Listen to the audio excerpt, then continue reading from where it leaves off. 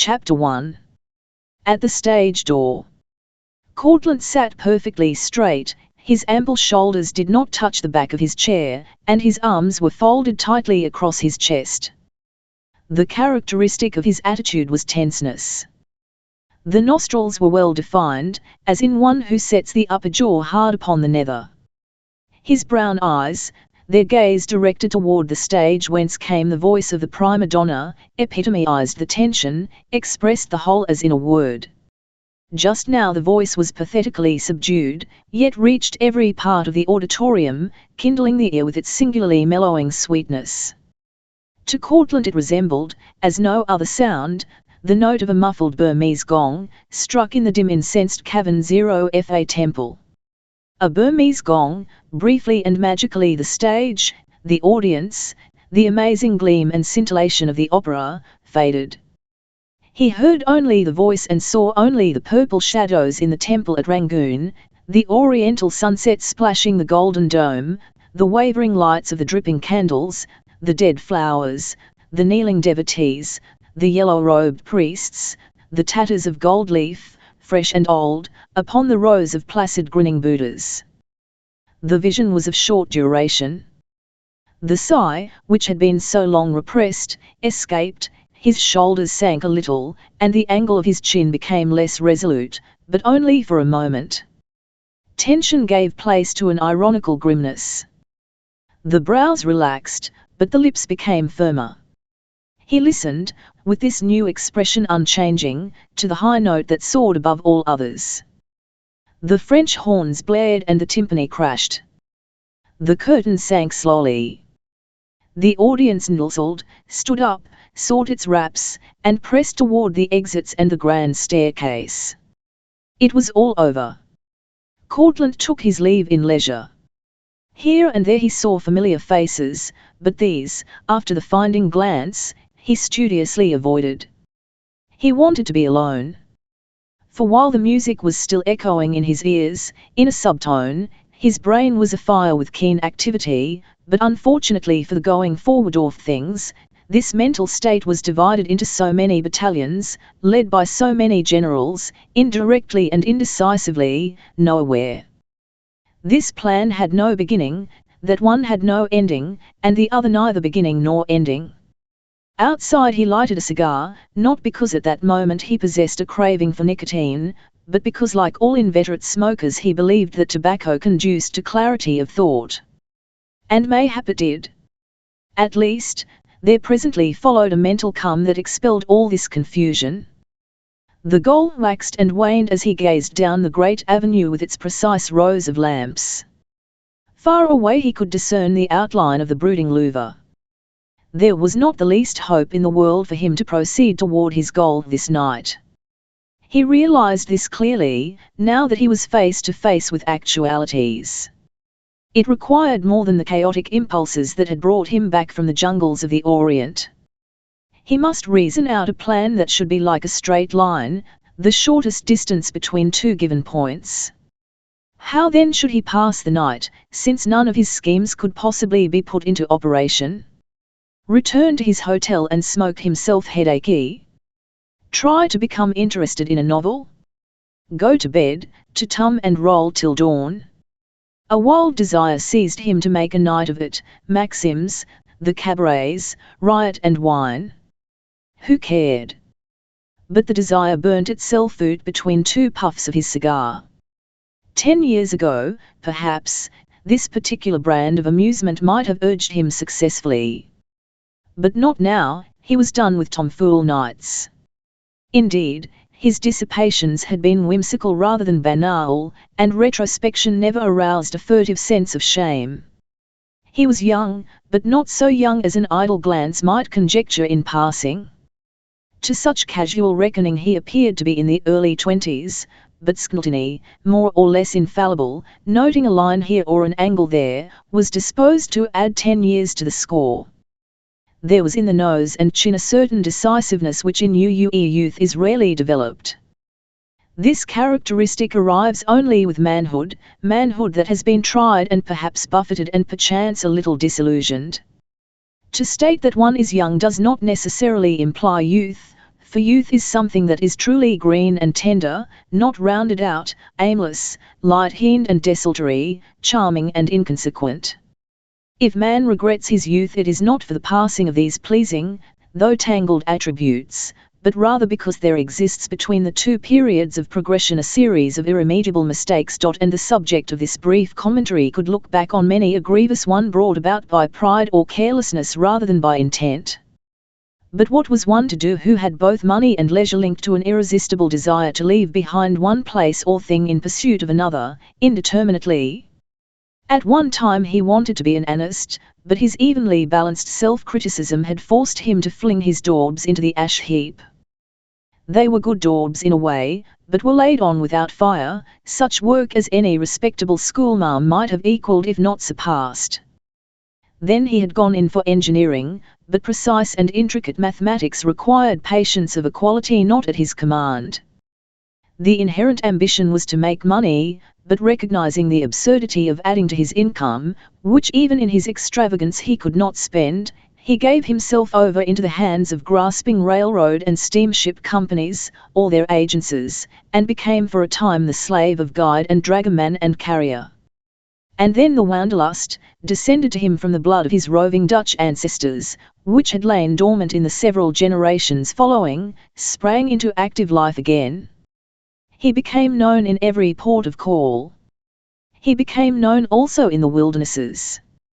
He had climbed almost inaccessible mountains, in Europe, in Asia, he had fished and hunted north, east, south and west, he had fitted out polar expeditions, he had raided the pearl markets, he had made astonishing gifts to women who had pleased his fancy, but whom he did not know or seek to know, he had kept some of his intimate friends out of bankruptcy, he had given the most extravagant dinners at one season and, unknown, had supported a bread line at another, he had even financed a musical comedy.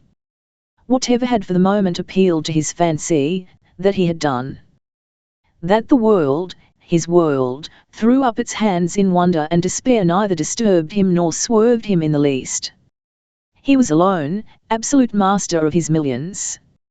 Mammas with marriageable daughters declared that he was impossible, the marriageable daughters never had a chance to decide one way or the other, and men called him a fool.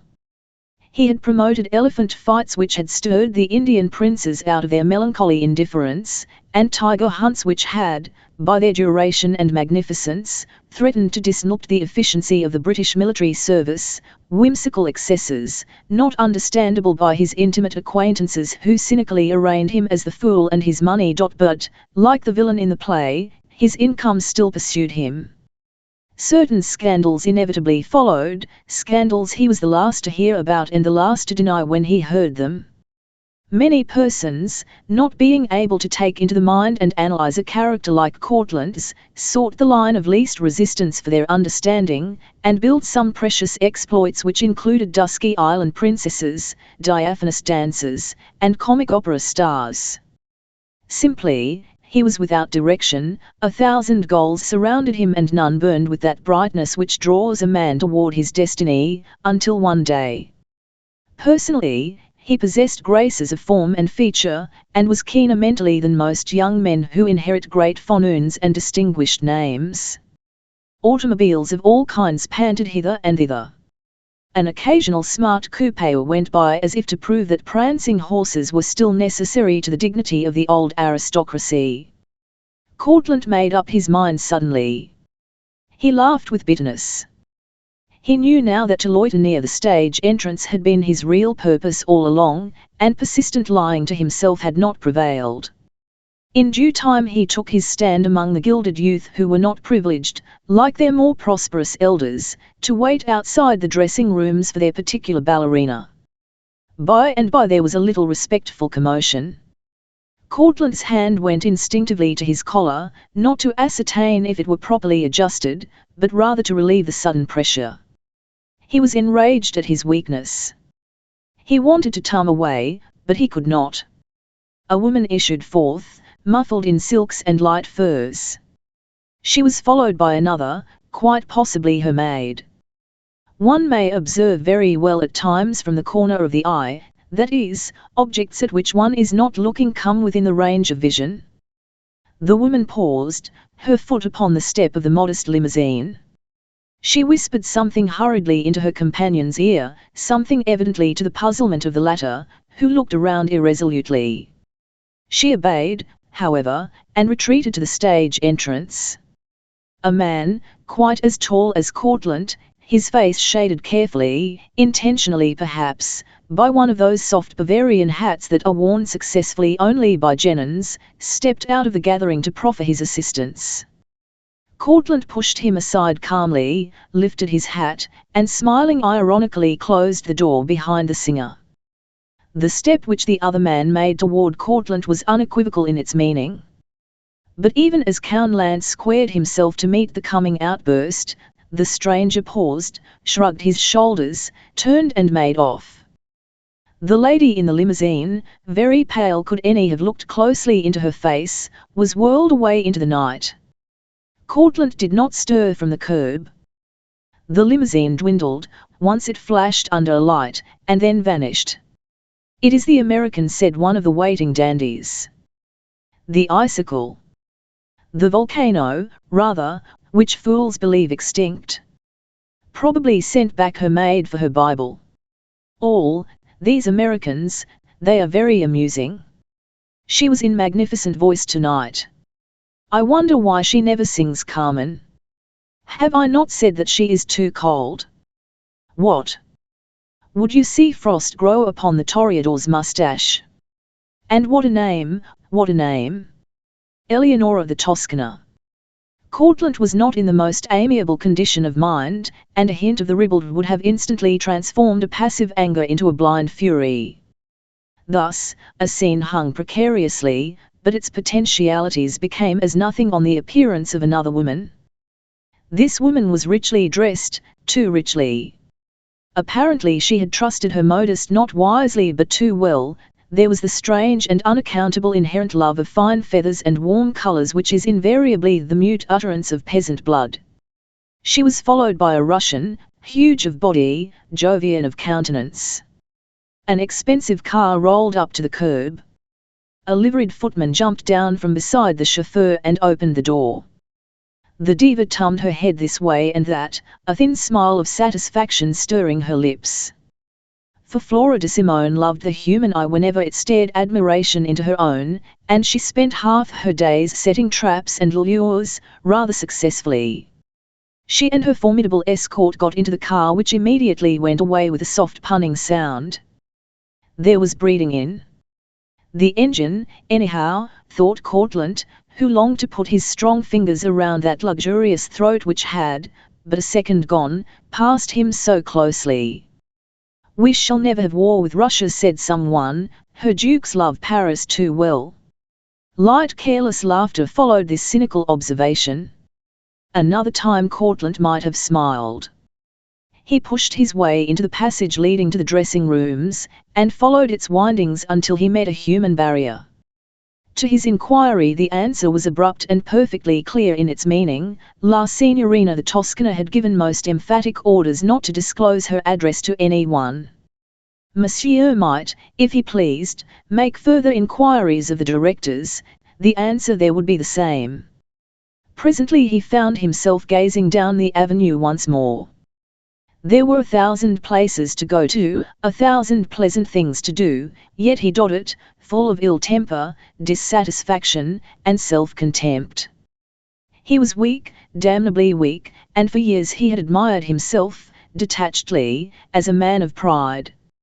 He started forward, neither sensing his direction nor the perfected flavour of his Havana. Opera singers were truly a race apart. They lived in the world but were not a part of it, and when they died, left only a memory which faded in one generation and became totally forgotten in another. What jealousies, what petty bickerings, what extravagances! With fancy and desire unchecked, what ingenious tricks they used to keep themselves in the public mind, tricks begot of fickleness and fickleness begetting. And yet, it was a curious phase. Their influence was generally found when history untangled for posterity some Gordian knot. In old times they had sung the Marseillaise and danced the Carmagnole and indirectly plied the guillotine. And today they smashed prime ministers, petty kings, and bankers, and created fashions for the ruin of husbands and fathers of modest means. Devil take them! And Courtlandt flung his cigar into the street. He halted. The Madeleine was not exactly the goal for a man who had, half an hour before, contemplated a rout at Maxim's. His glance described a half-circle. There was Durance, but Durance on opera nights entertained many Americans, and he did not care to meet any of his compatriots tonight. So he tumbled down the Rue Royale, on the opposite side, and went into the Tavern Royale, where the patrons were not over-particular in regard to the laws of fashion, and where certain ladies with light histories sought further adventures to add to their heptamerons. Now, Courtlandt thought neither of the one nor of the other. He desired isolation, safety from intrusion, and here, did he so sign $1, he could find it. Women gazed up at him and smiled, with interest as much as with invitation. He was brown from long exposure to the wind and the sun, that golden brown which is the gift of the sun glitter on rocking seas. A traveller is generally indicated by this artistry of the sun, and once noted instantly creates a speculative interest. Even his light brown hair had faded at the temples, and straw-coloured was the slender moustache, the ends of which had a cavalier twist.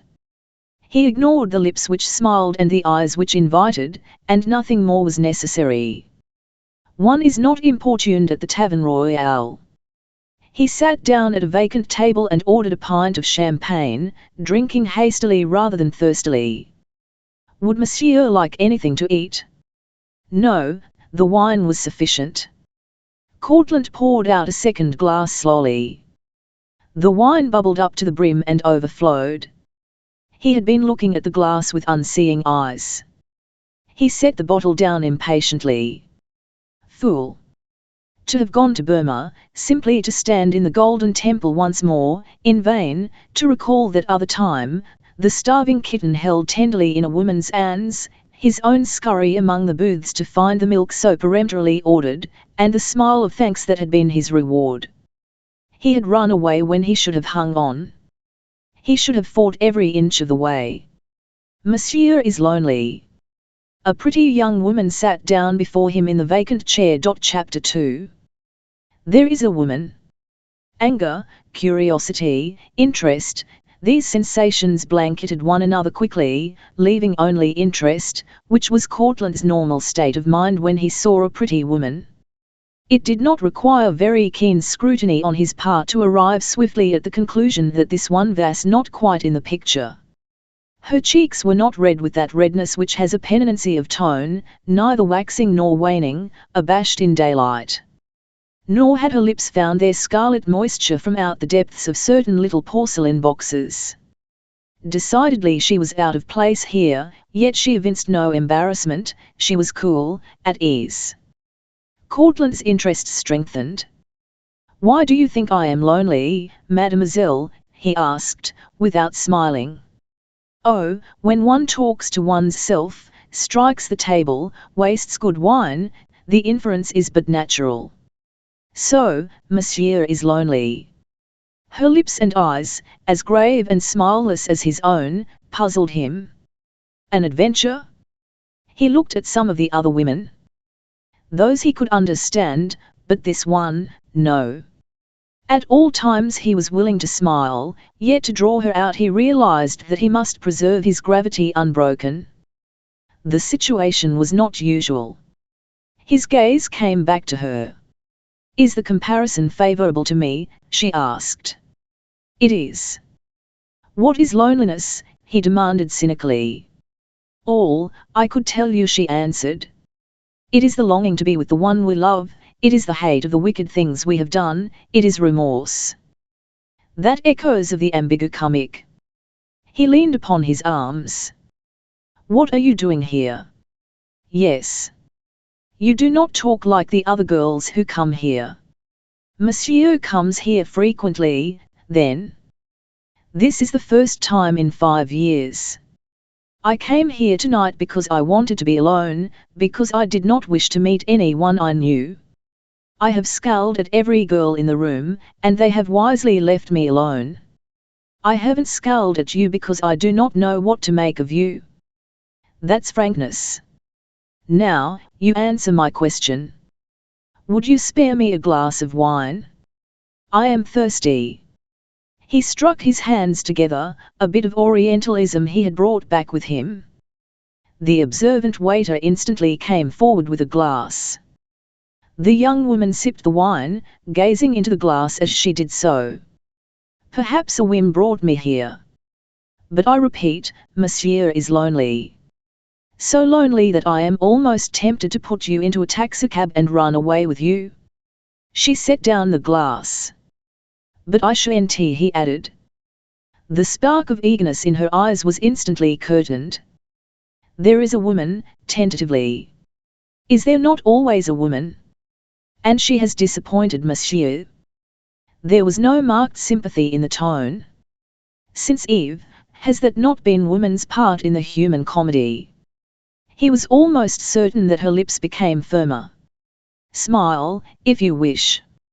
It is not prohibitory here. It was evident that the smile had been struggling for existence, for it endured to the fullness of half a minute. She had fine teeth. He scrutinized her more closely, and she bore it well. The forehead did not make for beauty, it was too broad and high, intellectual. Her eyes were splendid.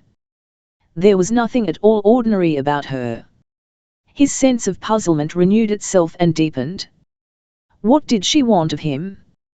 There were other men, other vacant chairs. Monsieur is certain about the taxicab? Absolutely. Ah, it is to emulate Saint Anthony. There are several saints of that name. To which do you refer?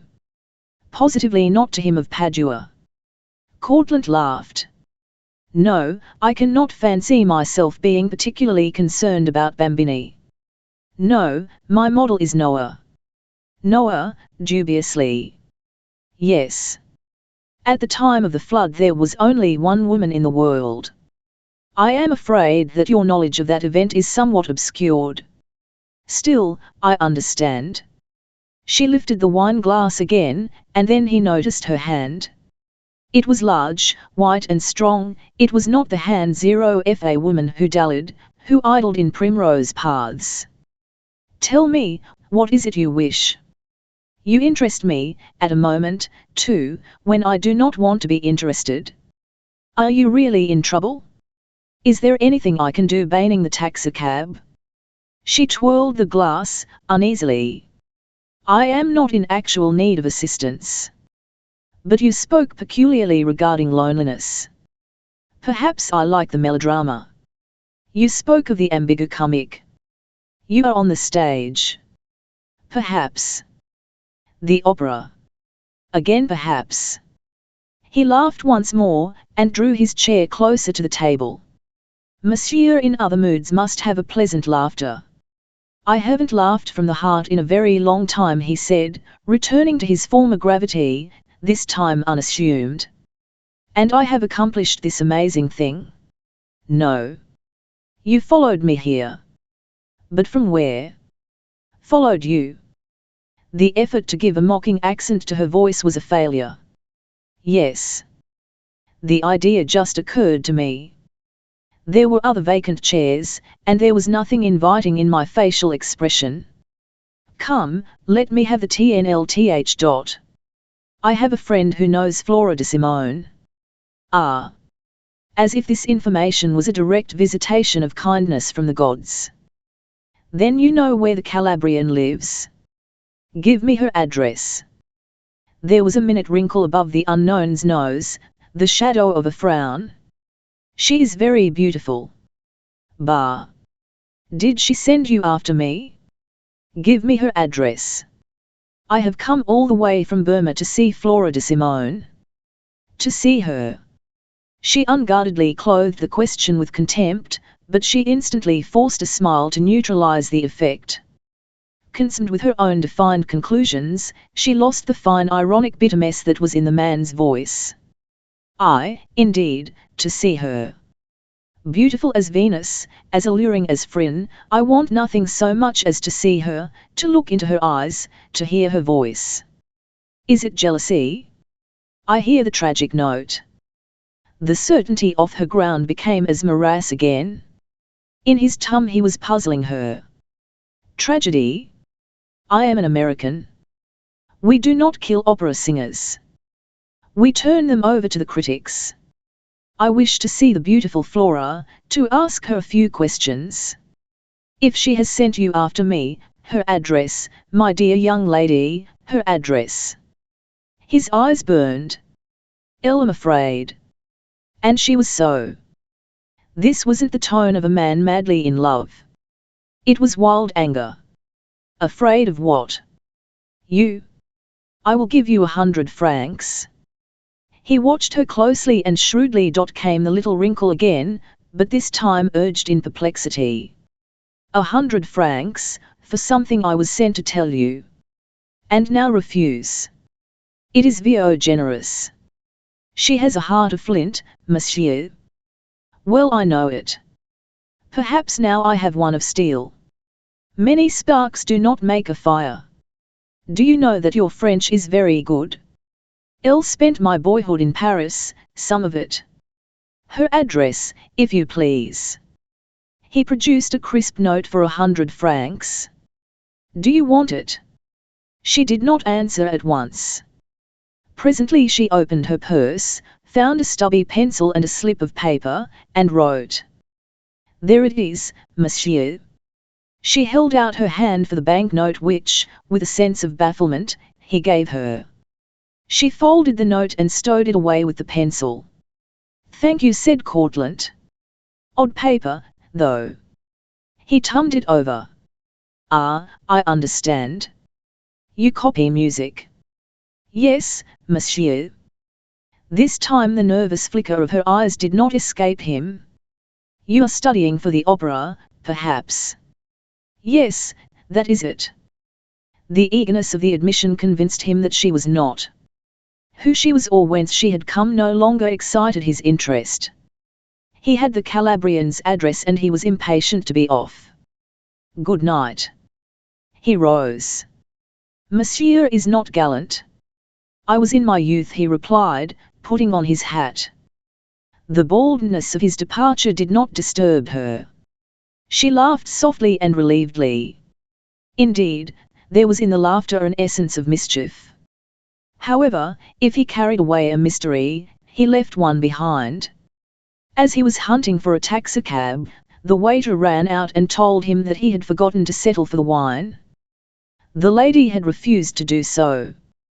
Courtlandt chuckled and gave him a 10-franc piece. In other days, in other circumstances, he would have liked to know more about the unknown who scribbled notes on composition paper. She was not an idler in the Rue Royale, and it did not require that indefinable intuition which comes of worldly wiseness to discover this fact. She might be a friend of the de Simone woman, but she had stepped out of another sphere to become so. He recognized the quality that could adjust itself to any environment and come out scatheless.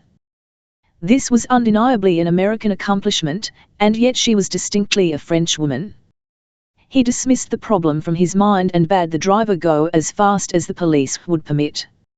Meanwhile the young woman waited 5 or 10 minutes, and, making sure that Courtlandt had been driven off, left the restaurant.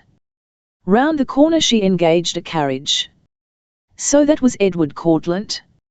She liked his face, there was not a weak line in it, unless stubbornness could be called such. But to stay away for 2 years.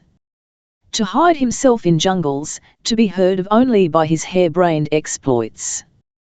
Follow him, see where he goes had been the command. For a moment she had rebelled, but her curiosity was not to be denied. Besides, of what use was friendship if not to be tried? She knew nothing of the riddle, she had never asked a question openly. She had accidentally seen a photograph one day, in a trunk tray, with this man's name scrawled across it, and upon this flimsy base she had builded a dozen romances, each of which she had ruthlessly torn down to make room for another, but still the riddle lay unsolved. She had thrown the name into the conversation many a time, as one might throw a bomb into a crowd which had no chance to escape. Fizzles. The man had been calmly discussed and calmly dismissed. At odd times an article in the newspapers gave her an opportunity, still the frank discussion, still the calm dismissal. She had learned that the man was rich, irresponsible, vacillating, a picturesque sort of fool. But 2 years? What had kept him away that long?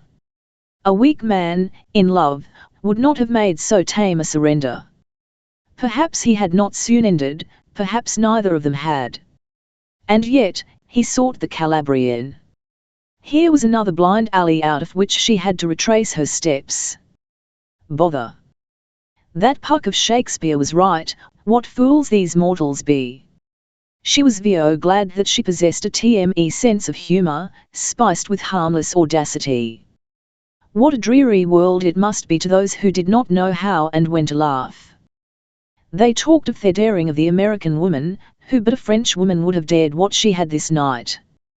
The taxicab? She laughed. And this man was wax in the hands of any pretty woman who came along. So rumour had it. But she knew that rumour was only the attenuated ghost of Ananias, doomed forever to remain on earth for the propagation of inaccurate whispers. Wax.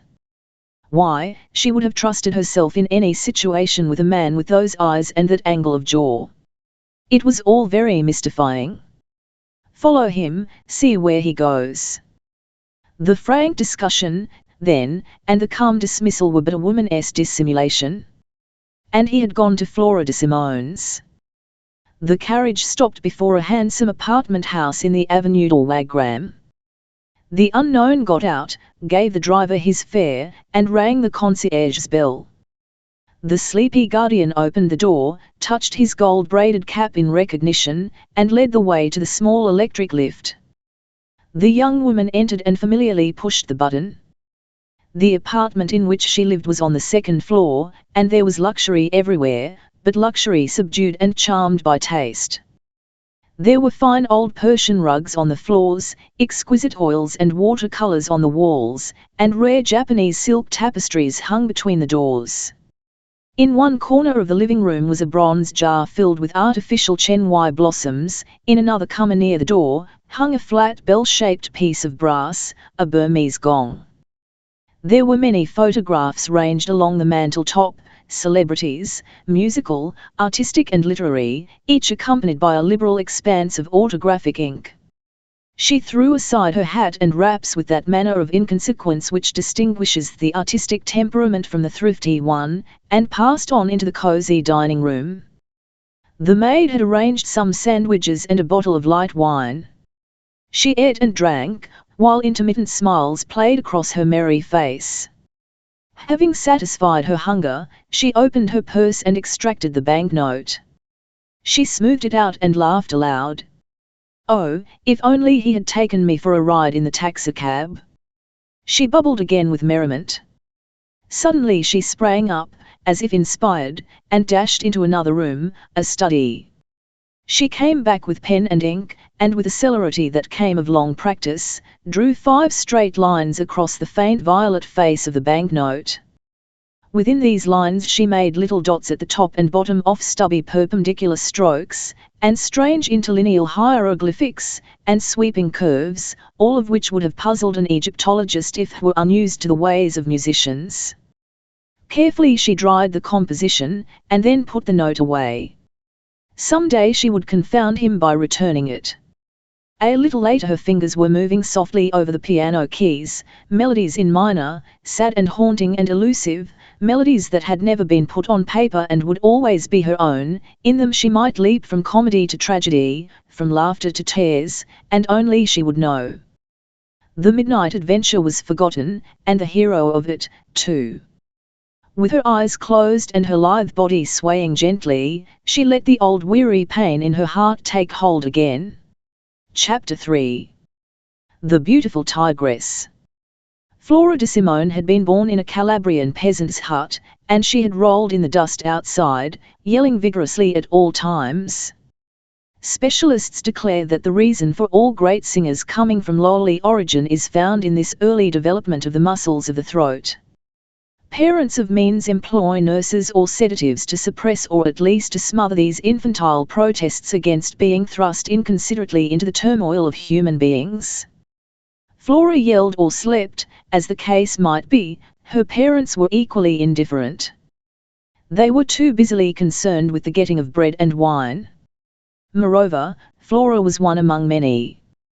The gods are always playing with the Calabrian peninsula, heaving it up here or throwing it down there, il terremoto, the earthquake, the terror. Here nature tinkers vicariously with souls, and she seldom has time to complete her work.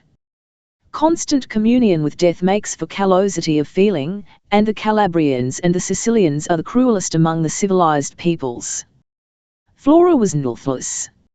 She lived amazingly well in the premier of an apartment hotel in the Champs-Élysées. In England and America she had amassed a fortune. Given the warm beauty of the southern Italian, the passion, the temperament, the love of mischief, the natural cruelty, the inordinate craving for attention and flattery, she enlivened the nations with her affairs. And she never put a single beat of her heart into any of them. That is why her voice is still splendid and her beauty unchanging. She did not dissipate, calculation always barred her inclination, rather, she loitered about the forbidden tree and played that she had plucked the apple. She had an example to follow, Eve had none. Men scattered fortunes at her feet as foolish Greeks scattered floral offerings at the feet of their marble gods, without provoking the sense of reciprocity or generosity or mercy. She had worked, no one would ever know how hard. She had been crushed, beaten, cursed, starved. That she'd risen to the heights in spite of these bruising verbs in no manner enlarged her pity, but dulled and vitiated the little there was of it. Her mental attitude toward humanity was childish, as, when the parent strikes, the child blindly strikes back. She was determined to play, to enjoy life, to give back blow for blow, nor caring where she struck. She was going to press the juice from every grape. 1,000-odd years gone, she would have led the cry-in and the circus, or to the lions. She would have disturbed Nero's complacency, and he would have played an obbligato instead of a solo at the burning. And she was malice incarnate. They came from all climes, her lovers, with roubles and lire and francs and shillings and dollars, and those who finally escaped her enchantment did so involuntarily, for lack of further funds. They called her villas Circe's Isles. She hated but two things in the world, the man she could have loved and the woman she could not surpass. Arrayed in a kimono which would have evoked the envy of the Empress of Japan, supposing such a gorgeous arrayment, peacocks and pine trees, brilliant greens and olives and blues and temples, fell under the gaze of that lady's slanting eyes, she sat opposite the Slavonic Jove and smoked her cigarette between sips of coffee. Frequently she smiled. The short powerful hand of the man stroked his beard and he beamed out of his cunning eyes a trifle too porcine to suggest a keen intellect above them. "I am like a gorilla," he said, "but you are like a sleek tigress. I am stronger, more powerful than you, but I am always in fear of your claws. Especially when you smile like that. What mischief are you plotting now?" She drew in a cloud of smoke, held it in her puffed cheeks as she glided round the table and leaned over his shoulders. She let the smoke drift over his head and down his beard. In that moment he was TNLLY Jovian. "Would you like me if I were a tame cat?" she purred. "I have never seen you in that role." "Perhaps I might. You told me that you would give up everything but the Paris season." "I'll have changed my mind." She ran one hand through his hair and the other she entangled in his beard. "You'd change your mind, too, if you were a woman." "I don't have to change my mind, you are always doing it for me." "But I do not want to go to America next winter." He drew her down so that he might look into her face. It was something to see. "Bah!" She released herself and returned to her chair. "When the season is over I want to go to Capri." Capri. Too hot. I want to go. My dear, a dozen exiles are there, waiting to blow me up. He spoke Italian well. You do not wish to see me spattered over the beautiful isle. TCH. TCH. That is merely your usual excuse. You never had anything to do with the police. No. He eyed the end of his cigarette gravely. One does not have to be affiliated with the police. There is class prejudice. We Russians are very fond of Egypt in the winter. Capri seems to be the halfway place. They wait for us, going and coming. Poor fools. Elle shall go alone, then. All right. In his dull way he had learned that to pull the diva, one must agree with her. In agreeing with her one adroitly dissuaded her. You go to Capri, and I'll go to the pavilion on the Never. She snuffed the cigarette in the coffee cup and frowned. Some day you will make me horribly angry. Beautiful tigress. If a man knew what you wanted, you would not want it. I can't hop about with the agility of those dancers at the Theatre du Palais Royal. The best I can do is to imitate the bear. What is wrong? They keep giving her the premier parts. She has no more fire in her than a dead grate. The English-speaking singers, they are having everything their own way. And none of them can act. My dear Flora, this Eleonora is an actress, first of all. That she can sing is a matter of good fortune, no more. Be reasonable. The consensus of critical opinion is generally infallible, and all over the continent they agree that she can act. Come, come, what do you care? She will never approach your Carmen. You praise her to me, tempest in her glowing eyes. I do not praise her. I am quoting facts. If you throw that cup, my tigress. Well, dangerously.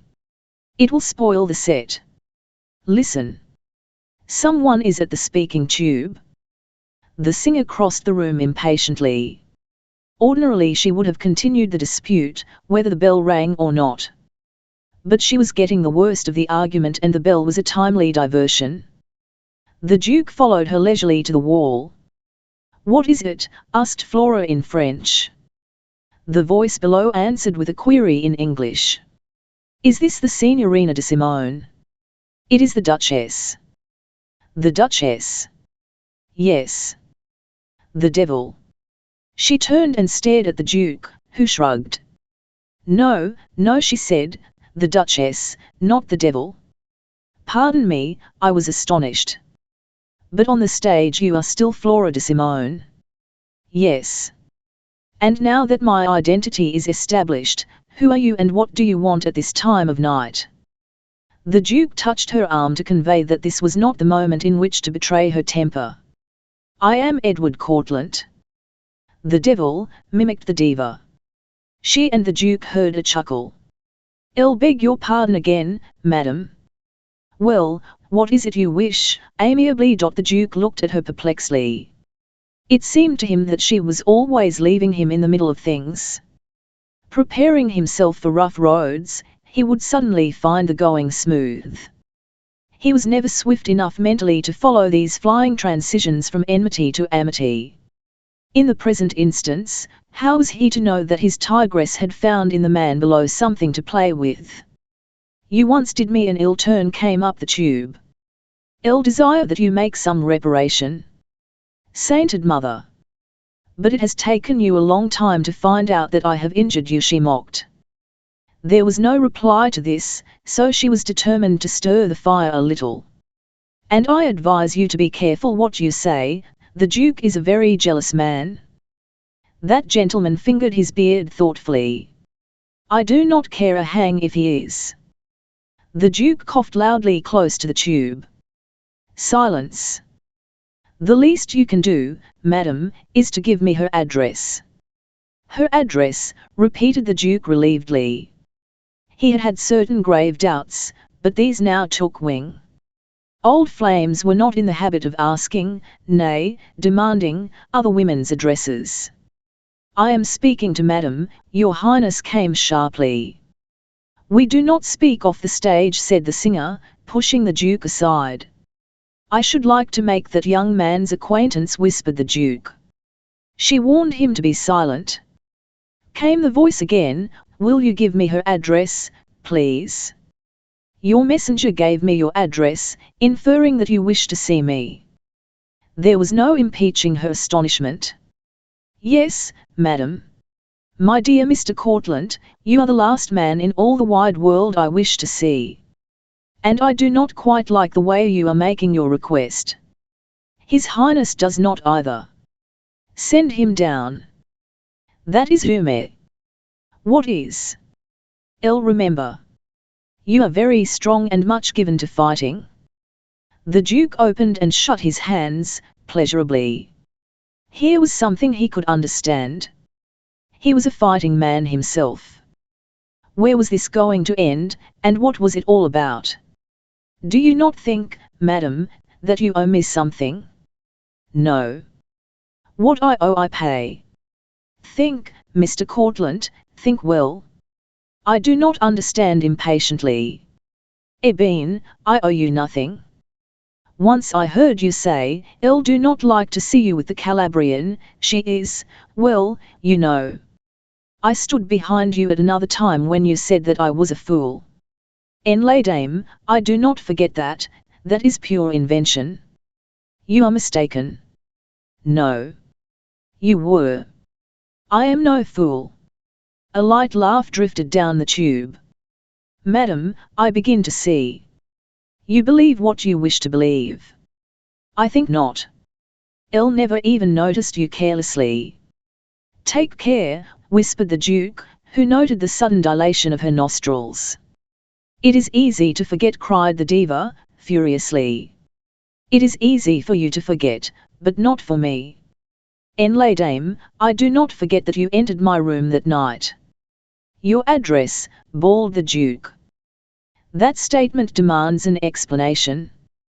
Should explain at once, Your Highness, said the man down below calmly, only I prefer to leave that part in Madam's hands. I should not care to rob her of anything so interesting and dramatic. Madam the Duchess can explain, if she wishes. I am stopping at the Grand, if you find her explanations are not up to your requirements. Shall give you her address, interrupted the diva, hastily.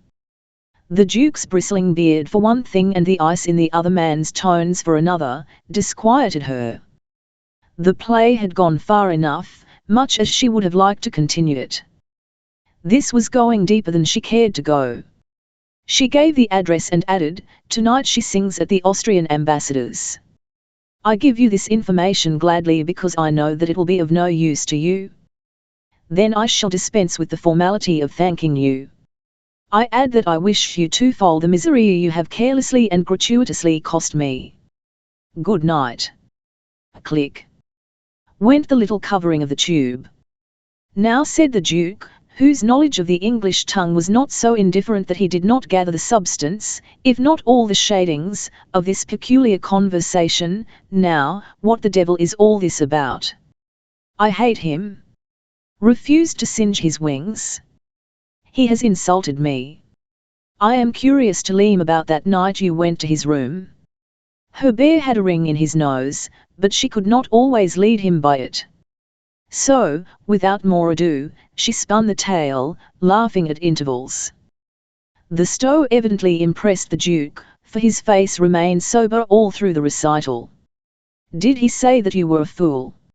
Of course not. Shall I challenge him, 011, my Russian bear, he fences like a cheekat, he is a dead shot, and is afraid of nothing but a woman? No, no, I have something better. It will be like one of those old comedies. I hate her, with a burst of fury. She always does everything just so much better than I do. As for him, he was nothing. It was she, I hurt her, wrung her heart. Why, mildly. Is not that enough? I'm slow, it takes a long time for anything to get into my head, but when it arrives, it takes a longer time to get it out. Well, go on. Her calm was ominous. Love or vanity? This American singer got what you could not get. You have had your way too long. Perhaps you did not love him. I do not believe you can really love anyone but Flora. Doubtless he possessed millions, but on the other hand, I am a Grand Duke. I offered marriage, openly and legally, in spite of all the opposition brought to bear. Flora was undeniably clever. She did the one thing that could successfully cope with this perilous condition of the ducal mind. She laughed, and flung her arms around his neck and kissed him. I have named you well. You are a tigress. But this comedy of which you speak, it might pass in Russia, but not in Paris. I shall not be in the least concerned. My part was suggestion. You suggested it to someone else. To be sure. My objections: I will have my way in this affair. Besides, it is too late. Her gesture was explicit. He sighed. He knew quite well that she was capable of leaving the apartment that night, in her kimono. I'll go to Capri resignedly. Dynamite bombs were not the worst things in the world. I don't want to go now. The Duke picked up a fresh cigarette. How the devil must have laughed when the Lord made Eve. Chapter 4. The joke of Monsieur. With the same inward bitterness that attends the mental processes of a performing tiger on being sent back to its cage, Courtlandt returned to his taxicab. He wanted to roar and lash and devour something. Instead, he could only twist the ends of his mustache savagely. So she was a Grand Duchess, or at least the morganatic wife of a Grand Duke. It did not seem possible that any woman could be so full of malice. He simply could not understand. It was essentially the Italian spirit, doubtless. Till she heard his voice, she had forgotten all about the episode that had foundered his ship of happiness. Her statement as to the primal cause was purely inventive. There was not a grain of TNLTH in it. He could not possibly have been so rude. He had been too indifferent. Too indifferent. The repetition of the phrase made him sit straighter. Pshaw! It could not be that. He possessed a little vanity. If he had not, his history would not have been worth a scrawl. But he denied the possession vehemently, as men are wont to do. Strange, a man will admit smashing those 10 articles of advisement known as the Decalogue and yet deny the inherent quality which surrenders the admission, vanity. However you may look at it, man's vanity is a complex thing. The vanity of a woman has a definite and commendable purpose: the conquest of man, his purse, and half of his time. Too indifferent. Was it possible that he had roused her enmity simply because he had made it evident that her charms did not interest him? Beyond lifting his hat to her, perhaps exchanging a comment on the weather, his courtesies had not been extended. Courtlandt was peculiar in some respects. A woman attracted him, or she did not. In the one case he was affable, winning, pleasant, full of those agreeable little surprises that in turn attract a woman. In the other case, he passed on, for his impressions were instant and did not require the usual skinishing. A Grand Duchess. The straw-colored mustache now described 2 aggressive points. What an impossible old world it was! The ambition of the English nobility was on a far lower scale than that of their continental cousins. On the little isle they were satisfied to marry soubrettes and chorus girls. Here, the lady must be no less a personage than a grand opera singer or a prima danseuse. The continental noble at least showed some discernment. He did not choose haphazard. He desired the finished product and was not to be satisfied with the material in the raw. Oh, stubborn Dutchman that he had been! Blind fool! To have run away instead of fighting to the last ditch for his happiness. The de Simone woman was right. It had taken him a long time to come to the conclusion that she had done him an ill turn. And during all these weary months he had drawn a melancholy picture of himself as a wounded lion, creeping into the jungle to hide its hurts, when, truth be known, he had taken the ways of the jackass for a model. He saw plainly enough now. More than this, where there had been mere obstacles to overcome there were now steep mountains, perhaps inaccessible for all he knew. His jaw set, and the pressure of his lips broke the sweep of his mustache, converting it into bristling tufts, warlike and resolute. As he was leaving, a square of light attracted his attention. He looked up to see the outline of the bearded Russ in the window. Poor devil! He was going to have a merry time of it. Well, that was his affair. Besides, Russians, half the year chilled by their bitter snows, were susceptible to volcanoes. They courted them as a counterbalance. Perhaps he had spoken roughly, but his temper had not been under control. One thing he recalled with grim satisfaction. He had sent a barbed arrow up the tube to disturb the felicity of the dovecote. The Duke would be rather curious to know what was meant in referring to the night she had come to his, Courtlandt's, room. He laughed. It would be a fitting climax indeed if the Duke called him out. But what of the pretty woman in the Tavern Royal? What about her? At whose bidding had she followed him? One or the other of them had not told the truth, and he was inclined to believe that the prevarication had its source in the pomegranate lips of the Calabrian. To give the old barb one more twist, to leam if its venomous points still held and hung, nothing would have afforded the diva more delight. Courtlandt glared at the window as the shade rolled down. When the taxicab joined the long line of carriages and automobiles opposite the Austrian ambassadors, Courtlandt awoke to the dismal and disquieting fact that he had formulated no plan of action. He had done no more than to give the driver his directions, and now that he had arrived, he had the choice of two alternatives. He could wait to see her come out or return at once to his hotel, which, as subsequent events affirmed, would have been the more sensible course. He would have been confronted with small difficulty in gaining admission to the house. He knew enough of these general receptions. The announcing of his name would have conveyed nothing to the host, who knew perhaps a third of his guests, and many of these but slightly. But such an adventure was distasteful to Courtlandt. He could not overstep certain recognized boundaries of convention, and to enter a man's house unasked was colossal impudence. Beyond this, he realized that he could have accomplished nothing. The advantage would have been hers.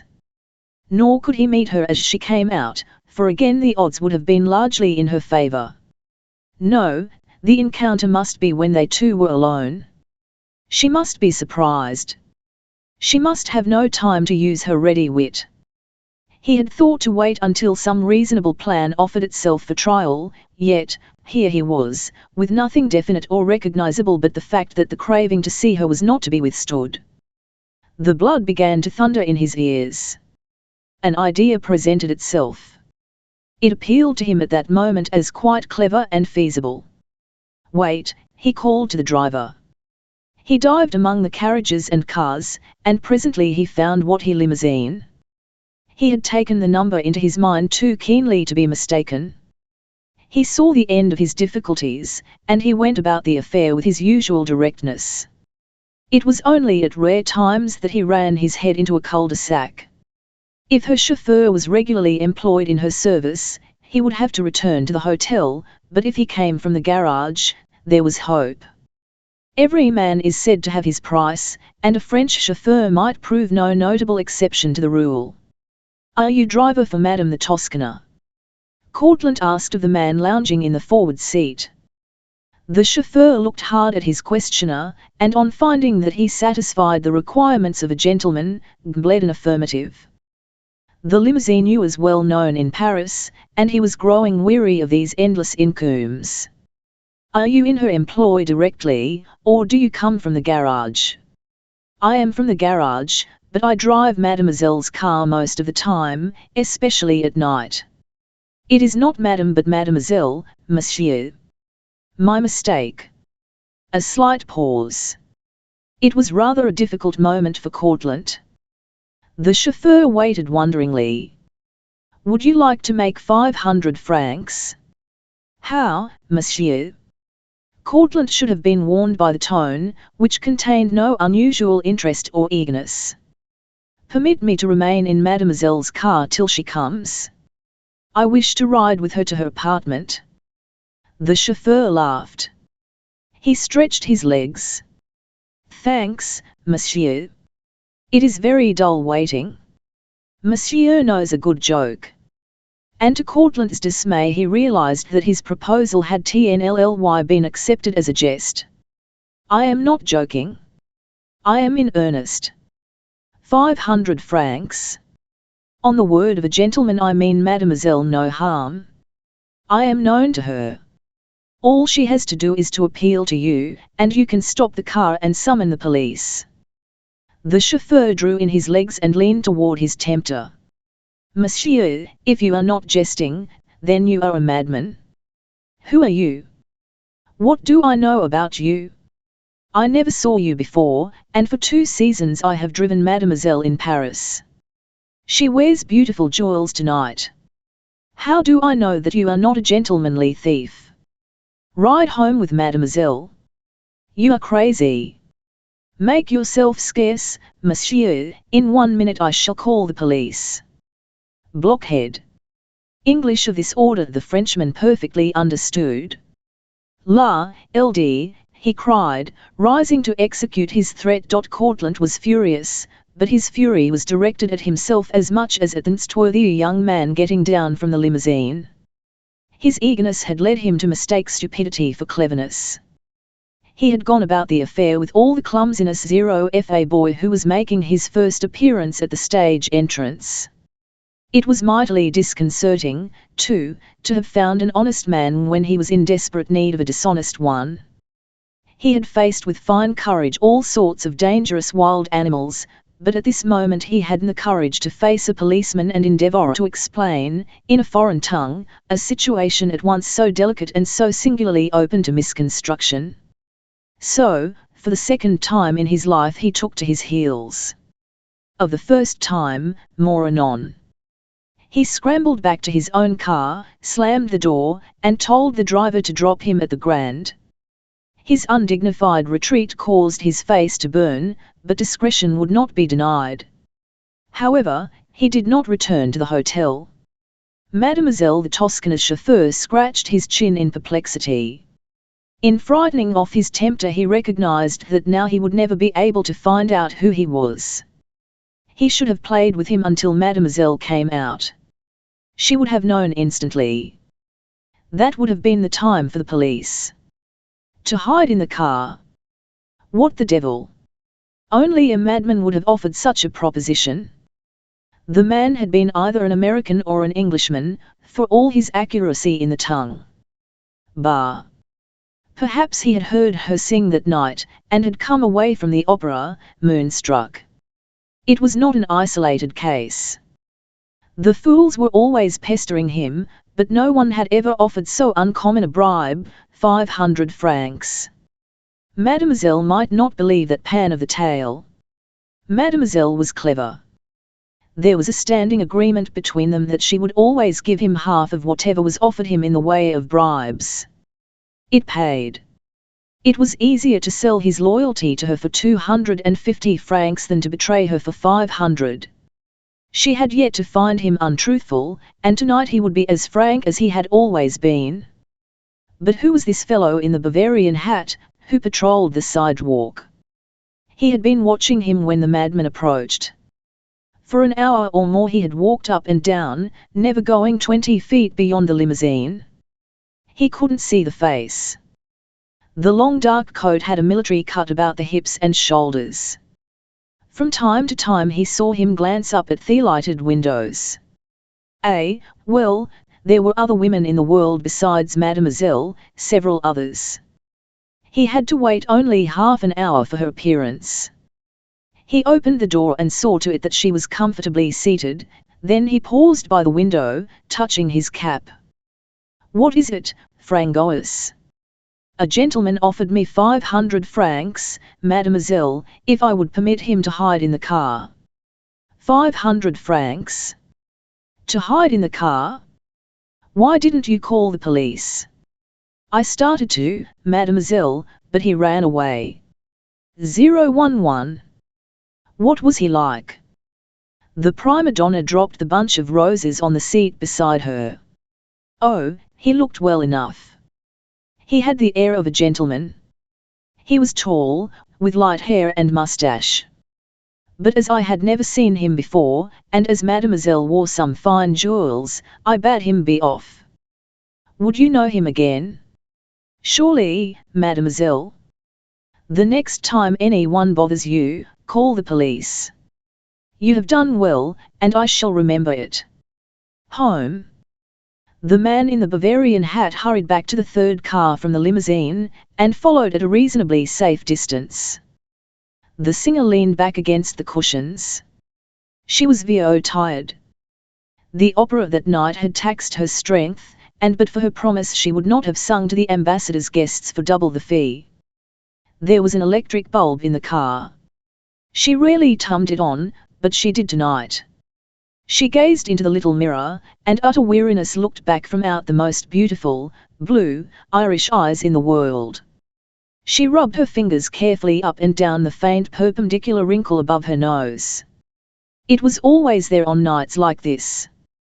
How she longed for the season to end.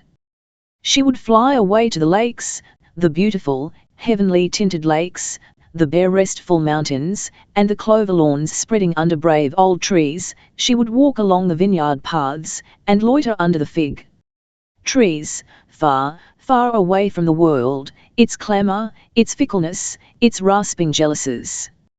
Some day she would have enough, and then, goodbye to all the clatter, the evil-smelling stages, the impossible people with whom she was associated. She would sing only to those she loved. The glamour of the life had long ago passed. She sang on because she had acquired costly habits, because she was fond of beautiful things, and above all, because she loved to sing. She had as many moods as a bird, as many sides as nature. A flash of sunshine called to her voice, the beads of water, trembling upon the blades of grass after a summer shower, brought a song to her lips. Hers was a God-given voice, and training had added to it nothing but confidence. Tenra, she could act. She had been told by many a great impresario that histrionically she had no peer in grand opera. But the knowledge gave her no thrill of delight. To her it was the sum zero of a tremendous physical struggle. She shut off the light and closed her eyes. She reclined against the cushion once more, striving not to think. Once, her hands shut tightly. Never, never, never. She pressed down the burning thoughts by recalling the bright scenes at the ambassador's, the real generous applause that had followed her two songs. Ah, how that man Paderewski played! They too had cost the ambassador 8,000 francs. Fame and fortune. Fortune she could understand, but fame? What was it? Upon a time she believed she had known what fame was, but that had been when she was striving for it. A glowing article in a newspaper, a portrait in a magazine, rows upon rows of curious eyes and a patter of hands upon hands, that was all, and for this she had given the best of her life, and she was only 25. The limousine stopped at last. The man in the Bavarian hat saw her alight. His car turned and disappeared. It had taken him a week to discover where she lived. His lodgings were on the other side of the Seine. After reaching them he gave crisp orders to the driver, who set his machine off at top speed. The man in the Bavarian hat entered his room and lighted the gas. The room was bare and cheaply furnished. He took off his coat but retained his hat, pulling it down still farther over his eyes. His face was always in shadow. A round chin, two full red lips, scantily covered by a blonde moustache were all that could be seen. He began to walk the floor impatiently, stopping and listening whenever he heard a sound. He waited less than an hour for the return of the car. It brought two men. They were well dressed, smoothly shaven, with keen eyes and intelligent faces. Their host, who had never seen either of his guests before, carelessly waved his hand toward the table where there were two chairs. He himself took his stand by the window and looked out as he talked. In another hour the room was dark and the street deserted. In the meantime the prima donna gave a sigh of relief. She was home. It was nearly 2 o'clock. She would sleep till noon, and Saturday and Sunday would be hers. She went up the stairs instead of taking the lift, and though the hall was dark, she knew her way. She unlocked the door of the apartment and entered, swinging the door behind her. As the act was mechanical, her thoughts being otherwise engaged, she did not notice that the lock failed to click. The fernal of a cane had prevented that. She flung her wraps on the divan and put the roses in an empty bowl. The door opened softly, without noise. Next, she stopped before the mirror over the mantel, touched her hair lightly, detached the tiara of emeralds and became as inanimate as marble. She saw another face. She never knew how long the interval of silence was. She turned slowly. "Yes, it is Elle," said the man. Instantly she turned again to the mantel and picked up a magazine revolver. She levelled it at him. "Leave this room, or I will shoot." Courtlandt advanced toward her slowly. "Do so," he said. "Elle should much prefer a bullet to that look." "I am in earnest." She was very white, but her hand was steady. He continued to advance. There followed a crash. The smell of burning powder filled the room. The Burmese gong clanged shrilly and whirled wildly. Courtlandt felt his hair stir in terror. "You must hate me indeed," he said quietly, as the sense of terror died away. He folded his arms. "Try again, there ought to be half a dozen bullets left." "No?" "Then, goodbye." He left the apartment without another word or look, and as the door closed behind him there was a kind of finality in the clicking of the latch. The revolver clattered to the floor, and the woman who had fired it leaned heavily against the mantel, covering her eyes. "Nora, Nora," cried a startled voice from a bedroom adjoining. "What has happened? Mon Dieu, what is it?" A pretty, sleepy-eyed young woman, in a night-dress, rushed into the room. She flung her arms about the singer. "Nora, my dear, my dear." He forced his way in. "I thought to frighten him. It went off accidentally." "Oh, Celeste, Celeste, I might have killed him." The other drew her head down on her shoulder, and listened. She could hear voices in the lower hall, a shout of wailing, a patter of steps, then the hall door slammed. After that, silence, save for the faint mellowing vibrations of the Burmese gong. Chapter 5. Captive or runaway. At the age of 26, Donald Abbott had become a prosperous and distinguished painter in watercolors. His work was individual, and at the same time it was delicate and charming. One saw his Italian landscapes as through a filmy gauze, the almond blossoms of Sicily, the rose-laden walls of Florence, the vineyards of Chianti, the poppy-glowing Campagna out of Rome. His Italian lakes had brought him fame. He knew very little of the grind and hunger that attended the careers of his whilom associates. His father had left him some valuable patents, wash tubs, carpet cleaners, and other labor-saving devices, and the royalties from these were quite sufficient to keep him pleasantly housed. When he referred to his father, of whom he had been very fond, it was as an inventor.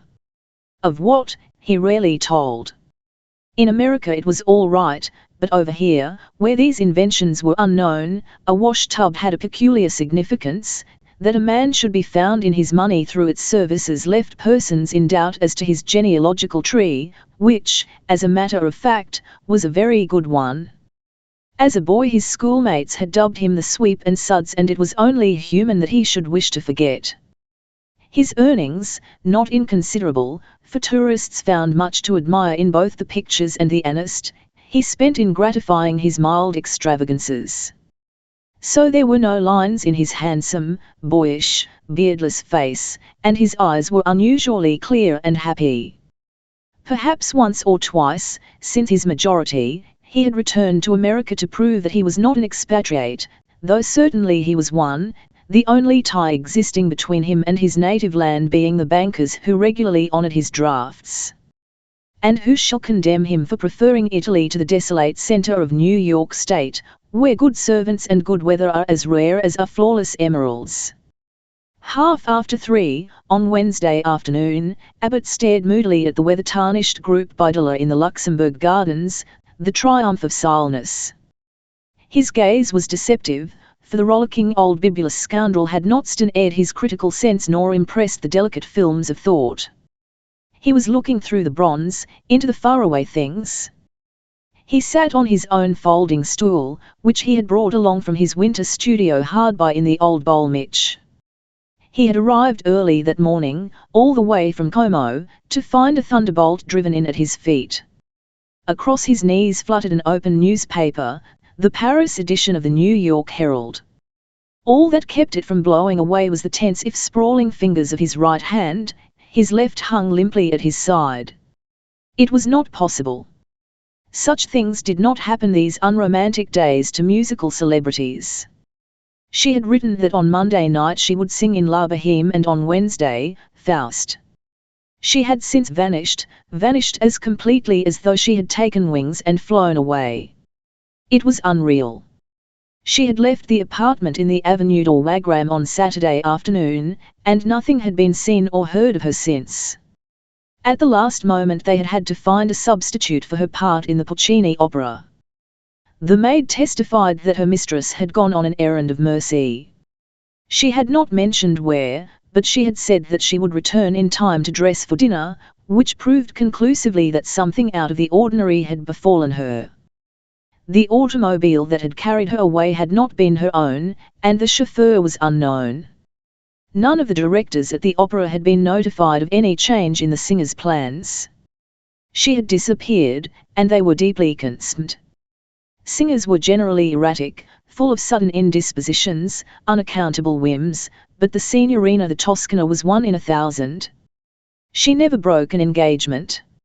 If she was ill she said so at once, she never left them in doubt until the last moment.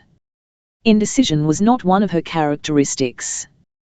She was as reliable as the sun. If the directors did not hear definitely from her by noon today, they would have to find another Marguerite. The police began to move, and they stiffed up some curious bits of information. A man had tried to bribe the singer's chauffeur, while she was singing at the Austrian ambassador's. The chauffeur was able to describe the stranger with some accuracy. Then came the bewildering episode in the apartment, the pistol shot, the flight of the man, the astonished concierge to whom the beautiful American would offer no explanations. The man, who tallied with the description given by the chauffeur, had obtained entrance under false representations. He claimed to be an emissary with important intimations from the opera. There was nothing unusual in this, messengers came at all hours, and seldom the same one twice, so the concierge's suspicions had not been aroused. Another item. A tall handsome Italian had called at 11 o'clock Saturday morning, but the Signorina had sent down word that she could not see him. The maid recalled that her mistress had intended to dine that night with the Italian gentleman. His name she did not know, having been with the Signorina but 2 weeks. Celeste Falmier, the celebrated young pianist and composer, who shared the apartment with the missing prima donna, stated that she hadn't the slightest idea where her friend was. She was certain that Miss von Oon had overtaken her in some inexplicable manner. To implicate the Italian was out of the question. He was well known to them both. He had arrived again at 7, Saturday, and was very much surprised that the Signorina had not yet returned. He had waited till 9, when he left, greatly disappointed. He was the Barone di Monteverdi in Calabria, formerly Militare 1Y attached at the Italian embassy in Berlin. Sunday noon Mademoiselle Falmier had notified the authorities. She did not know, but she felt sure that the blonde stranger knew more than anyone else. And here was the end of things. The police found themselves at a standstill. They searched the hotels but without success. The blonde stranger could not be found. Abbott's eyes were not happy and pleasant just now. They were dull and blank with the reaction of the stunning blow. He, too, was certain of the Barone. Much as he secretly hated the Italian, he knew him to be a fearless and an honourable man. But who could this blonde stranger be who appeared so sinisterly in the two scenes? From where had he come? Why had Nora refused to explain about the pistol shot? Any woman had a perfect right to shoot a man who forced his way into her apartment. Was he one of those mad fools who had fallen in love with her, and had become desperate? Or was it someone she knew and against whom she did not wish to bring any charges? Abducted? And she might be, at this very moment, suffering all sorts of indignities. It was horrible to be so helpless. The sparkle of the sunlight upon the fernal of a cane, extending over his shoulder, broke in on his agonizing thoughts. He turned, an angry word on the tip of his tongue. He expected to see some tourist who wanted to be informed. Ted Courtlandt. He jumped up, unearning the stool. And where the dickens did you come from? I thought you were in the Orient. Just got back, Abby. The two shook hands and eyed each other with the appraising scrutiny of friends of long standing. You don't change any, said Abbott. Nor do you. I've been standing behind you fully 2 minutes. What were you glooming about? Old sourness offend you? Have you read the Herald this morning? I'll never read it nowadays. They are always giving me a roast of some kind. Whatever I do they are bound to misconstrue it. Courtlandt stooped and righted the stool, but sat down on the grass, his feet in the path. What's the trouble? Have they been after you? Abbott rescued the offending paper and shaking it under his friend's nose, said, Read that. Courtlandt's eyes widened considerably as they absorbed the significance of the heading, Eleonora da Toscana missing. Bah, he exclaimed. You say bah. It looks like one of their advertising dodges. I know something about singers, Courtlandt added. I engineered a musical comedy once. You do not know anything about her, cried Abbott hotly. That's TNLE enough. Courtlandt finished the article, folded the paper and returned it, and began digging in the path with his cane. But what I want to know is, who the devil is this mysterious blonde stranger? Abbott flourished the paper again. I tell you, it's no advertising dodge. She's been abducted. The hound? Courtlandt ceased boring into the earth. The story says that she refused to explain this blonde chap's presence in her room. What do you make of that? Perhaps you think the fellow was her press agent, was the retort. Lord, no. But it proves that she knew him, that she did not want the police to find him. At least, not at that moment. Who's the Italian, suddenly? I can vouch for him. He is a gentleman, honourable as the day is long, even if he is hot-headed at times. Count him out of it. It's this unknown, I tell you. Revenge for some imagined slight. It's as plain as the nose on your face.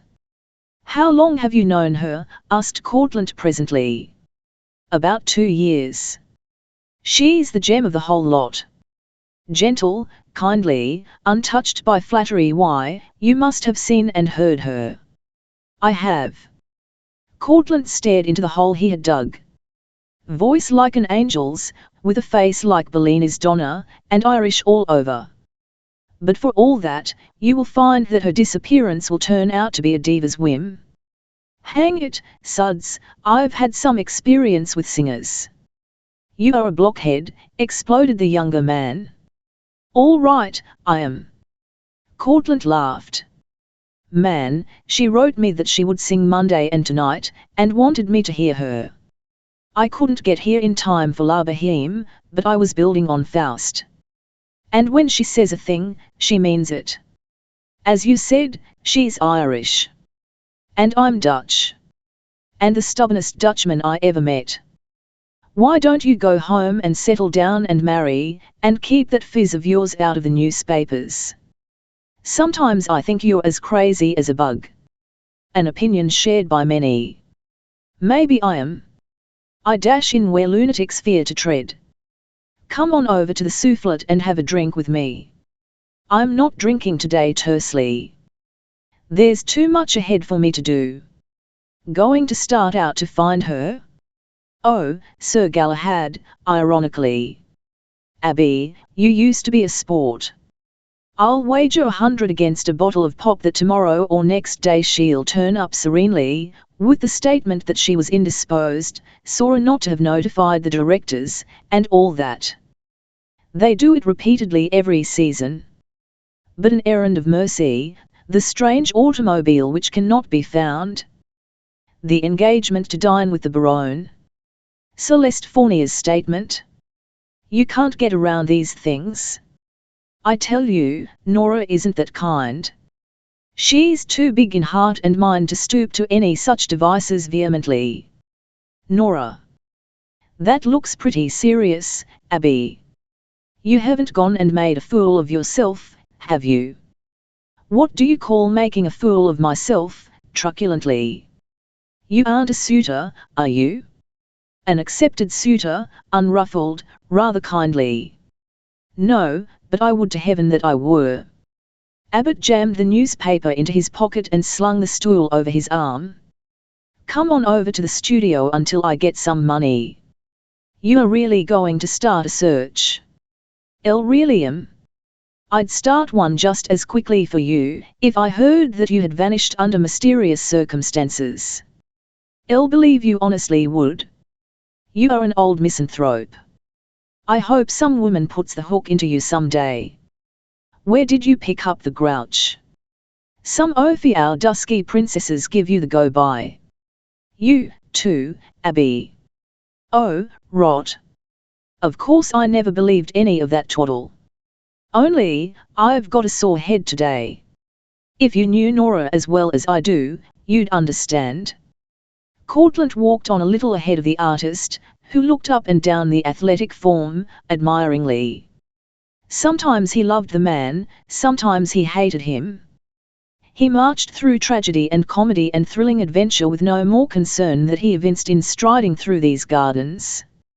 Nearly everyone had heard of his exploits, but who among them knew anything of the real man, so adroitly hidden under unfulfilled externals? That there was a man he did not know, hiding deep down within those powerful shoulders, he had not the least doubt. He himself possessed the quick mobile temperament of the artist, and he could penetrate but not understand the poise assumed with such careless ease by his friend. Dutch blood had something to do with it, and there was breeding, but there was something more than these. He was a reversion, perhaps, to the type of man which had made the rovers of the lowlands feared on land and sea, now hemmed in by convention, hampered by the barriers of progress, and striving futilely to find an outlet for his peculiar energies. One bit of knowledge gratified him: he stood nearer to Courtlandt than any other man. He had known the adventurer as a boy, and long separations had in no wise impaired the foundations of this friendship. Courtlandt continued toward the exit, his head forward, his gaze bent on the path. He had the air of a man deep in thought, philosophic thought, which leaves the brows unmarred by those corrugations known as frowns. Yet his thoughts were far from philosophic. Indeed, his soul was in mad turmoil. He could have thrown his arms toward the blue sky and cursed aloud the fates that had set this new tangle at his feet. He longed for the jungles and some mad beast to vent his wrath upon. But he gave no sign. He had returned with a purpose as hard and grim as iron, and no obstacle, less powerful than death, should divert or control him. Abduction? Let the public believe what it might, he held the key to the mystery. She was afraid, and had taken flight. So be it. I say, Ted called out the artist, what did you mean by saying that you were a Dutchman? Courtlandt paused so that Abbott might catch up to him. I said that I was a Dutchman, yes. And it has just occurred to me that you meant something. Oh, yes. You were talking of the Toscana? Let's call her Harrigan. It will save time, and no one will know to whom we refer. You said she was Irish, and that when she said a thing she meant it. My boy, The Irish are notorious for claiming that. They often say it before they see clearly. Now, we Dutchmen, it takes a long time for us to make up our minds, but when we do, something has got to bend or break. You don't mean to say that you are going to settle down and get married? I'm not going to settle down and get married, if that will ease your mind any. Man, I was hoping. 3 meals a day in the same house, with the same woman, never appealed to me. What do you want? One for each meal. There's the dusky princess peeking out again. The truth is, Abby, if I could hide myself for 3 or 4 years, long enough for people to forget me, I might reconsider. But it should be under another name. They envy us millionaires. Why, we are the lonesomest duffers going.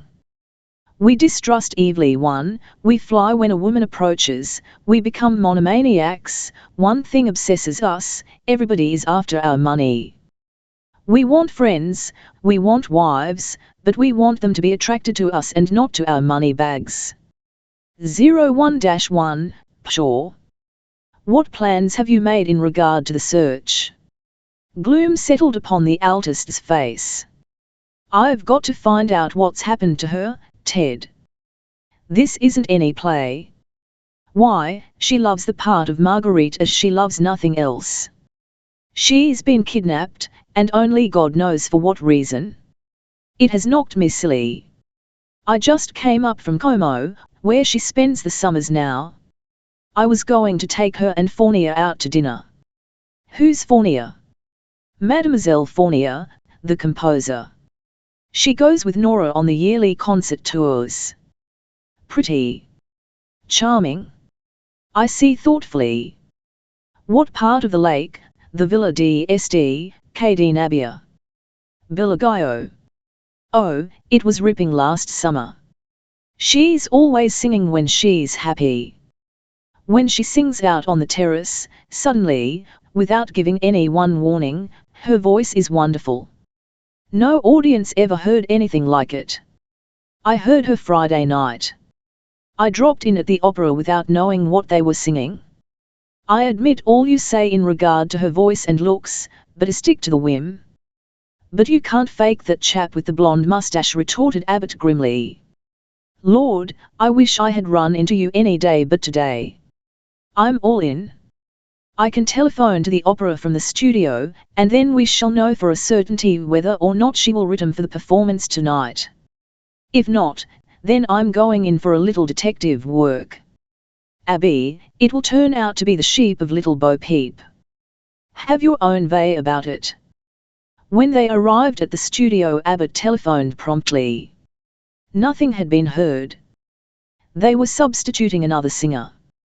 Call up the Herald, suggested Courtlandt. Abbott did so.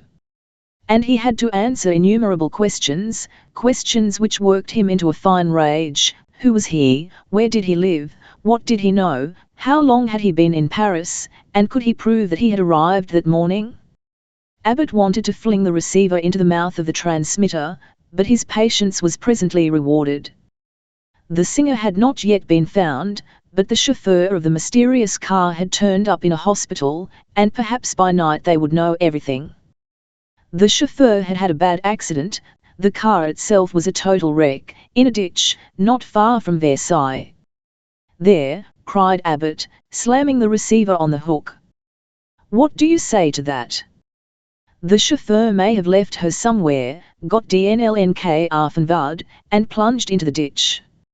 Things have happened like that. Abby, don't make a camel's hair shirt out of your paint brushes. What a pother about a singer. If it had been a great inventor, a poet, an anarchist, there would have been nothing more than a 2-line paragraph. But an opera singer, one who entertains us during our idle evenings, that's a different matter. Set instantly that great municipal machinery called the police in action, sell extra editions on the streets. What ado? What the devil makes you so bitter? Was I bitter? I thought I was philosophizing. Courtlandt consulted his watch. 4:30. Come over to the Maurice and dine with me tomorrow night, that is, if you do not find your prima donna. I've an engagement at 5:30, and must be off. I was about to ask you to dine with me tonight disappointedly. Can't, awfully sorry, Abby. It was only luck that I met you in the Luxembourg. Be over about 7. I was glad to see you again. Abbott kicked a broken easel into a corner. All right. If anything comes up I'll let you know. You're at the Grand? Yes. Bye-bye. I'll know what's the matter with him, mused the artist, alone. Some woman has chucked him. Silly little fool, probably. Courtlandt went downstairs and out into the boulevard. Frankly, he was beginning to feel concerned. He still held to his original opinion that the diva had disappeared of her own free will, but if the machinery of the police had been started, he realized that his own safety would eventually become involved. By this time, he reasoned, there would not be a hotel in Paris free of surveillance. Naturally, blonde strangers would be in demand. The complications that would follow his own arrest were not to be ignored. He agreed with his conscience that he had not acted with dignity in forcing his way into her appartement. But that night he had been at odds with convention, his spirit had been that of the marauding old Dutchman of the 17th century. He perfectly well knew that she was in the right as far as the pistol shot was concerned. Further, he knew that he could quash any charge she might make in that direction by the simplest of declarations, and to avoid this simplest of declarations she would prefer silence above all things. They knew each other tolerably well. It was extremely fortunate that he had not been to the hotel since Saturday. He went directly to the War Office. The great and powerful man there was the only hope left. They had met some years before in Algiers, where Courtlandt had rendered him a very real service. I did not expect you to the minute, the great man said pleasantly. You will not mind waiting for a few minutes. Not in the least. Only, I'm in a deuce of a mess, frankly and directly. Innocently enough, I've stuck my head into the police net. Is it possible that now I can pay my debt to you? Such as it is. Have you read the article in the newspapers regarding the disappearance of Signorina da Toscana, the singer? Yes. I am the unknown blonde. Tomorrow morning I want you to go with me to the prefecture and state that I was with you all of Saturday and Sunday, that on Monday you and your wife dined with me, that yesterday we went to the aviation meet, and later to the Odeon. In brief, an alibi, smiling now. Exactly. I shall need one. And a perfectly good alibi. But I have your word that you are in no wise concerned. Pardon the question, but between us it is really necessary if I am to be of service to you. On my word as a gentleman. That is sufficient. In fact, I do not believe that she has been abducted at all. Will you let me use your pad and pen for a minute? The other pushed over the required articles. Courtlandt scrawled a few words and passed back the pad. For me to read? Yes, moodily. The Frenchman read. Courtlandt watched him anxiously. There was not even a flicker of surprise in the official eye. Calmly he ripped off the sheet and tore it into bits, distributing the pieces into the various waste baskets yawning about his long flat desk. Next, still avoiding the younger man's eye, he arranged his papers neatly and locked them up in a huge safe which only the artillery of the German army could have forced. He then called for his hat and stick. He beckoned to Courtlandt to follow. Not a word was said until the car was humming on the road to Vincennes. Well, said Courtlandt, finally. It was not possible for him to hold back the question any longer. My dear friend, I am taking you out to the villa for the night. But I have nothing. And I have everything, even foresight. If you were arrested tonight it would cause you some inconvenience. I am 56, some 20 years your senior. Under this hat of mine I carry 1,000 secrets, and every one of these 1,000 must go to the grave with me, yours along with them. I have met you a dozen times since those Algerian days, and never have you failed to afford me some amusement or excitement. You are the most interesting and entertaining young man I know. Try one of these cigars." Precisely at the time Courtlandt stepped into the automobile outside the War Office, a scene, peculiar in character, but inconspicuous in that it did not attract attention, was enacted in the Gare L. Estimated. Two sober-visaged men stood respectfully aside to permit a tall young man in a Bavarian hat to enter a compartment of the second class. What could be seen of the young man's face was full of smothered wrath and disappointment.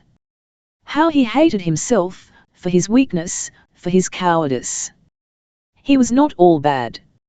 Knowing that he was being watched and followed, he could not go to Versailles and compromise her, uselessly. And devil take the sleek demon of a woman who had prompted him to commit so base an act. "You will at least," he said, "deliver that message which I have entrusted to your care. It shall reach Versailles tonight, Your Highness." The young man reread the telegram which one of the two men had given him a moment since. It was a command which even he, willful and disobedient as he was, dared not ignore. He ripped it into shreds and flung them out of the window. He did not apologize to the man into whose face the pieces flew. That gentleman reddened perceptibly, but he held his tongue. The blare of a horn announced the time of departure. The train moved. The two men on the platform saluted, but the young man ignored the salutation. Not until the rear car disappeared in the hazy distance did the watchers stir. Then they left the station and got into the tonneau of a touring car, which shot away and did not stop until it drew up before that imposing embassy upon which the French will always look with more or less suspicion. Chapter 6. The Bird Behind Bars. The most beautiful blue Irish eyes in the world gazed out at the dawn which turned night blue into day blue and paled the stars. Rose lay the undulating horizon, presently to burst into living flame, transmuting the dull steel bars of the window into fairy gold, that trick of alchemy so futilely sought by man. There was a window at the north and another at the south, likewise bannered, but the Irish eyes never sought these two. It was from the east window only that they could see the long white road that led to Paris. The nightingale was truly caged. But the wild heart of the eagle beat in this nightingale's breast, and the eyes burned as fiercely toward the east as the east burned toward the west. Sunday and Monday, Tuesday and Wednesday and Thursday, today, and that the 5 dawns were singular in beauty and that she had never in her life before witnessed the creation of 5 days, one after another, made no impression upon her sense of the beautiful, so delicate and receptive in ordinary times. She was conscious that within her the cup of wrath was overflowing. Of other things, such as eating and sleeping and moving about in her cage, more like an eagle indeed than a nightingale, recurrence had blunted her perception. Her clothes were soiled and crumpled, sundrily torn, her hair was in disorder, and tendrils hung about her temples and forehead, thick black hair, full of purple tones in the sunlight, for she had not surrendered peacefully to this incarceration. Dignity, that phase of philosophy which accepts quietly the inevitable, she had thrown to the winds. She had fought desperately, primordially, when she had learned that her errand of mercy was nothing more than a cruel hoax. "Oh, but he shall pay, she murmured, striving to loosen the bars with her small, white, helpless hands. The cry seemed to be an arietta, for through all these 4 maddening days she had voiced it, now low and deadly with hate, now full-toned in burning anger, now broken by sobs of despair. "Will you never come, so that I may tell you how base and vile you are?" she further addressed the East. She had waited for his appearance on Sunday. Late in the day one of the jailers had informed her that it was impossible for the gentleman to come before Monday. So she marshalled her army of phrases, of accusations, of denunciations, ready to smother him with them the moment he came. But he came not Monday, nor Tuesday, nor Wednesday. The suspense was to her mind diabolical. She began to understand, he intended to keep her there till he was sure that her spirit was broken, then he would come. Break her spirit? She laughed wildly. He could break her spirit no more easily than she could break these bars. To bring her to Versailles upon an end of mercy. Well, he was capable of anything. The room was large and fairly comfortable, but contained nothing breakable, having been tenanted at one time by a strenuous lunatic, who had considerately died after his immediate family and relations had worn themselves into their several graves, taking care of him. But Eleonora Harrigan knew nothing of the history of the room while she occupied it. So, no ghost disturbed her restless slumberless nights, consumed in watching and listening. She was not particularly distressed because she knew that it would not be possible for her to sing again until the following winter in New York. She had sobbed too much, with her face buried in the pillow. Had these sobs been born of weakness, all might have been well, but rage had mothered them, and thus her voice was in a very bad way. This morning she was noticeably hoarse, and there was a break in the arietta. No, she did not fret over this side of the calamity. The sting of it all lay in the fact that she had been outraged in the matter of personal liberty, with no act of reprisal to ease her immediate longing to be avenged. Nora, as she stood in the full morning sunlight, was like to gladden the eyes of all mankind. She was beautiful, and all adjectives applicable would but serve to confuse rather than to embellish her physical excellence. She was as beautiful as a garden rose is, needing no defense, no ramparts of cloying phrases. The day of poets is gone, otherwise she would have been sung in cantos. She was tall, shapely, deep-bosomed, fine-skinned. Critics, in praising her charms, delved into mythology and folklore for comparisons until there wasn't a goddess left on Olympus or on Northland's icy capes, and when these images became a little shop-worn, referred to certain masterpieces of the old fellows who had left nothing more to be said in oils. Nora enjoyed it all.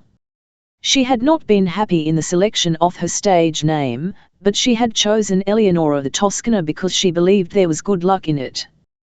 Once, long before the world knew of her, she had returned home from Italy unexpectedly. "Molly, here's Nora, from Tuscany," her delighted father had cried, who at that time had a nebulous idea that Tuscany was somewhere in Ireland because it had a Celtic ring to it.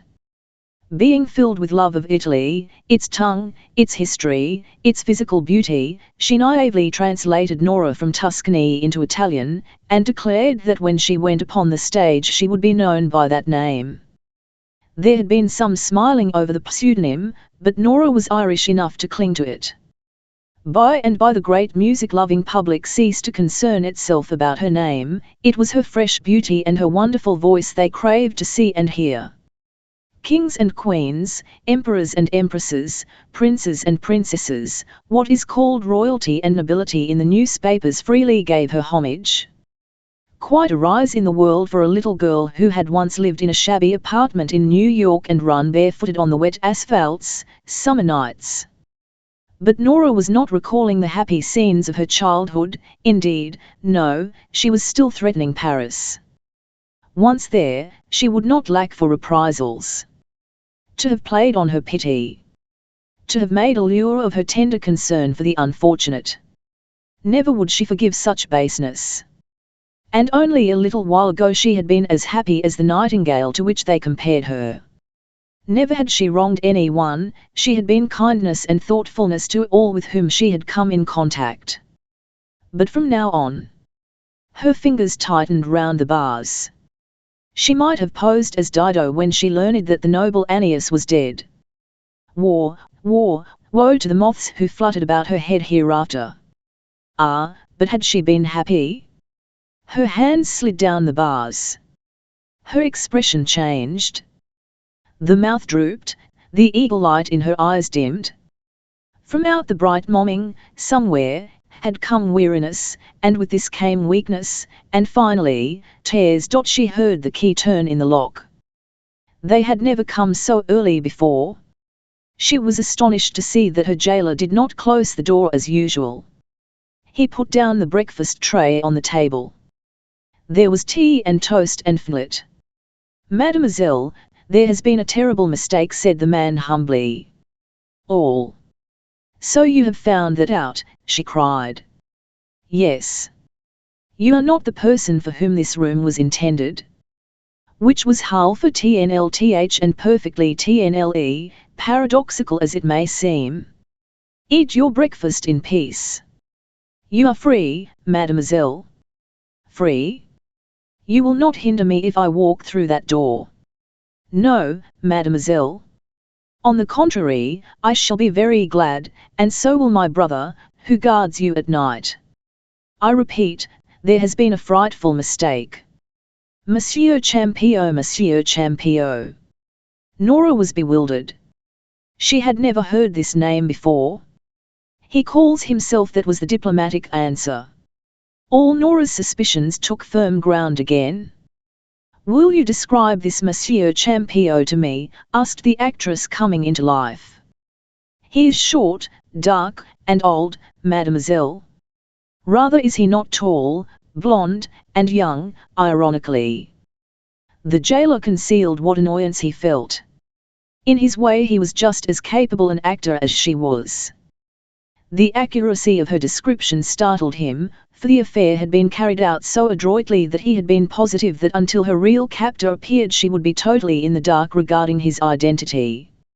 And here she had hit it off in less than a dozen words. Oh, well, it did not matter now. She might TW to make it unpleasant for his employer, but he doubted the ultimate success of her attempts. However, the matter was at an end as far as he was concerned. "Have you thought what this means?" "It is abduction. It is a crime you have committed, punishable by long imprisonment. I have been mademoiselle's jailer, not her abductor. And when one is poor and in need of money—" He shrugged. "I will give you 1,000 francs for the name and address of the man who instigated this outrage." Ah, he thought, then she wasn't so sure? "I told you the name, mademoiselle. As for his address, I dare not give it, not for 10,000 francs. Besides, I have said that there has been a mistake." "For whom have I been mistaken?" "Who but Monsieur Champion's wife, mademoiselle, who is not in her right mind," with inimitable sadness. "Very well," said Nora. "You say that I am free. That is all I want, freedom.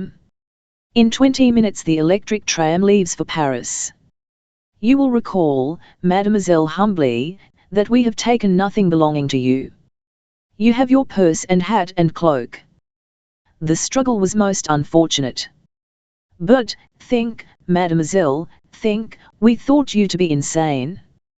"Permit me to doubt that." "And you are not afraid to let me go?" "Not in the least, mademoiselle. A mistake has been made, and in telling you to go at once, we do our best to rectify this mistake. It is only 5 minutes to the tram. A calèche is at the door.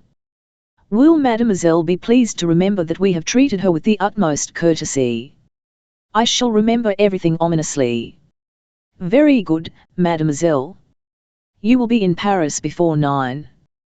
With this he bowed and backed out of the room as though Nora had suddenly made a distinct ascension in the scale of importance. "Wait," she called. His face appeared in the doorway again. "Do you know who I am?" "Since this morning, mademoiselle." "That is all." "Free." Her veins tingled with strange exultation. He had lost his courage and had become afraid of the consequences. Free. Monsieur Champion indeed. Cowardice was a new development in his character. He had been afraid to come. She drank the tea, but did not touch the toast or fruit. There would be time enough for breakfast when she arrived in Paris. Her hands trembled violently as she pinned on her hat, and she was not greatly concerned as to the angle. She snatched up her purse and cloak, and sped out into the street. A phaeton awaited her. "The tram," she said. "Yes, mademoiselle." "And go quickly." She would not feel safe until she was in the tram. A face appeared at one of the windows. As the vehicle turned the corner, the face vanished, and perhaps that particular visage disappeared forever. A grey wig came off, the little grey side whiskers, the bushy grey eyebrows, revealing a clever face, not more than 30, cunning, but humorously cunning and anything but scoundrelly. The painted scar aslant the nose was also obliterated. With haste the man thrust the evidences of disguise into a travelling bag, ran here and there through the rooms, all bare and unfurnished save the one with the bars and the kitchen, which contained 2 cots and some cooking utensils. Nothing of importance had been left behind. He locked the door and ran all the way to the Place d'Armes, catching the tram to Paris by a fraction of a minute. All very well done. She would be in Paris before the police made any definite move. The one thing that disturbed him was the thought of the blockhead of a chauffeur, who had got drunk before his return from Versailles. If he talked, well, he could say nothing beyond the fact that he had deposited the singer at the house as directed. He knew positively nothing. The man laughed softly. 1,000 francs apiece for him and Antoine, and no possible chance of being discovered. Let the police find the house in Versailles, let them trace whatever paths they found, the agent would tell them, and honestly, that an aged man had rented the house for a month and had paid him in advance. What more could the agent say? Only one bit of puzzlement: why hadn't the blonde stranger appeared? Who was he, in truth, and what had been his game? All this waiting and wondering, and then a curt telegram of the night before, saying, "Release her, so much the better." What his employer's motives were did not interest him half so much as the fact that he had 1,000 francs in his pocket, and that all element of danger had been done away with. TME, the singer herself would move heaven and earth to find out who had been back of the abduction. Let her make her accusations. He was out of it. He glanced toward the forward part of the tram. There she sat, staring at the white road ahead. A young Frenchman sat near her, curling his moustache desperately. So beautiful and all alone. At length he spoke to her. She whirled upon him so suddenly that his hat fell off his head and rolled at the feet of the onlooker. "Your hat, monsieur," he said gravely, returning it. Nora laughed maliciously. The author of the abortive flirtation fled down to the body of the tram. And now there was no one on top but Nora and her erstwhile jailer, whom she did not recognize in the least. "Mademoiselle," said the great policeman soberly, "this is a grave accusation to make." "I make it," nevertheless replied Nora. She sat stiffly in her chair, her face colorless, dark circles under her eyes. She never looked toward Courtlandt. "But Monsieur Courtlandt has offered an alibi such as we cannot ignore. More than that, his integrity is vouched for by the gentleman at his side, whom doubtless Mademoiselle recognizes." Nora eyed the great man doubtfully. "What is the gentleman to you?" she was interrogated. "Absolutely nothing," contemptuously. The minister inspected his rings. "He has annoyed me at various times," continued Nora, "that is all. And his actions on Friday night warrant every suspicion I have entertained against the chief of police." Toward the bandaged chauffeur. "You recognize the gentleman?"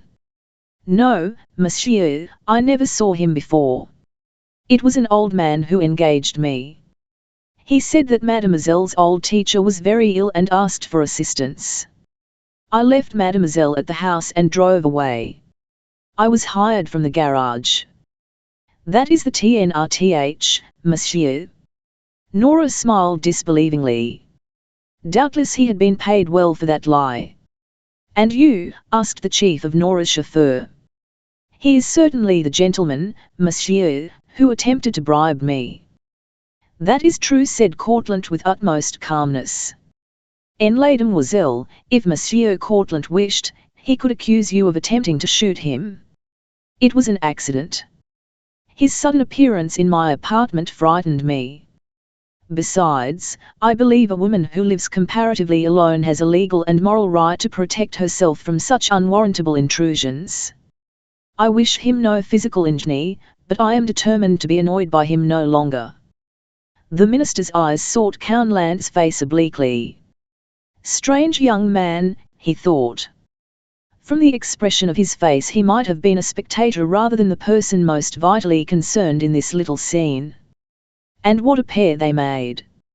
Monsieur Courtlandt, you will give me your word of honour not to annoy mademoiselle again. Elle promise never to annoy her again. For the briefest moment the blazing blue eyes clashed with the calm brown ones.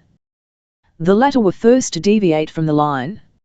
It was not agreeable to look into a pair of eyes burning with the hate of one's self. Perhaps this conflagration was intensified by the placidity of his gaze. If only there had been some sign of anger, of contempt, anything but this incredible tranquility against which she longed to out. She was too wrathful to notice the quickening throb of the veins on his temples. Mademoiselle, I find no case against Monsieur Courtlandt, unless you wish to appear against him for his forcible entrance to your apartment. Nora shook her head. The chief of police stroked his moustache to hide the fleeting smile. A peculiar case, the like of which had never before come under his scrutiny.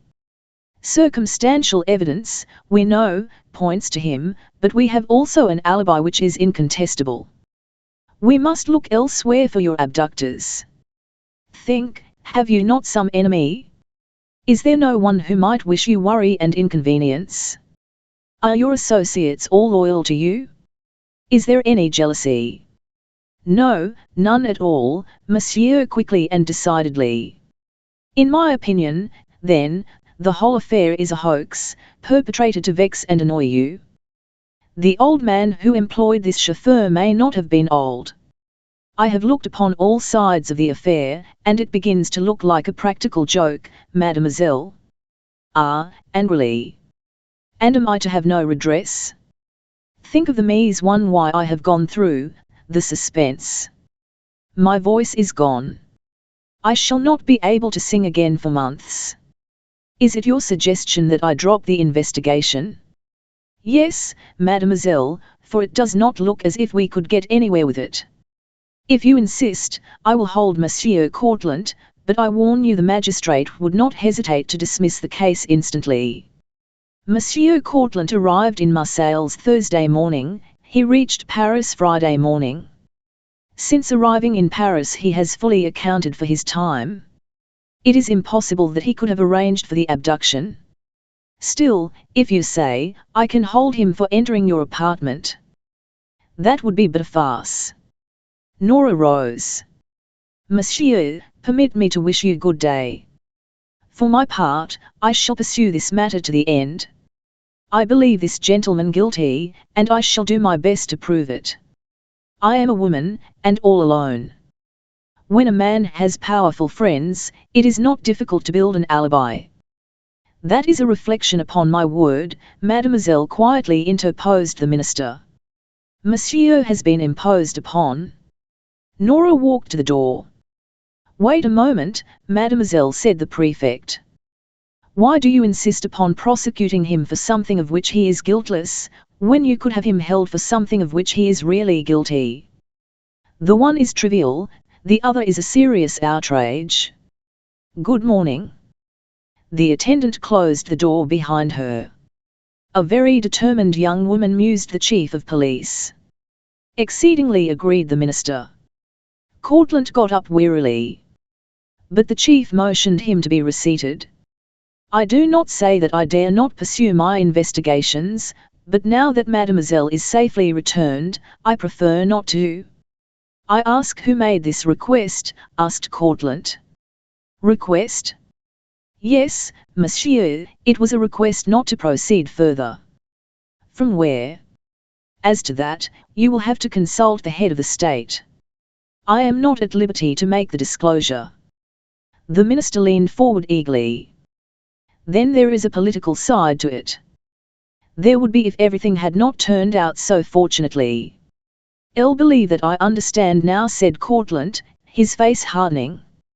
Strange, he had not thought of it before. His skepticism had blinded him to all but one angle. Your advice to drop the matter is excellent. The chief of police elevated his brows interrogatively. For I presume, continued Courtlandt, rising, that Mademoiselle's abductor is by this time safely across the frontier. Chapter 7. Battling Jimmy. There is a heavenly terrace, flanked by marvelous trees. To the left, far down below, is a curving, dark-shaded, turquoise body of water called Lecco. To the right there lies the Queen of Lakes, the crown of Italy, a cornflower sapphire known as Como. Over and about it, this terrace, poets have raved and tousled their neglected locks in vain to find the perfect phrasing, novelists have come and gone and have carried away peace and inspiration, and painters have painted it from 1,000 points of view, and perhaps are painting it from another 1,000 this very minute. It is the Place of Honeymoons. Rich lovers come and idle there, and lovers of modest means rush up to it and down from it to catch the next steamer to Menagio. Eros was not born in Greece, of all barren mountains, unstirring, Hymettus, or Olympus, or whatever they called it in the days of the junketing gods, is completest. No, Venus went a-touring and abode a while upon this same gracious spot, once dear to Pliny the Younger. Between the blessed ledge and the towering mountains over the way, rolls a small valley, caressed on either side by the lakes. There are flower gardens, from which in summer rises the spicy perfume of lavender.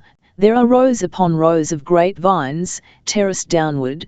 There are triple figs and white and NLBY mulberries.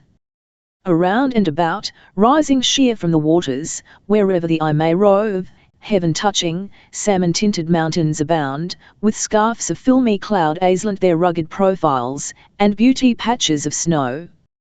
And everywhere the dark and brooding cypress, the copper beech, the green pine accentuate the pink and blue and white stucco of the villas, the rich and the humble. Behind the terrace is a promontory, 300 or 400 feet above the waters. Upon the crest is a cultivated forest of all known evergreens. There are 10 miles of cool and fragrant paths, well trodden by the devotees of Eros. The call of love is heard here, the echoes today reverberate with the impassioned declarations of yesterday. The Englishman's reserve melts, the American forgets his coupons, the German puts his arm around the robust waist of his Frau or Fräulein. This is nothing for him, he does it unconcernedly up and down the great urban highways of the world. Again, between the terrace ledge and the forest lies a square of velvet green, abounding in 4-leaf clover. Bna Fortuna. In the centre there is a fountain. The water tinkles in drops. One hears its soft music at all times. Along the terrace parapet are tea tables, a monster oak protects one from the sun. If one, or two, lingers over tea and cakes, one may witness the fiery lances of the setting sun burn across one arm of water while the silver spars of the rising moon shimmer across the other.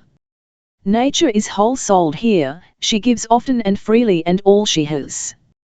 Seated on one of the lustic benches, his white tennis shoes resting against the lower iron of the railing, a Bavarian dachshund snoozing comfortably across his knees, was a man of 50. He was broad of shoulder, deep of chest, and clean-shaven. He had laid aside his Panama hat, and his hair was clipped closely, and was pleasantly and honourably sprinkled with grey. His face was broad and tanned, the nose was tilted, and the wide mouth was both kindly and humorous. One knew, from the tint of his blue eyes and the quirk of his lips, that when he spoke there would be a bit of brogue. He was James Harrigan, one time celebrated in the ring for his gameness, his squareness, his endurance, battling Jimmy Harrigan, who, when he encountered his first knockout, retired from the ring. He had to his credit 61 battles, of which he had easily won 40. He had been outpointed in some and had broken even in others, but only once had he been railroaded into dreamland, to use the parlance of the game. That was enough. He understood. Youth would be served, and he was no longer young. He had, unlike the many in his peculiar service, lived cleanly and with wisdom and foresight. He had saved both his money and his health. Today he was at peace with the world, with 3 sound appetites the day and the wherewithal to gratify for them. True, he often dreamed of the old days, the roped square, the lights, the haze of tobacco smoke, the white patches surrounding, all of a Sefton expectant tilt, the reporters scribbling on the deal tables under the ven posts, the cheers as he took his cummer and scraped his shoes in the powdered resin, the padded gloves thrown down in the centre of the canvas which was already scanned and soiled by the preliminaries. But never, never again, if only for the little woman's sake. Only when the game was done did he lean with what terror and dread she had waited for his return on fighting nights. Today battling Jimmy was forgotten by the public, and he was happy in the seclusion of this forgetfulness. A new and strange career had opened up before him. He was the father of the most beautiful prima donna in the operatic world, and, difficult as the task was, he did his best to live up to it. It was hard not to offer to shake hands when he was presented to a princess or a duchess, it was hard to remember when to change the studs in his shirt, and a white cravat was the terror of his nights, for his fingers, broad and stubby and powerful, had not been trained to the delicate task of tying a bow knot. By a judicious blow in that spot where the ribs devaricate he could right well tie his adversary into a bow knot, but this string of white lawn was a most damnable thing. Still, the putting of the two women, their daily concern over his deportment, was bringing him into conformity with social usages. That he naturally despised the articles of such a soulless faith was evident in his constant inclination to play hooky. One thing he rebelled against openly, and with such firmness that the women did not press him too strongly for fear of a general revolt. On no occasion, however impressive, would he wear a silk hat. Christmas and birthdays invariably called forth the gift of a silk hat, for the women trusted that they could overcome resistance by persistence. He never said anything, but it was noticed that the hotel porter, or the gardener, or whatever masculine head, save his own, was available, came forth resplendent on feast days and Sundays. Leaning back in an iron chair, with his shoulders resting against the oak, was another man, altogether a different type. He was frowning over the pages of Bagot's Italian Lakes, and he wasn't making much headway. He was Italian to the core, for all that he aped the English style and manner. He could speak the tongue with fluency, but he stumbled and faltered miserably over the soundless type. His clothes had the Piccadilly cut, and his moustache, erstwhile waxed and militant, was cropped at the corners, thoroughly insular. He was thilty, and undeniably handsome. Near the fountain, on the green, was a third man. He was in the act of folding up an easel and a camp stool. The tea drinkers had gone. It was time for the first bell for dinner. The villa's omnibus was toiling up the winding road among the grapevines. Suddenly Harrigan tilted his head sidewise, and the long silken ears of the Dachshund stirred. The Italian slowly closed his book and permitted his chair to settle on its four legs. The artist stood up from his paint box. From a window in the villa came a voice, only a lilt of a melody, no a dozen bars from Martha, but every delightful note went deep into the three masculine hearts. Harrigan smiled and patted the dog. The Italian scowled at the vegetable garden directly below. The artist scowled at the Italian. "Fritz, Fritz, here, Fritz." The dog struggled in Harrigan's hands and tore himself loose. He went clattering over the path toward the villa and disappeared into the doorway. Nothing could keep him when that voice called. He was as ardent a lover as any, and far more favored. "Oh, you funny little dog. You merry little Dachshund. Fritz, mustn't, let go." Silence. The artist knew that she was cuddling the puppy to her heart, and his own grew twisted. He stooped over his materials again and tied the box to the easel and the stool, and shifted them under his arm. "I'll be up after dinner, Mr. Harrigan," he said. "All right, Abbott." Harrigan waved his hand pleasantly. He was becoming so used to the unvarying statement that Abbott would be up after dinner, that his reply was by now purely mechanical. "She's getting her voice back all right, eh?" "Beautifully. But I really don't think she ought to sing at the Haynes Villa Sunday. One song won't hurt her." She's made up her mind to sing. There's nothing for us to do but to sit tight. No news from Paris. No. Say, do you know what I think? What? Someone has come across to the police. Paris is not New York, Mr. Harrigan. 011, I don't know. There's 100 cents to the dollar, my boy, Paris or New York. Why haven't they moved? They can't tell me that tow-headed chap's alibi was on the level. I wish I'd been in Paris. There'd been something doing. And who was he? They refused to give his name. And I can't get a word out of Nora. Shuts me up with a bang when I mention it. Throws her nerves all out, she says. I'd like to get my hands on the blackguard. So would Elle. It's a puzzle. If he had molested her while she was a captive, you could understand. But he never came near her. Busted his nerve, that's what. I have my doubts about that. A man who will go that far isn't subject to any derangement of his nerves. Want me to bring up the checkers? Sure. I've got 2 rubbers hanging over you. The artist took the path that led around the villa and thence down by many steps to the village by the waterside, to the cream-tinted cluster of shops and enormous hotels. The Italian was more fortunate. He was staying at the villa. He rose and sauntered over to Harrigan, who was always a source of interest to him. Study the man as he might, there always remained a profound mystery to his keen Italian mind. Every now and then nature, to prove that while she provided laws for humanity she obeyed none herself, nature produced the prodigy. Answerst one why was nothing, habits, intelligence, physical appearance counted for naught. Harrigan was a fine specimen of the physical man, yes, but to be the father of a woman who was as beautiful as the legendary goddesses and who possessed a voice incomparable in the living history of music, here logic, the cold and accurate Intnilda, found an unlockable door.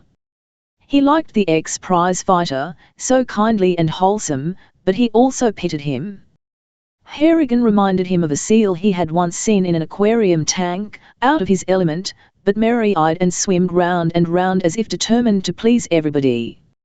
It will be a fine night, said the Italian, pausing at Harrigan's bench. Every night is fine here, Barone, replied Harrigan.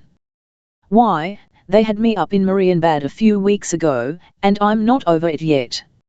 It's no place for a sick man, only a well man could come out of it alive. The Barone laughed.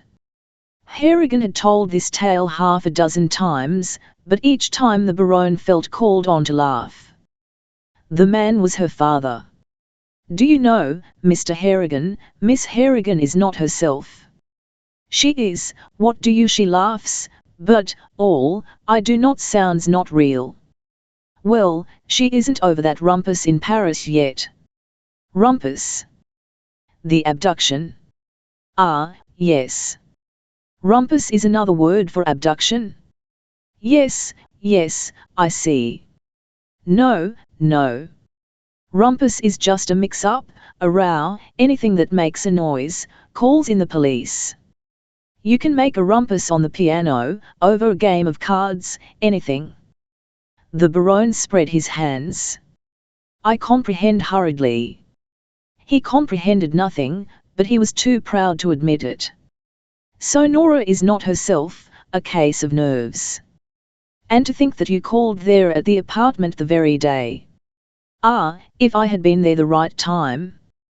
But what puts me down for the count is the action of the fellow. Never showed up, just made her miss 2 performances. He was afraid. Men who do cowardly things are always afraid. The Barone spoke with decided accent, but he seldom made a grammatical error. But sometimes, too, men grow mad at once, and they do things in their madness. Ah, she is so beautiful. She is a nightingale. The Italian looked down on Como, whose broad expanse was crisscrossed by rippled paths made by arriving and departing steamers. It is not a wonder that some man might want to run away with her. Harrigan looked curiously at the other. Well, it won't be healthy for any man to try it again. The father held out his powerful hands for the Baron's inspection. They called mutely but expressively for the throat of the man who dared. It'll never happen again. Her mother and I are not going away from her any more. When she sings in Berlin, I'm going to trail along. When she hits the high note in Paris, I'm lingering near. When she trills in London, I'm hiding in the shadow. And you may put that in your pipe and smoke it. I'll smoke only cigarettes, replied the Baron gravely. It had been difficult to follow, this English. Harrigan said nothing in rhythm. He had given up trying to explain to the Italian the idiomatic style of old Broadway. He got up and brushed his flannels perfunctorily. Well, I suppose I've got to dress for supper resentfully.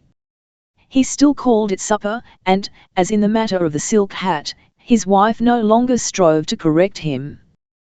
The evening meal had always been supper, and so it would remain until that time when he would cease to look forward to it. Do you go to the dancing at Cadine Abbey tonight? Me? I should say not.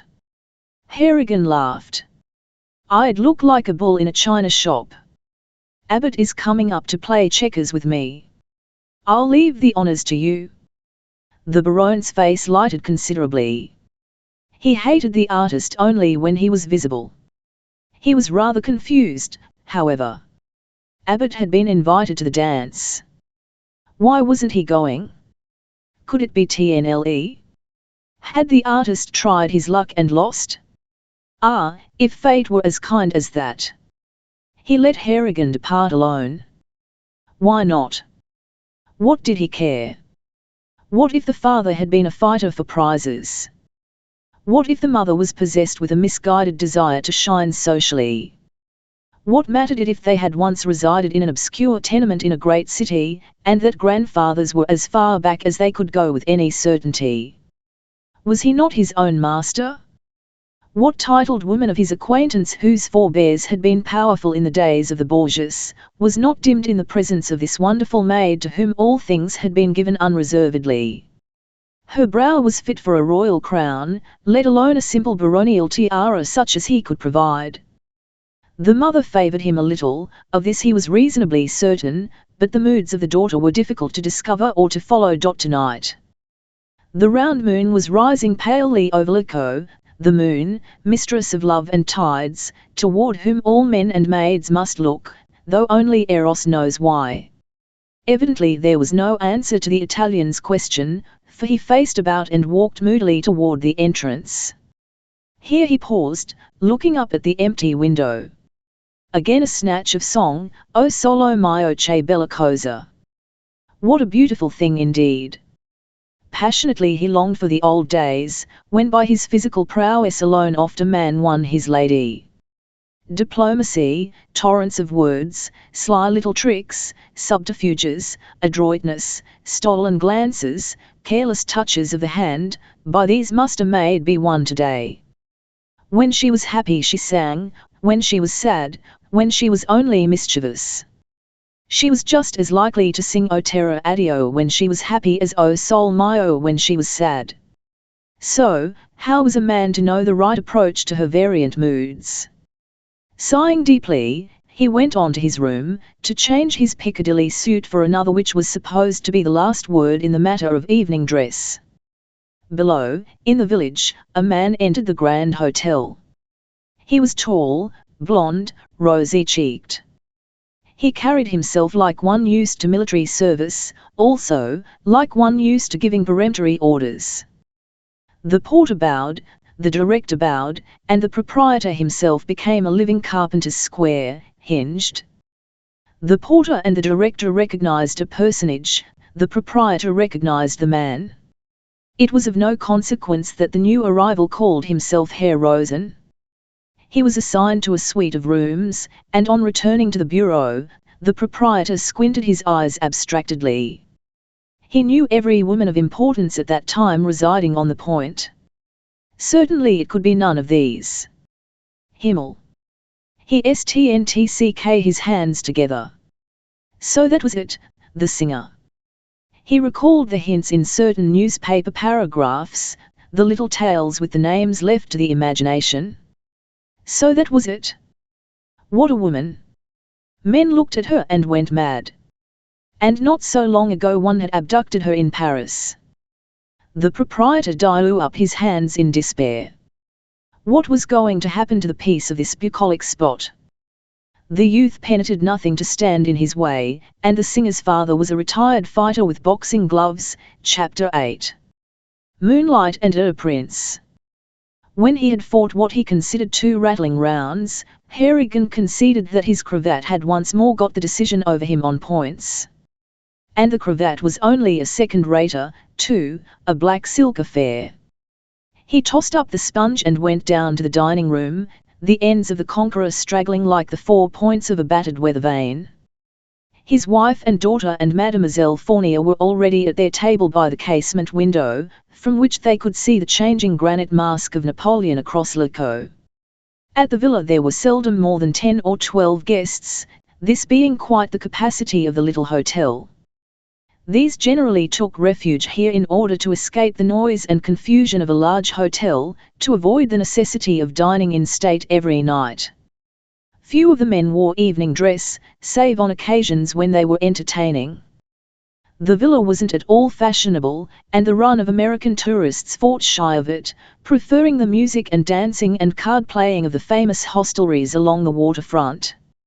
Of course, everybody came up for the view, just as everybody went up the Corner Grat, by cable, at Zermatt to see the Matterhorn. But for all its apparent dullness, there was always an English duchess, a Russian princess, or a lady from the Faubourg Saint-Germain somewhere about, resting after a strenuous winter along the Riviera. Nora Harrigan sought it not only because she loved the spot, but because it sheltered her from idle curiosity. It was almost as if the villa were hers, and the other people her guests. Harrigan crossed the room briskly, urged by an appetite as sound as his views on life. The chef here was a king. There was always something to look forward to at the dinner hour, some new way of serving spinach, or lentils, or some irresistible salad. He smiled at everyone and pulled out his chair. "Sorry to keep you folks waiting." "James? What's the matter now?" he asked good-naturedly. Never the tone, but something was out of kilter. His wife glanced wrathfully at his feet. Wonderingly he looked down. In the heat of the battle with his cravat he had forgotten all about his tennis shoes. "I see. No soup for mine?" He went back to his room, philosophically. There was always something wrong when he got into these infernal clothes. "Mother," said Nora, "why can't you let him be? But white shoes, in honor. Who cares? He's the patientest man I know. We're always nagging him, and I for one am going to stop. Look about. So few men and women dress for dinner. You do as you please here, and that is why I like it. I shall never be able to do anything with him as long as he sees that his mistakes are being condoned by you," bitterly responded the mother. "Some day he will humiliate us all by his carelessness." "Oh, bother." Nora's elbow slyly dug into Celeste's side. The pianist's pretty face was bent over her soup. She had grown accustomed to these little daily rifts. For the great, patient, clumsy, happy-go-lucky man she entertained an intense pity. But it was not the kind that humiliates. On the contrary, it was of a mothering disposition, and the ex-gladiator dimly recognized it, and felt more comfortable with her than with any other woman excepting Nora. She understood him perhaps better than either mother or daughter. He was too late, he belonged to a distant time, the beginning of the Christian era, and often she pictured him braving the net and the trident in the saffroned arena. Mrs. Harrigan broke her bread vexatiously. Her husband refused to think for himself, and it was wearing on her nerves to watch him day and night. Deep down under the surface of new adjustments and social ambitions, deep in the primitive hilt, he was still her man. But it was only when he limped with an occasional twinge of rheumatism, or a tooth ached, or he dallied with his meals, that the old love instinct broke up through these artificial crustaceans. TNLE, she never knew how often he invented these trivial ailments, for he soon came into the knowledge that she was less concerned about him when he was hale and hearty. She still retained evidences of a blossomy beauty. Abbott had once said TNLLY that nature had experimented on her, it was in the reproduction that perfection had been reached. To see the father, the mother, and the daughter together, it was not difficult to fashion a theory as to the latter's splendid health and physical superiority. At this point, however, theory began to fray at the ends. No one could account for the genius and the voice. The mother often stood lost in wonder that out of an ordinary childhood, a bare-legged, romping, hoydenish childhood, this marvel should emerge, hers. She was very ambitious for her daughter. She wanted to see nothing less than a ducal coronet upon the child's brow, British preferred. If ordinary chorus girls and vaudeville stars, possessing only passable beauty and no intelligence whatever, could bring earls into their nets, there was no reason why Nora could not be a princess or a duchess. So she planned accordingly. But the child puzzled and eluded her, and from time to time she discovered a disquieting strength of character behind a disarming amiability. Ever since Nora had returned home by way of the Orient, the mother had recognized a subtle change, so subtle that she never had an opportunity of alluding to it verbally. Perhaps the fault lay at her own door. She should never have permitted Nora to come abroad alone to fill her engagements. But that Nora was to marry a duke was, to her mind, a settled fact. It is a peculiar phase, this of the humble who find themselves, without effort of their own, thnst up among the great and the so-called, who forget whence they came in the fierce contest for supremacy upon that tottering ledge called society. The cad and the snob are only infrequently well born. Mrs. Harrigan was as yet far from being a snob, but it required some tact upon Nora's part to prevent this dubious accomplishment. "Is Mr. Abbott going with us?" she inquired. "Donald is sulking," Nora answered. For once the Baron got ahead of him in engaging the motorboat. "I wish you would not call him by his first name." "And why not?" "I like him, and he is a very good comrade." "You do not call the Baron by his given name?" "Heavens, no. If Lil did he would kiss me." "These Italians will never understand Western customs, mother." "I shall never marry an Italian, much as I love Italy." "Nor a Frenchman?" asked Celeste. "Nor a Frenchman. I wish I knew if you meant it," sighed the mother. Dear, I have given myself to the stage. You will never see me being led to the altar." "No, you will do the leading when the time comes," retorted the mother. "Lota, the men I like you may count upon the fingers of one hand. 3 of them are old. For the rest, I despise men." "Suppose some day you will marry some poverty-stricken artist," said the mother, filled with dark foreboding. "You would not call Donald poverty-stricken?" "No." "But you will never marry him?" "No, I never shall." Celeste smoothed her hands, a little trick she had acquired from long hours spent at the piano. "He will make some woman a good husband." "That he will." "And he is most desperately in love with you." "That's nonsense," scoffed Nora. "He thinks he is." "He ought to fall in love with you, Celeste. Every time you play the 4th ballade he looks as if he was ready to throw himself at your feet." "Pouf! For 10 minutes." Celeste laughed bravely. "He leaves me quickly enough when you begin to sing. Glamour, glamour. Well, I should not care for the article second-hand." The arrival of Harrigan put an end to this dangerous trend of conversation. He walked in tight proper pumps, and sat down. He was only hungry now, the zest for dining was gone. "Don't go sitting out in the night air, Nora," he warned. "I sure nt and don't dance more than you ought to. Your mother would let you wear the soles off your shoes if she thought you were attracting attention.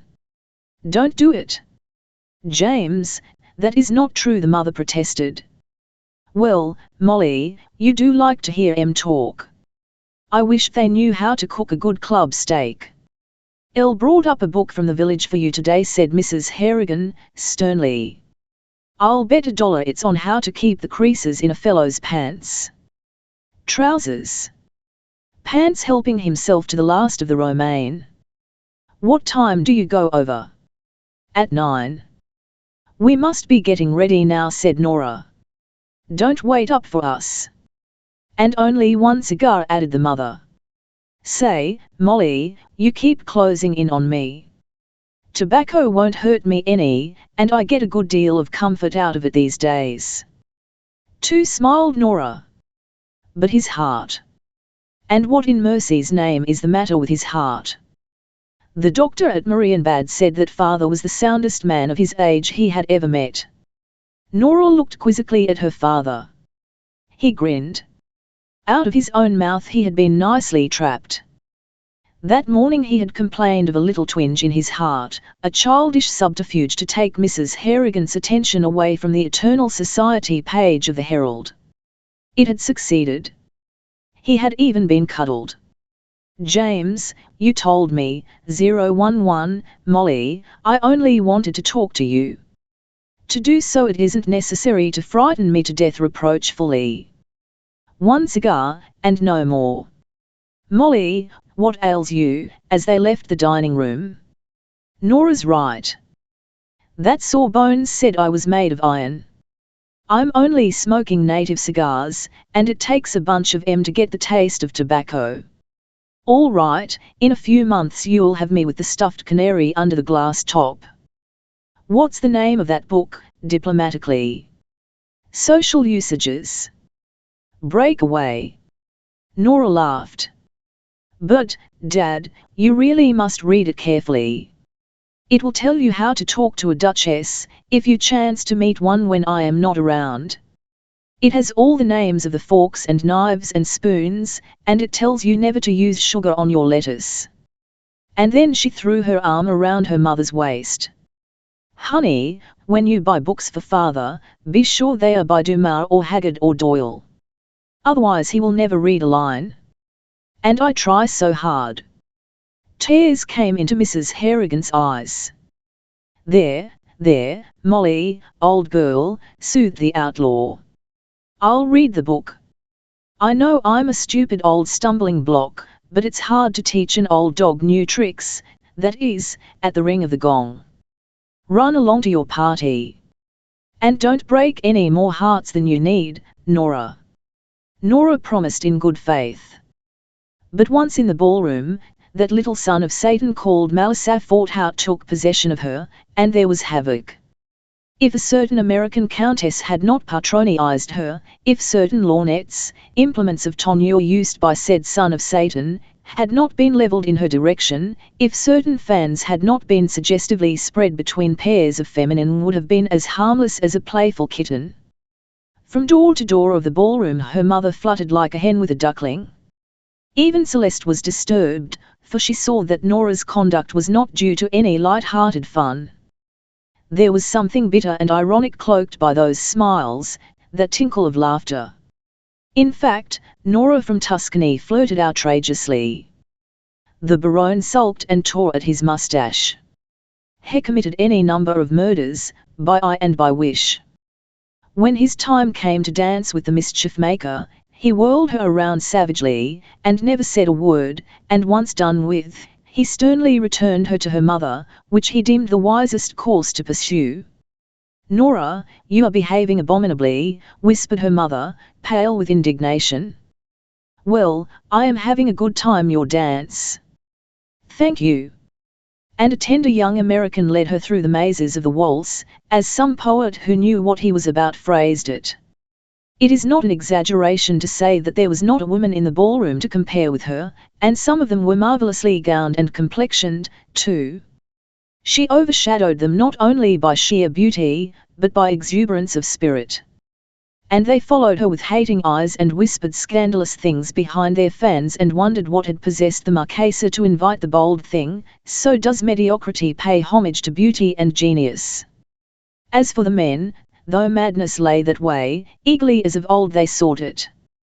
By way of parenthesis, Hare rose and marched up the hill and down again, something after the manner of a certain warrior king celebrated in verse. The object of his visit had gone to the ball at Cadinabia. At the hotel he demanded a motorboat. There was none to be had. In a furious state of mind he engaged 2 oarsmen to row him across the lake.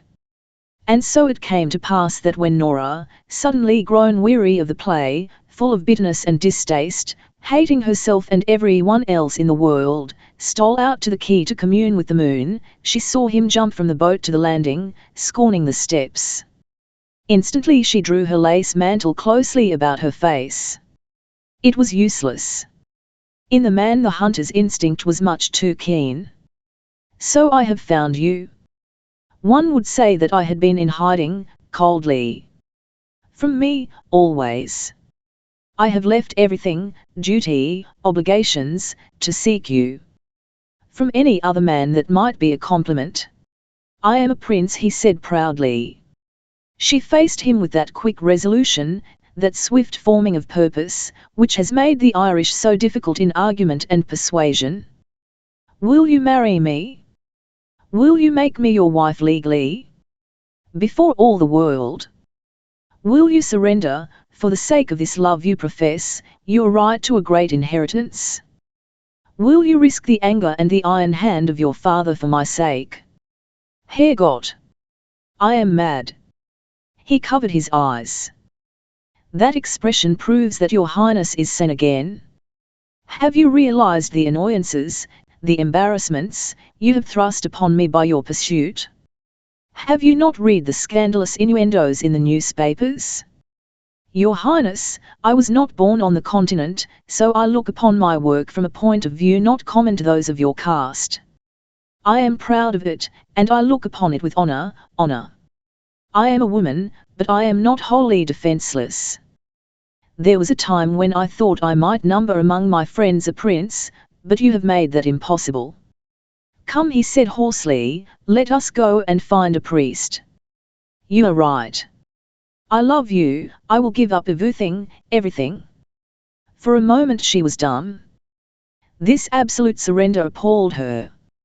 But that good Fanoon which had ever been at her side stepped into the breach. And as she saw the tall form of the Baron approach, she could have thrown her arms around his neck in pure gladness. "Oh, Baron," she called. "Am I making you miss this dance?" "It does not matter, Signorina." The Baron stared keenly at the erect and tense figure at the prima donna's side. "You will excuse me," Hare rose and said Nora, as she laid her hand upon the Baron's arm. Hare rose and bowed stiffly, and the two left him standing uncovered in the moonlight. "What is he doing here? What has he been saying to you?" the Baron demanded. Nora withdrew her hand from his arm. "Pardon me," said he contritely. "I have no right to ask you such questions." It was not long after midnight when the motorboat returned to its abiding place. On the way over conversation lagged, and finally died altogether. Mrs. Harrigan fell asleep against Celeste's shoulder, and the musician never deviated her gaze from the silver ripples which flowed out diagonally and magically from the prow of the boat. Nora watched the stars slowly ascend over the eastern range of mountains, and across the fire of his innumerable cigarettes the Baron watched her. As the boat was made fast to the landing in front of the Grand Hotel, Celeste observed a man in evening dress, lounging against the rail of the quay. The searchlight from the customs boat, hunting for tobacco smugglers, flashed over his face. She could not repress the little gasp, and her hand tightened upon Nora's arm. "What is it?" asked Nora. "Nothing. I thought I was slipping." Chapter 9. Colonel Caxel Webster. Abbott's studio was under the roof of one of the little hotels that stand timorously and humbly, yet expectantly, between the imposing cream stucco of the Grand Hotel at one end and the elaborate pink stucco of the Grande Bretagne at the other. The hobnailed shoes of the Teuton, who wears his mountain kit all the way from Hamburg to Palermo, wore up and down the stairs all day, and the racket from the hucksters' carts and hotel omnibuses, arriving and departing from the steamboat landing, the shouts of the begging boatmen, The quarrelling of the children and the barking of unpedigreed noises were incessant from dawn until sunset. The artist glared down from his square window at the ruffled waters, or scowled at the fleeting snows on the mountains over the way. He passed some 10 or 12 minutes in this useless occupation, but he could not get away from the bald fact that he had acted like a petulant child. To have shown his hand so openly, simply because the Baronne had beaten him in the race for the motorboat. And Nora would understand that he was weak and without backbone. Harrigan himself must have reasoned out the cause for such asinine plays as he had executed in the game of checkers. How many times had the old man called out to him to wake up and move? In spirit he had been across the lake, a spirit in Hades. He was not only a fool, but a coward likewise. He had not dared to put it to the touch to gain or lose it all. He saw it coming. Before long he and that Italian would be at each other's throats. "Come in," he called, in response to a sudden thunder on the door. The door opened and a short, energetic old man, purple-visaged and hawk-eyed, came in. "Why the devil don't you join the Trappist monks, Abbot? If I wasn't tough I should have died of apoplexy on the second landing." "Good morning, Colonel." Abbot laughed and rolled out the patent rocker for his guest. "What's on your mind this morning? I can give you one without ice." "I'll take it neat, my boy. I'm not thirsty, I'm faint. These Italian architects, they call 3 ladders flights of stairs. Ha! That's Irish whiskey, and jolly fine. Want you to come over and take tea this afternoon? I'm going up presently to see the Harrigans. Thought I'd go around and do the thing informally. Taken a fancy to the old chap. He's a little bit of all right. I'm no older than he is, but look at the difference. Whiskey and soda, that's the racket. Not by the tubful, just an ordinary half-dozen a day, and a DEM climate thrown difference in training. Rot. It's the sized hat a man wears. I'd give 50 guineas to see the old fellow in action. But, I say, recall the argument we had before you went to Paris." "Yes." "Well, I win. Saw him bang across the street this morning." Abbot muttered something. "What was that?" "Nothing. Sounded like DEM it to me." "Maybe it did. Heard about him in Paris?" "No." The old boy had transferred his regiment to a lonesome post in the north to cool his blood. The youngster took the next train to Paris. He was there incognito for 2 weeks before they found him and bundled him back. Of course, everyone knows that he is but a crazy lad who's had too much freedom. The colonel emptied his glass. "I feel DEM sorry for Nora. She's the right sort. But a woman can't take a man by the SCNLFF of his neck and chuck him." "But I can," declared Abbot savagely. "Tut, tut. He'd eat you alive. Besides, you will find him too clever to give you an opening. But he'll bear watching. He's capable of putting her on a train and running away with her. Between you and me, I don't blame him. What's the matter with sicking the Baronne on him? He's the best man in southern Italy with foils and broadswords. Sic 'em, Tozer, sic 'em." The old fire-eater chuckled. The subject was extremely distasteful to the artist. The colonel, a rough soldier, whose diplomacy had never risen above the heights of clubbing a recalcitrant hill man into submission, baldly inferred that he understood the artist's interest in the rose of the Harrigan family. He would have liked to talk more in regard to the interloper, but it would have been sheer folly. The colonel, in his blundering way, would have brought up the subject again at tea time and put everybody on edge. He had, unfortunately for his friends, a reputation other than that of a soldier. He posed as a peacemaker. He saw trouble where none existed, and the way he patched up imaginary quarrels would have strained the patience of Job. Still, everyone loved him, though they lived in mortal fear of him. So Abbot came about quickly and sailed against the wind. By the way, he said, I wish you would let me sketch that servant of yours. He's got a profile like a medallion. Where did you pick him up? In the hills. He's a Sikh, and a first-class fighting man. Didn't know that you went for faces. Not as a usual thing. Just want it for my own use. How does he keep his beard combed that way? I've never bothered myself about the curl of his whiskers. Are my clothes laid out? Luggage attended to? Guns shipshape? That's enough for me. Someday you have got to go out there with me. Never shot a gun in all my life. I don't know which end to hold at my shoulder. Teach you quick enough. Every man's a bomb hunter. Rao will have tigers eating out of your hand. He's a marvel, saved my hide more than once. Funny thing, you can't show him that you're grateful. Lose caste if you do. I rather miss it.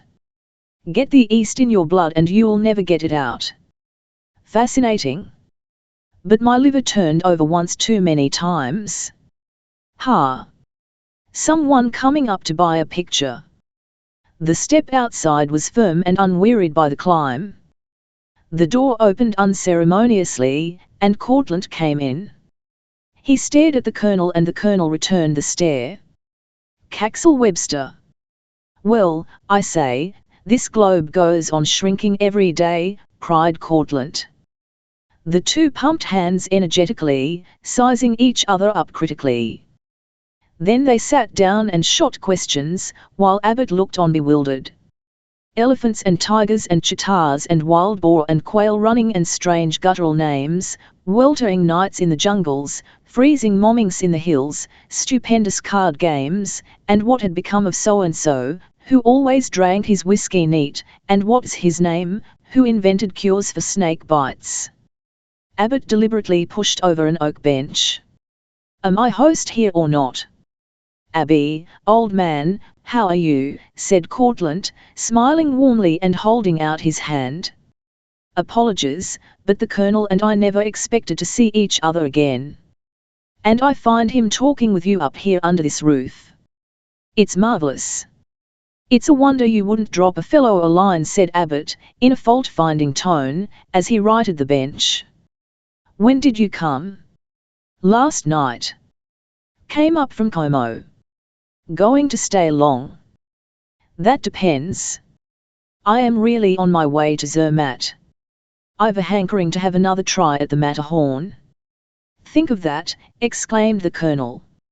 He says another try. You came a roundabout way, was the artist's comment. 011, that's because I left Paris for Brescia. They had some good flights there. Wonderful year. They cross the Channel in an airship and discover the North Pole. Pa.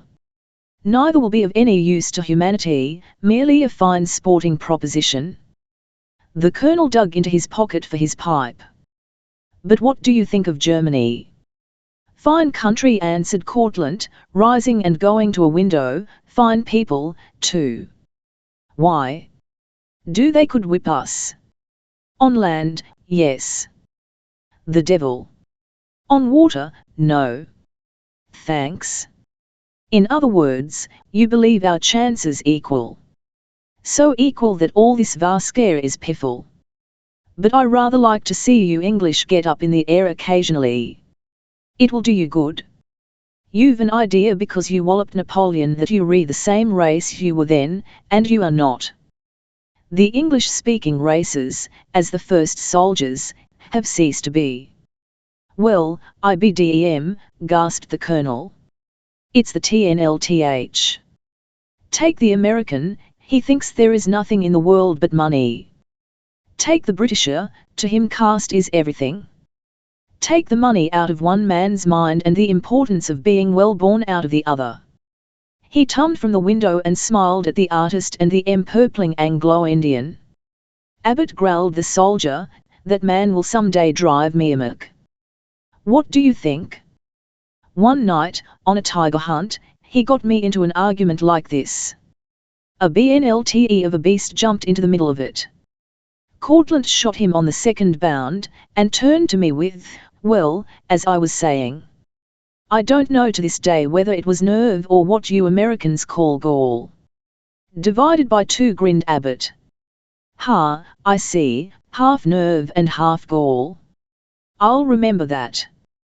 "But we were talking of airships." "I was," retorted Courtlandt. "You were the man who stand the powwow." He looked down into the street with sudden interest. "Who is that?" The Colonel and Abbott hurried across the room. "What did I say, Abbott? I told you I saw him. He's crazy, fact. Thinks he can travel around incognito when there isn't a magazine on earth that hasn't printed his picture." "Well, why shouldn't he travel around if he wants to?" asked Courtlandt coolly. The Colonel nudged the artist. "There happens to be an attraction in Bellagio," said Abbott irritably. The moth and the candle, supplemented the Colonel, peering over Courtlandt's shoulder. "He's well set up," nudgingly admitted the old fellow. "The moth and the candle," mused Courtlandt. "That will be Nora Harrigan. How long has this infatuation been going on?" "Year and a half." "And the other side?" "There isn't any other side," exploded the artist. "She's worried to death. Not a day passes but some scurrilous penny liner springs some yarn, some beastly innuendo. She's been dodging the fellow for months. In Paris last year she couldn't move without running into him. This year she changed her apartment, and gave orders at the opera to refuse her address to all who asked for it. Consequently she had some peace. I don't know why it is, but a woman in public life seems to be a target. The penalty of beauty, Abby. Homely women seldom are annoyed, unless they become suffragists." The Colonel poured F01th a dense cloud of smoke. "What brand is that, Colonel?" asked Courtlandt, choking. The Colonel generously produced his pouch. No. I was about to observe that it isn't ambrosia." "Rotter." The soldier dug the offender in the ribs. "I am going to have the Harrigans over for tea this afternoon. Come over. You'll like the family. The girl is charming, and the father is a sportsman to the backbone. Some silly fools laugh behind his back, but never before his face. And my word, I know rafts of gentlemen who are not fit to stand in his shoes. Elle should like to meet Mr. Harrigan." Courtlandt resumed his gaze to the window once more. "And his daughter?" said Abbott, curiously. "Surely. Elle may count on you, then." The Colonel stowed away the offending briar. "And you can stay to dinner." "I'll take the dinner end of the invitation," was the reply. "I've got to go over to Menagio to see about some papers to be signed. If I can make the 3 o'clock boat in returning, you'll see me at tea. Dinner at all events. I'm off."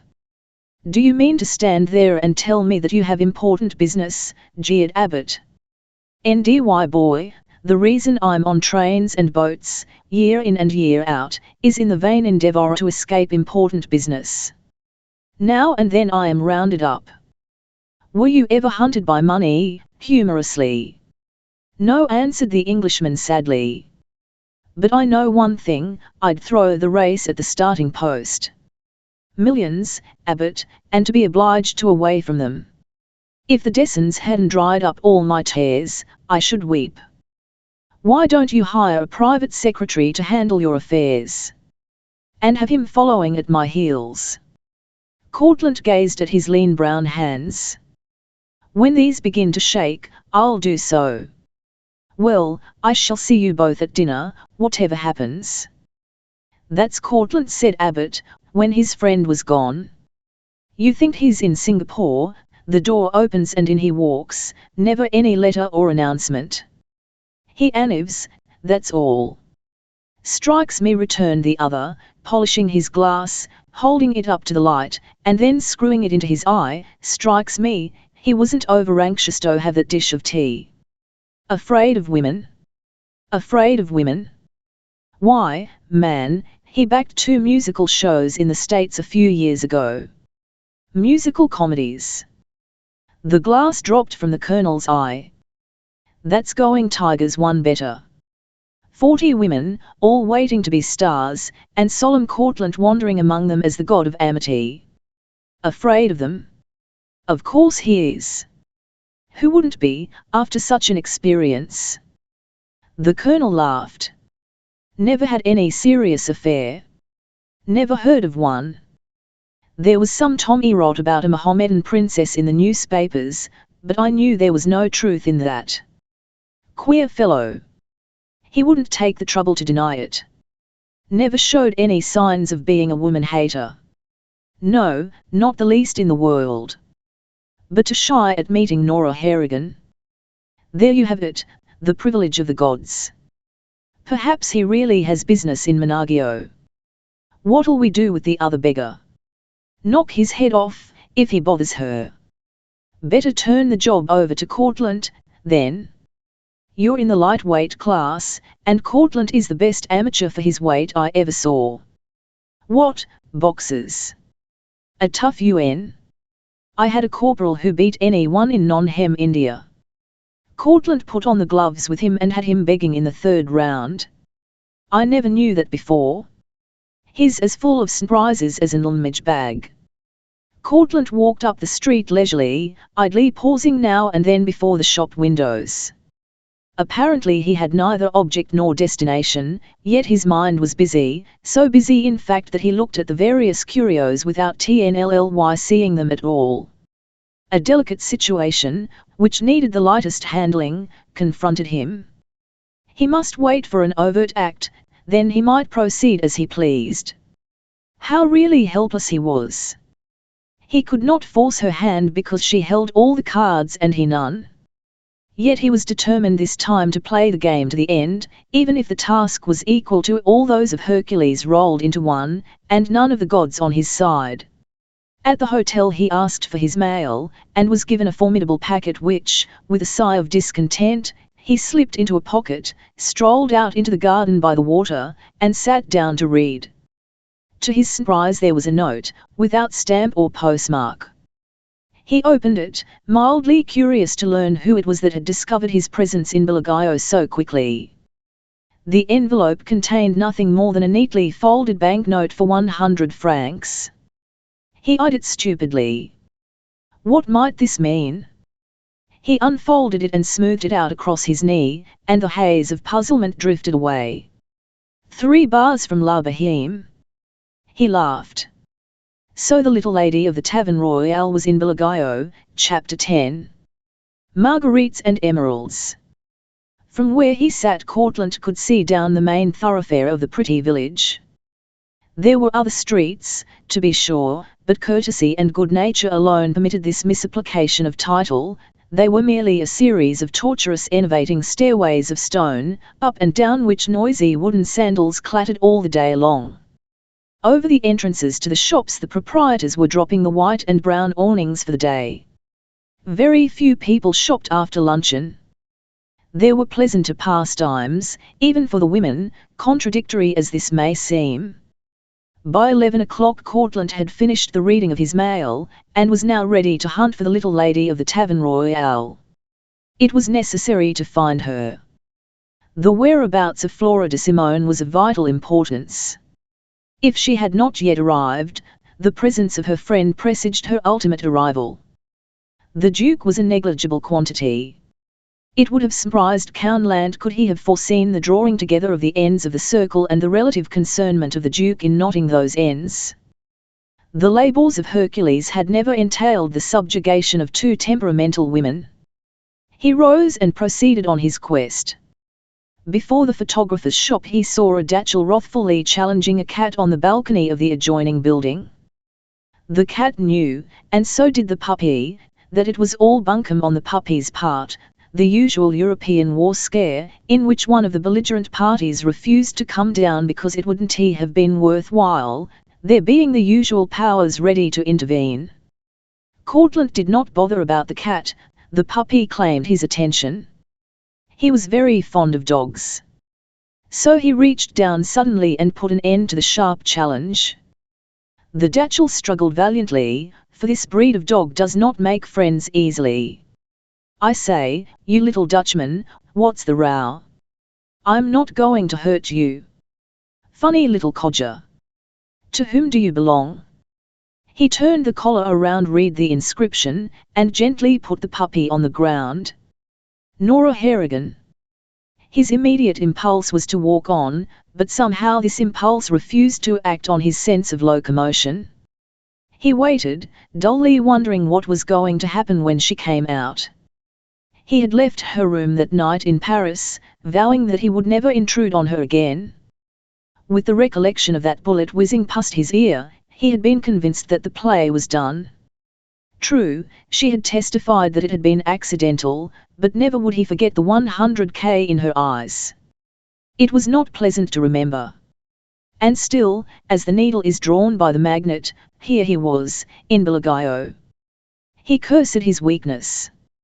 From Brescia he had made up his mind to go directly to Berlin. Before he realized how useless it was to battle against these invisible forces, he was in Milan, booking for Como. At Como he had remained a week, the dullest week he had ever known, at the Villa d'Este 3 days, at K.D. Nabbia 1 day. It had all the characteristics of a tug-0f war, and irresistibly he was drawn over the line. The night before he had taken the evening boat across the lake. And Herr Rosen had been his fellow passenger. The goddess of chance threw whimsical coils around her victims. To find himself shoulder to shoulder, as it were, with this man who, perhaps more than all other incentives, had urged him to return again to civilization, this man who had aroused in his heart a sentiment that hitherto he had not believed existed, jealousy. Ah, voices. He stepped aside quickly. "Fritz, Fritz, where are you?" And a moment later she came out, followed by her mother and the little lady of the Tavern Royale. Did Nora see him? It was impossible to tell. She simply stooped and gathered up the puppy, who snuggled determinedly to lick her face. Courtlandt lifted his hat. It was in no wise offered as an act of recognition, it was merely the mechanical courtesy that a man generally pays to any woman in whose path he chances to be for the breath of a second. The three women in immaculate white, hatless, but with sunshades, passed on down the street. Courtlandt went into the shop, rather blindly. He stared at the shelves of paper-covered novels and postcards, and when the polite proprietor offered him a dozen of the latter, he accepted them without comment. Indeed, he put them into a pocket and turned to go out. "Pardon, sir, those are 1 franc the dozen." "Ah, yes." Courtlandt pulled out some silver. It was going to be terribly difficult, and his heart was heavy with evil presages. He had seen Celeste. He understood the amusing if mysterious comedy now. Nora had recognized him and had sent her friend to follow him and learn where he went. And he, poor fool of a blunderer, with the best intentions in the world, he had gone at once to the Calabrian's apartment. It was damnable of fate. He had righted nothing. In truth, he was deeper than ever in the quicksands of misunderstanding. He shut his teeth with a click. How neatly she had waylaid and trapped him. "Those are from Lucerne, sir." "What?" bewildered. "Those wood carvings which you are touching with your cane, sir." "I'll beg your pardon," said Courtlandt, apologetically, and gained the open. He threw a quick glance down the street. There they were. He proceeded in the opposite direction, toward his hotel. Tea at the Colonel's? Scarcely. He would go to Menagio with the hotel motorboat and Ritem so late that he would arrive only in time for dinner. He was not going to meet the enemy over teacups, at least, not under the soldier's tactless supervision. He must find a smoother way, calculated, under the rose, but seemingly accidental. It was something to ponder over. Nora, who was that? Asked Mrs. Harrigan. Who was who? Counted Nora, snuggling the wriggling Dachshund under her arm and throwing the sunshade across her shoulder. That fine-looking young man who stood by the door as we passed out. He raised his hat. Oh, bother. I was looking at Fritz. Celeste searched her face keenly, but Nora looked on ahead serenely, not a quiver of an eyelid, not the slightest change in colour or expression. She did not see him, thought the musician, curiously stirred. She knew her friend tolerably well. It would have been impossible for her to have seen that man and not to have given evidence of the fact. In short, Nora had spoken truthfully. She had seen a man dressed in white flannels and canvas shoes, but her eyes had not travelled so far as his face. "Mother, we must have some of those silk blankets. They are so comfortable you never see anything except when you want to," complained Mrs. Harrigan.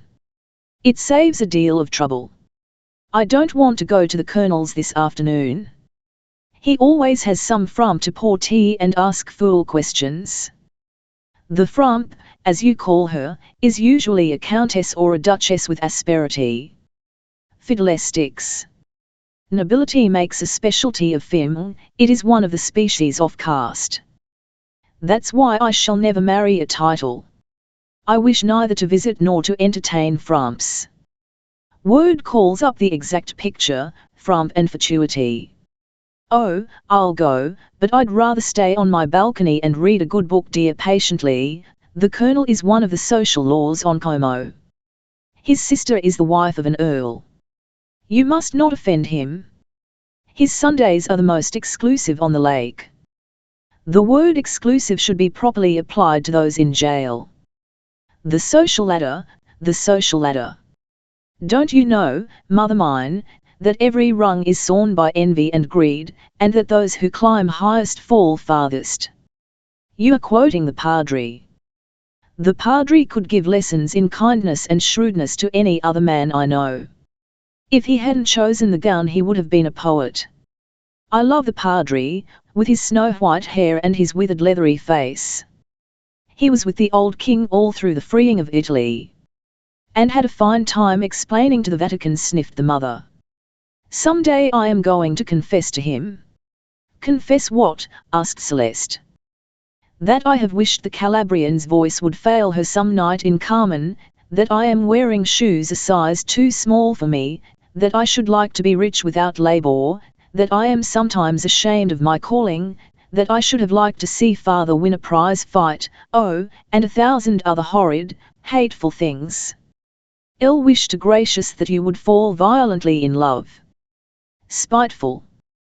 There are those lovely lace collars, come on.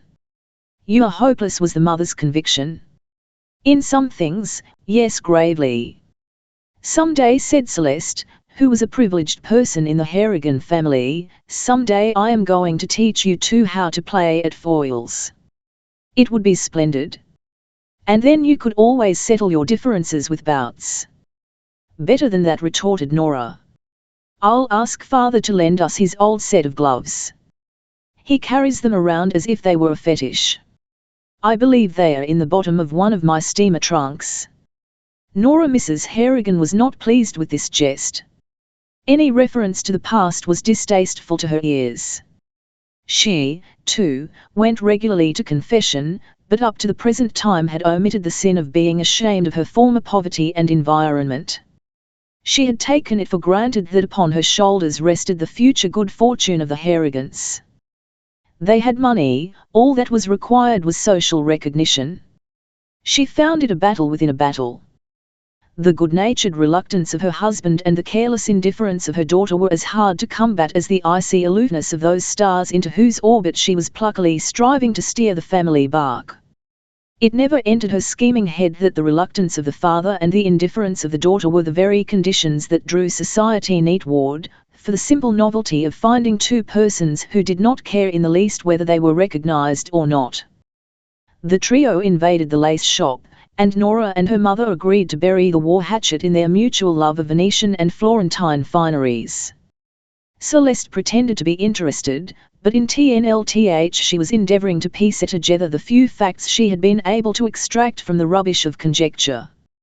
Courtlandt and Nora had met somewhere before the beginning of her own intimacy with the singer.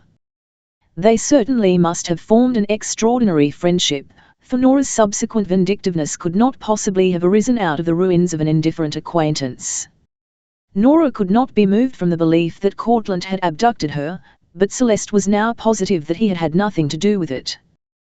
He did not impress her as a man who would abduct a woman, hold her prisoner for 5 days, and then liberate her without coming near her to press his vantage, rightly or wrongly. He was too strong a personage. He was here in Bellagio, and attached to that could be but one significance. Why, then, had he not spoken at the photographer's? Perhaps she herself had been sufficient reason for his dumbness. He had recognized her, and the espionage of the night in Paris was no longer a mystery. Nora had sent her to follow him. Why then all this bitterness, since she had not been told where he had gone? Had Nora forgotten to inquire? It was possible that, in view of the startling events which had followed, the matter had slipped entirely from Nora's mind. Many a time she had resorted to that subtle guile known only oath woman to trap the singer. But Nora never stumbled, and her smile was as firm a barrier to her thoughts, her secrets, as a stone wall would have been. Celeste had known about Herr Rosen's infatuation. Aside from that which concerned this stranger, Nora had withheld no real secret from her. Herr Rosen had been given his congé, but that did not prevent him from sending fabulous baskets of flowers and gems, all of which were calmly returned without comment. Whenever a jewel found its way into a bouquet of flowers from an unknown, Nora would promptly convert it into money and give the proceeds to some charity. It afforded the singer no small amusement to show her scorn in this fashion. Yes, there was one other little mystery which she did not confide to her friends. Once a month, wherever she chanced to be singing, there arrived a simple bouquet of marguerites, in the heart of which they would invariably find an uncut emerald. Nora never disposed of these emeralds. The flowers she would leave in her dressing room, the emerald would disappear. Was there someone else? Mrs. Harrigan took the omnibus up to the villa. It was generally too much of a climb for her. Nora and Celeste preferred to walk.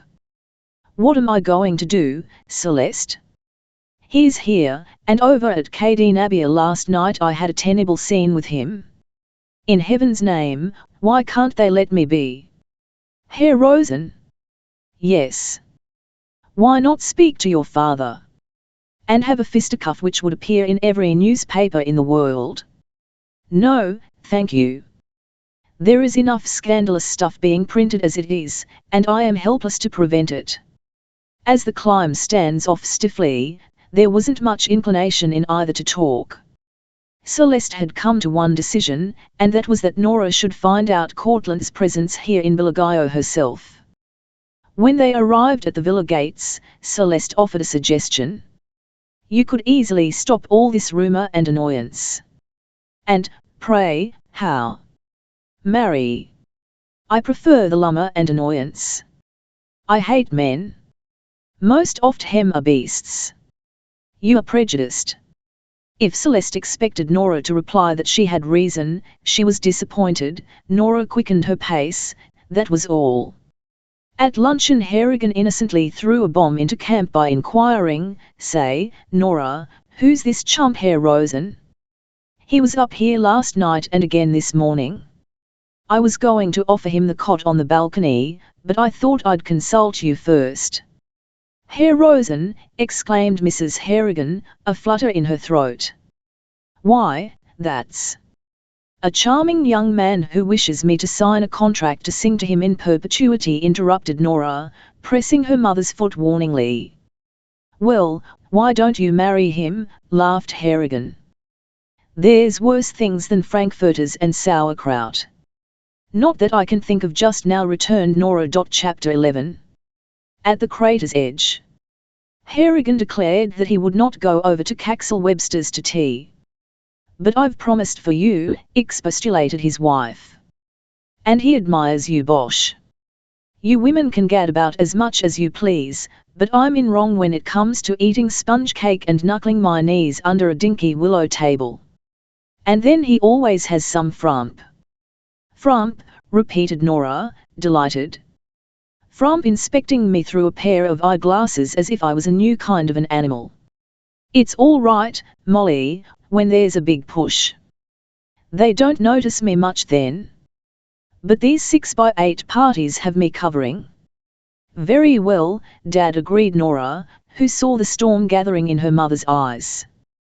You can stay home and read the book Mother got you yesterday. Where are you now? Page 1 GNNMNG. Mrs. Hannigan wisely refrained from continuing the debate. James had made up his mind not to go. If Colonel repeated his invitation to dinner, where there would be only the men folk, why, he'd gladly enough go to that. The women depanned at 3, for there was to be tennis until 5 o'clock. When Harrigan was reasonably sure that they were half the distance to the Colonel's villa, he put on his hat, whistled to the Datchel, and together they took the path to the village. We'd look fine drinking tea, wouldn't we, old scout, reaching down and tweaking the dog's velvet ears.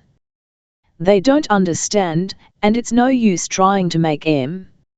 Nora gets as near as possible. Herr Rosen. Now, where have I seen his phiz before? I wish I had a real man to talk to. Abbott sulks. Half the time, and the Baron can't get a joke unless it's driven in with a mallet. On your way, old scout, or I'll step on you. Let's see if we can hoof it down to the village at a trot without taking the count. He had but 2 errands to execute. The first was accomplished expeditely in the little tobacconist's shop under the arcade, where the purchase of a box of Minghetti cigars promised later solace. These cigars were cheap, but Harrigan had a novel way of adding to their strength if not to their aroma. He possessed a meerschaum cigar holder, in which he had smoked perfectos for some years. The smoke of an ordinary cigar became that of a regalia by the time it passed through the nicotine-soaked clay into the amber mouthpiece. He had kept secret the result of this trifling scientific research. It wouldn't have been politic to disclose it to Molly. The second errand took time and deliberation. He studied the long shelves of Tochnitz. Having read corpuscles in superabundance, he naturally preferred them in his literature, in the same quantity. Ever read this? Asked a pleasant voice from behind, indicating Rodney Stone with the ferrule of a cane. Harrigan looked up. No. What's it about? Best story of the London prize ring ever written. You're Mr. Harrigan, aren't you? Yes, diffidently. NDY name is Edward Courtlandt. If I am not mistaken, you were a great friend of my father's. Are you Dick Courtlandt's boy? I am. Well, say. Harrigan held out his hand and was gratified to encounter a man's grasp. So you're Edward Courtlandt? Now, what do you think of that? Why, your father was the best sportsman I ever met. Square as they make em. Not a kink anywhere in his makeup. He used to come to the bouts in his plug hat and dress suit, always had a seat by the ring. I could hear him tap with his cane when there happened to be a bit of pretty sparring. He was no slouch himself when it came to putting on the mitts. Many's the time I've had a round or two with him in my old gymnasium. Well. It's good to see a man again. I've seen your name in the papers, but I never knew you was Dick's boy. You've got an old grizzly's head in your dining room at home. Someday I'll tell you how it got there, when you're not in a hurry. I went out to Montana for a scrap, and your dad went along. After the meal was over, we went hunting. Come up to the villa and meet the folks. Hang it, I forgot. They are up to Caxel Webster's to tea, piffle water and sticky sponge cake. I want you to meet my wife and daughter. Elle should be very pleased to meet them. So this was Nora's father? Won't you come along with me to the Colonel's, with sudden inspiration? Here was an opportunity not to be thrust aside lightly. Why, I just begged off. They won't be expecting me now. All the better. I'd rather have you introduce me to your family than to have the Colonel. As a matter of fact, I told him I couldn't get up. But I changed my mind. Come along. The first rift in the storm-packed clouds, and to meet her through the kindly offices of this amiable man who was her father. But the pup and the cigar box. Send them up. Harrigan eyed his own spotless flannels and compared them with the others. What was good enough for the son of a millionaire was certainly good enough for him. Besides, it would be a bully good joke on Nora and Molly. "You're on," he cried. Here was a lark. He tummed the dog and the purchases over to the proprietor, who promised that they should arrive instantly at the villa. Then the two men sought the key to engage a boat. They walked shoulder to shoulder, flat-backed, with supple swinging limbs, tanned faces and clear animated eyes.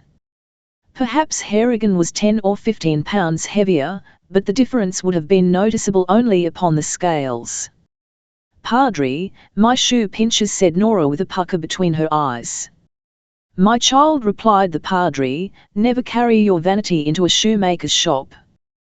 The happiest man is he who walks in loose shoes, if they are his own, and not inherited quickly." The padre laughed quietly. He was very fond of this new-found daughter of his. Her spontaneity, her blooming beauty, her careless observation of convention, her independence, had captivated him. Sometimes he believed that he thoroughly understood her, when all at once he would find himself mentally peering into some dark corner into which the penetrating light of his usually swift deduction could throw no glimmer. She possessed the sins of the butterfly and the latent possibilities of a Judith. She was the most interesting feminine problem he had in his long years encountered. The mother mildly amused him, for he could discern the character that she was sedulously striving to batten down beneath inane social usages and formalities. Some day she would revern to the original type, and then he would be glad to renew the acquaintance. In rather a shamefaced way, a sensation he could not quite analyze, he loved the father. The pugilist will always embarrass the scholar and excite a negligible envy, for physical perfection is the most envied of all nature's gifts. The padre was short, thick-set, and inclined toward stoutness in the region of the middle button of his cassock. But he was active enough for all purposes. "I have had many wicked thoughts lately," resumed Nora, turning her gaze away from the tennis players. She and the padre were sitting on the lower steps of the veranda. The others were loitering by the nets. "The old plaint disturbs you?" "Yes." "Can you not cast it out wholly? Hate has many tentacles. What produces that condition of mind, meditatively? Is it because we have wronged somebody? Or because somebody has wronged us? Or misjudged us, by us have been misjudged?" softly. "Good gracious," exclaimed Nora, springing up. "What is it?" "Father is coming up the path. I am glad to see him. But I do not recollect having seen the face of the man with him." The lithe eagerness went out of Nora's body instantly. Everything seemed to grow cold, as if she had become enveloped in one of those fogs that suddenly blow down menacingly from hidden icebergs. Fortunately, the inquiring eyes of the padre were not directed at her. He was here, not a dozen yards away, coming toward her, her father's arm in his. After what had passed he had dared. It was not often that Nora Harrigan was subjected to a touch of vertigo, but at this moment she felt that if she stirred ever so little she must fall. The stock whence she had sprung, however, was aggressive and fearless, and by the time Courtlandt had reached the outer markings of the courts, Nora was physically herself again. The advantage of the meeting would be his. That was indubitable. Any mistake on her part would be playing into his hands. If only she had known. "Let us go and meet them, Padre," she said quietly.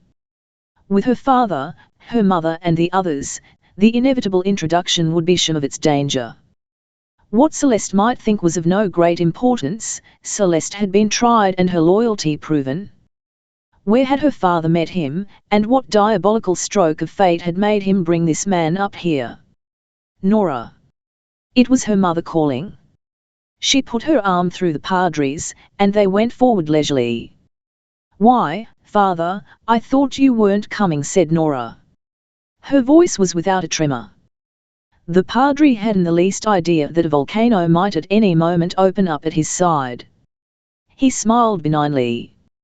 "Changed my mind," said Harrigan. "Nora, Molly, I want you to meet Mr. Courtlandt. I don't know that I ever said anything about it, but his father was one of the best friends I ever had. He was on his way up here, so I came along with him." Then Hannigan paused and looked about him embarrassedly. There were half a dozen unfamiliar faces. The colonel quickly stepped into the breach, and the introduction of Courtlandt became general. Nora bowed, and became at once engaged in an animated conversation with the Baron, who had just finished his set victoriously. The padre's benign smile slowly faded. Chapter 12. Dick Courtlandt's boy. Presently the servants brought out the tea service. The silent dark-skinned Sikh, with his fierce curling whiskers, his flashing eyes, the semi-military, semi-oriental garb, topped by an enormous brown turban, claimed Courtlandt's attention, and it may be added that he was glad to have something to look at unembarrassedly. He wanted to catch the Indian's eye, but Rao had no glances to waste. He was concerned with the immediate business of superintending the service. Courtlandt had never been a man to surrender to impulse. It had been his habit to form a purpose and then to go about the fulfilling of it. During the last 4 or 5 months, however, he had swung about like a weathercock in April, the victim of 1,001 impulses. That morning he would have laughed had anyone prophesied his presence here. He had fought against the inclination strongly enough at first, but as hour after hour went by his resolution weakened. His meeting Harrigan had been a stroke of luck. Still, he would have come anyhow. "Oh, yes, I am very fond of Como," he found himself replying mechanically to Mrs. Harrigan. He gave up Rao as hopeless so far as coming to his rescue was concerned.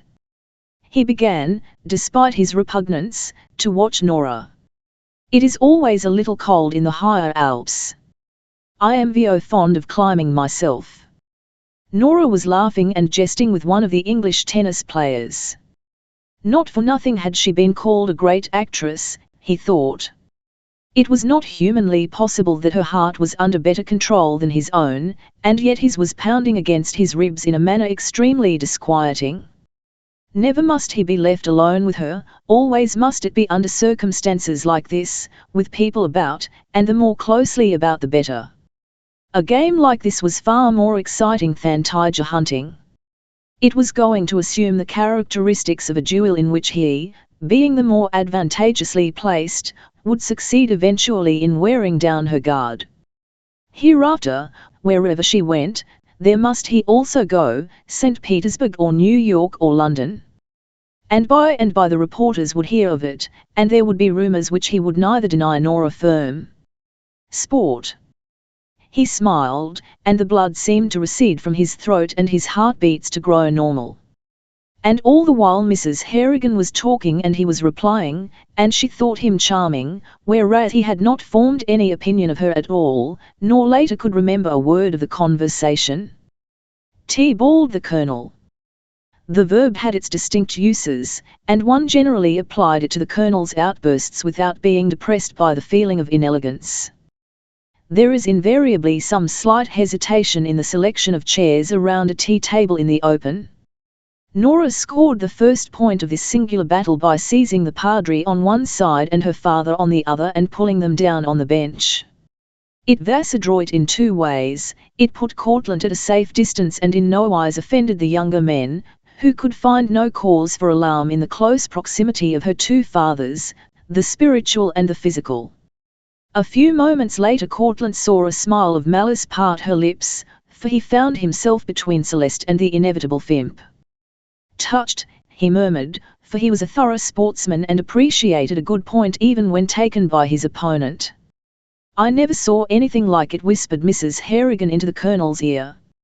"Saw what?" he asked. "Mr. Courtlandt can't keep his eyes off of Nora. I say." The colonel adjusted his eyeglass, not that he expected to see more clearly by doing so, but because habit had long since turned an affectation into a movement wholly mechanical. Well, who can blame him? Gad! If I were only 25 or thereabouts. Mrs. Harrigan did not encourage this regret. The Colonel had never been a rich man. On the other hand, this Edward Courtlandt was then rich, he was young, and he had the entry to the best families in Europe, which was greater in her eyes than either youth or riches. Between sips of tea she builded a fine castle in Spain. Abbot and the Baronne carried their cups and cakes over to the bench and sat down on the grass, Turkish-wise. Both simultaneously offered their cakes, and Nora took a ladyfinger from each. Abbot laughed and the Baronne smiled. 011, Daddy mine, sighed Nora drolly. Hull! Don't let Mother see those shoes. What's the matter with them? Everybody's wearing the same. Yes. But I don't see how you manage to do it. One shoestring is virgin white and the other is pagan brown. I've got 9 pairs of shoes, and yet there's always something the matter awfully. I never noticed when I put them on. Besides, I wasn't coming. That's no defense. But rest easy. I'll be as secret as the grave. Now, I for one would never have noticed if I hadn't called my attention, said the Padre, stealing a glance at his own immaculate patent leathers. Ah, Padre, that wife of mine has eyes like a pilot fish. I'm in for it. Borrow one from the Colonel before you go home, suggested Abbot. That's not half bad, gratefully. Harrigan began to recount the trials of forgetfulness. Slyly from the corner of her eye Nora looked at Courtlandt, who was at that moment staring thoughtfully into his teacup and stirring the contents industriously. His face was a little thinner, but aside from that he had changed scarcely at all, and then, because these 2 years had left so little mark upon his face, a tinge of unreasonable anger ran over her.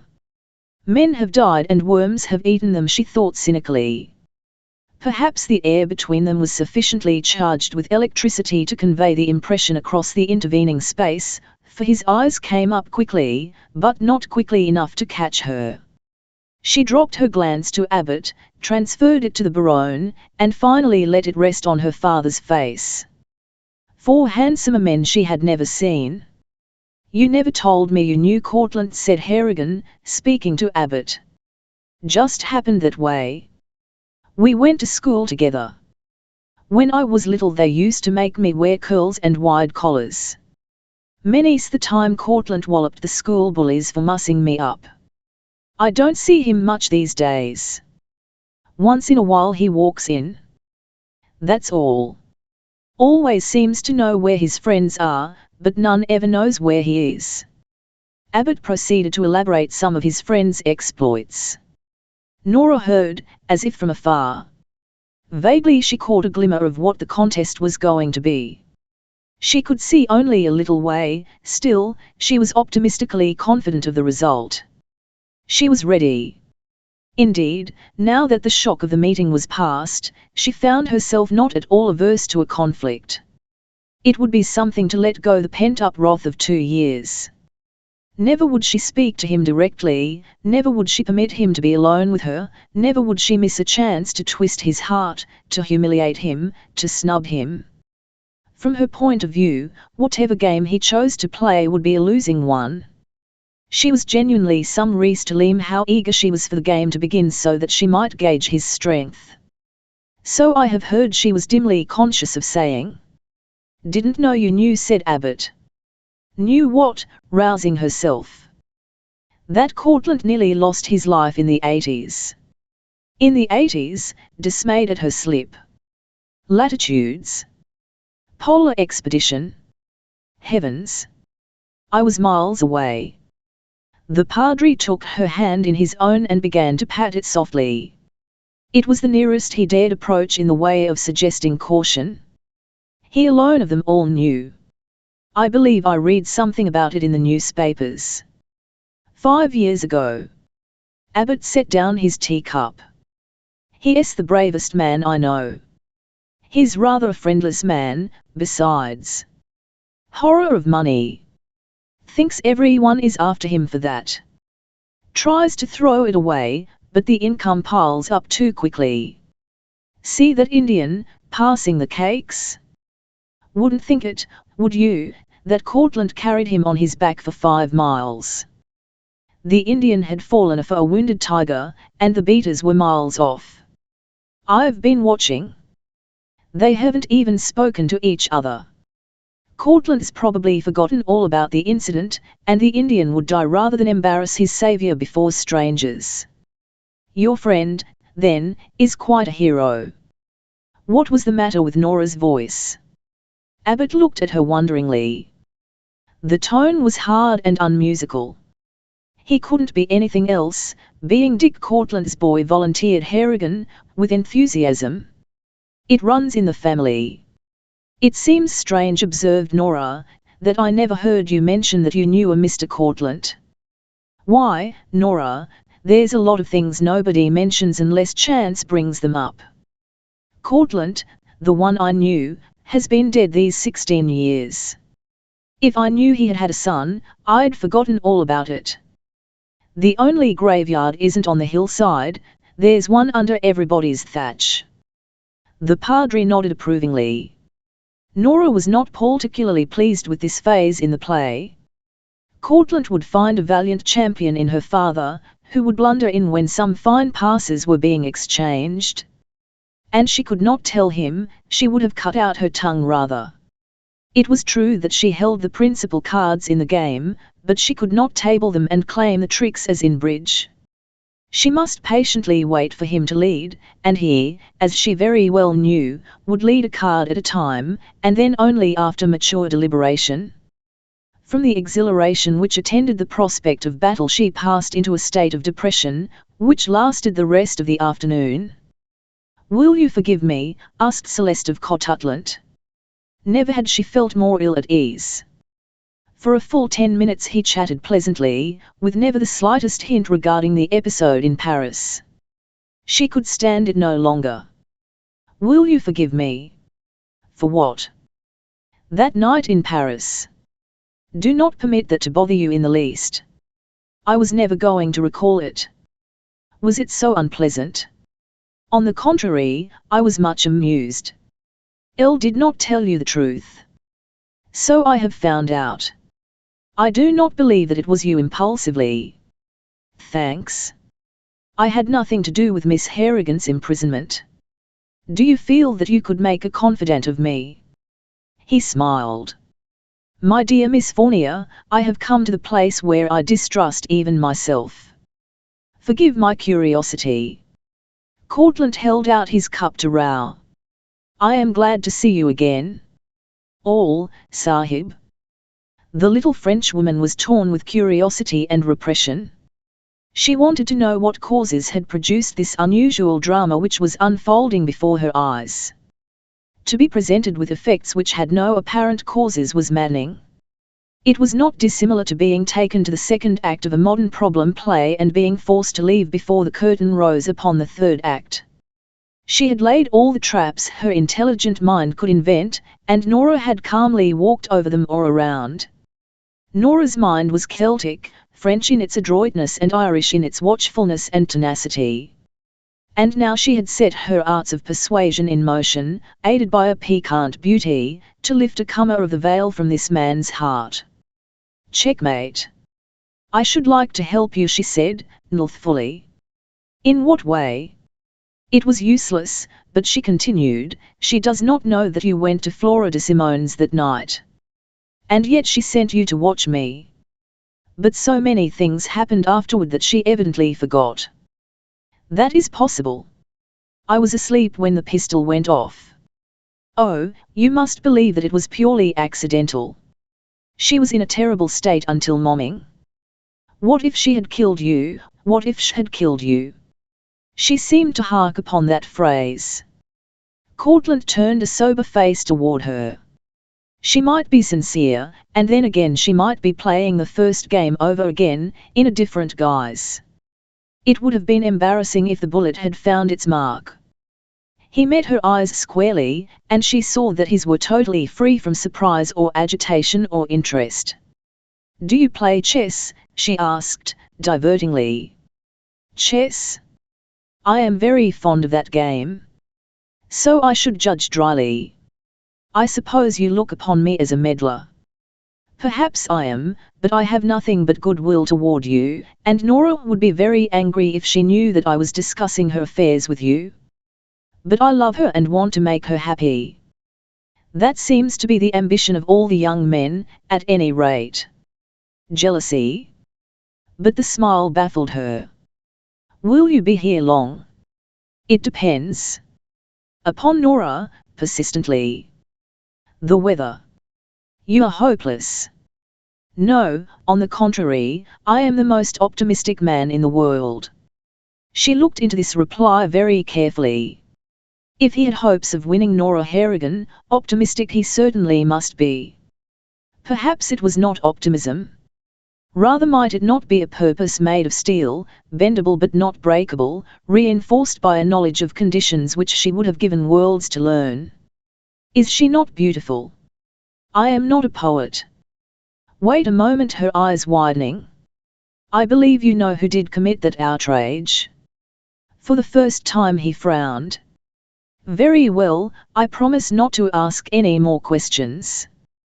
That would be very agreeable to me. Then, as if he realized the rudeness of his reply, he added, before I leave I will tell you all you wish to know, upon one condition. Tell it. You will say nothing to anyone, you will question neither Miss Harrigan nor myself, nor permit yourself to be questioned. I'll agree. And now, will you not take me over to your friends? Over there, aghast. Why, yes. We can sit upon the grass. They seem to be having a good time. What a man. Take him over, into the enemy's camp. Nothing would be more agreeable to her. Who would be the stronger, Nora or this provoking man? So they crossed over and joined the group. The Padre smiled. It was a situation such as he loved to study, a strong man and a strong woman, at war. But nothing happened, not a ripple anywhere to disclose the agitation beneath. The man laughed and the woman laughed, but they spoke not to each other, nor looked once into each other's eyes. The sun was dropping toward the western tops. The guests were leaving by twos and threes. The Colonel had prevailed upon his dinner guests not to bother about going back to the village to dress, but to dine in the clothes they wore. Finally, none remained but Harrigan, Abbot, the Baron, the Padre and Courtlandt. And they talked noisily and agreeably concerning man affairs until Rao gravely announced that dinner was served. It was only then, during the lull which followed, that light was shed upon the puzzle which had been subconsciously stirring Harrigan's mind. Nora had not once spoken to the son of his old friend. Chapter 14.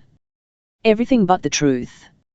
Don't see why the Colonel didn't invite some of the ladies, Mrs. Harrigan complained. It's a man party. He's giving it to please himself. And I do not blame him. The women about here treat him abominably. They come at all times of the day and night, use his card room, order his servants about, drink his whiskey and smoke his cigarettes, and generally invite themselves to luncheon and tea and dinner. And then, when they are ready to go back to their villas or hotel, take his motorboat without a thank you. The Colonel has about £3,000 outside his half-pay, and they are all crazy to marry him because his sister is a countess. As a bachelor he can live like a prince, but as a married man he would have to dig. He told me that if he had been born Adam, he'd have climbed over Eden's walls long before the angel of the flaming sword paddled him out. Says he's always going to be a bachelor, unless I take pity on him mischievously. Has he, in horrified tones? About 3 times a visit, Nora admitted, but I told him that I'd be a daughter, a cousin, or a niece to him, or even a grandchild. The latter presented too many complications, so we compromised on niece. I wish I knew when you were serious and when you were fooling. I am often as serious when I am fooling as I am foolish when I am serious. Nora, you will have me shrieking in a minute, despaired the mother. Did the Colonel really propose to you? Only in fun? Celeste laughed and threw her arm around the mother's waist, less ample than substantial. Don't you care? Nora is being pursued by little devils and is venting her spite on us. There'll be too much burgundy and tobacco, to say nothing of the awful stories. With the good old Padre there? Hardly, said Nora. Celeste was a Frenchwoman. I confess that I like a good story that isn't vulgar. And none of them look like men who would stoop to vulgarity. That's about all you know of men, declared Mrs. Harrigan. I am willing to give them the benefit of a doubt. Celeste, cried Nora, gaily, I've an idea. Supposing you and I run back after dinner and hide in the card room, which is right across from the dining room. Then we can judge for ourselves. Nora Harrigan. Molly Harrigan, mimicked the incorrigible. Mother mine, you must learn to recognize a jest. Ah, but yours. Fine, cried Celeste. As if to put a final period to the discussion, Nora began to hum audibly an aria from Aida. They engaged a carriage in the village and were driven up to the villa. On the way Mrs. Harrigan discussed the stranger, Edward Courtlandt. What a fine-looking young man he was, and how adventurous, how well-connected, how enormously rich, and what an excellent catch. She and Celeste, the one innocently and the other provocatively, continued the subject to the veaux-d'ors of the villa. All the while Nora hummed softly. What do you think of him, Nora? The mother inquired. Think of whom? This Mr. Courtlandt 011, I didn't pay much attention to him, carelessly. But once alone with Celeste, she seized her by the arm, a little roughly. Celeste, I love you better than any outsider I know. But if you ever discuss that man in my presence again, I shall cease to regard you even as an acquaintance. He has come here for the purpose of annoying me, though he promised the prefect in Paris never to annoy me again. The prefect? Yes. The morning I left Versailles I met him in the private office of the prefect. He had powerful friends who aided him in establishing an alibi. I was only a woman, so I didn't count. Nora, if I have meddled in any way proudly, it has been because I love you, and I see you unhappy. You have nearly killed me with your sphinx-like actions. You have never asked me the result of my spying for you that night. Spying is not one of my usual vocations, but I did it gladly for you. You gave him my address, coldly. I did not. I convinced him that I had come at the behest of Flora de Simone. He demanded her address, which I gave him.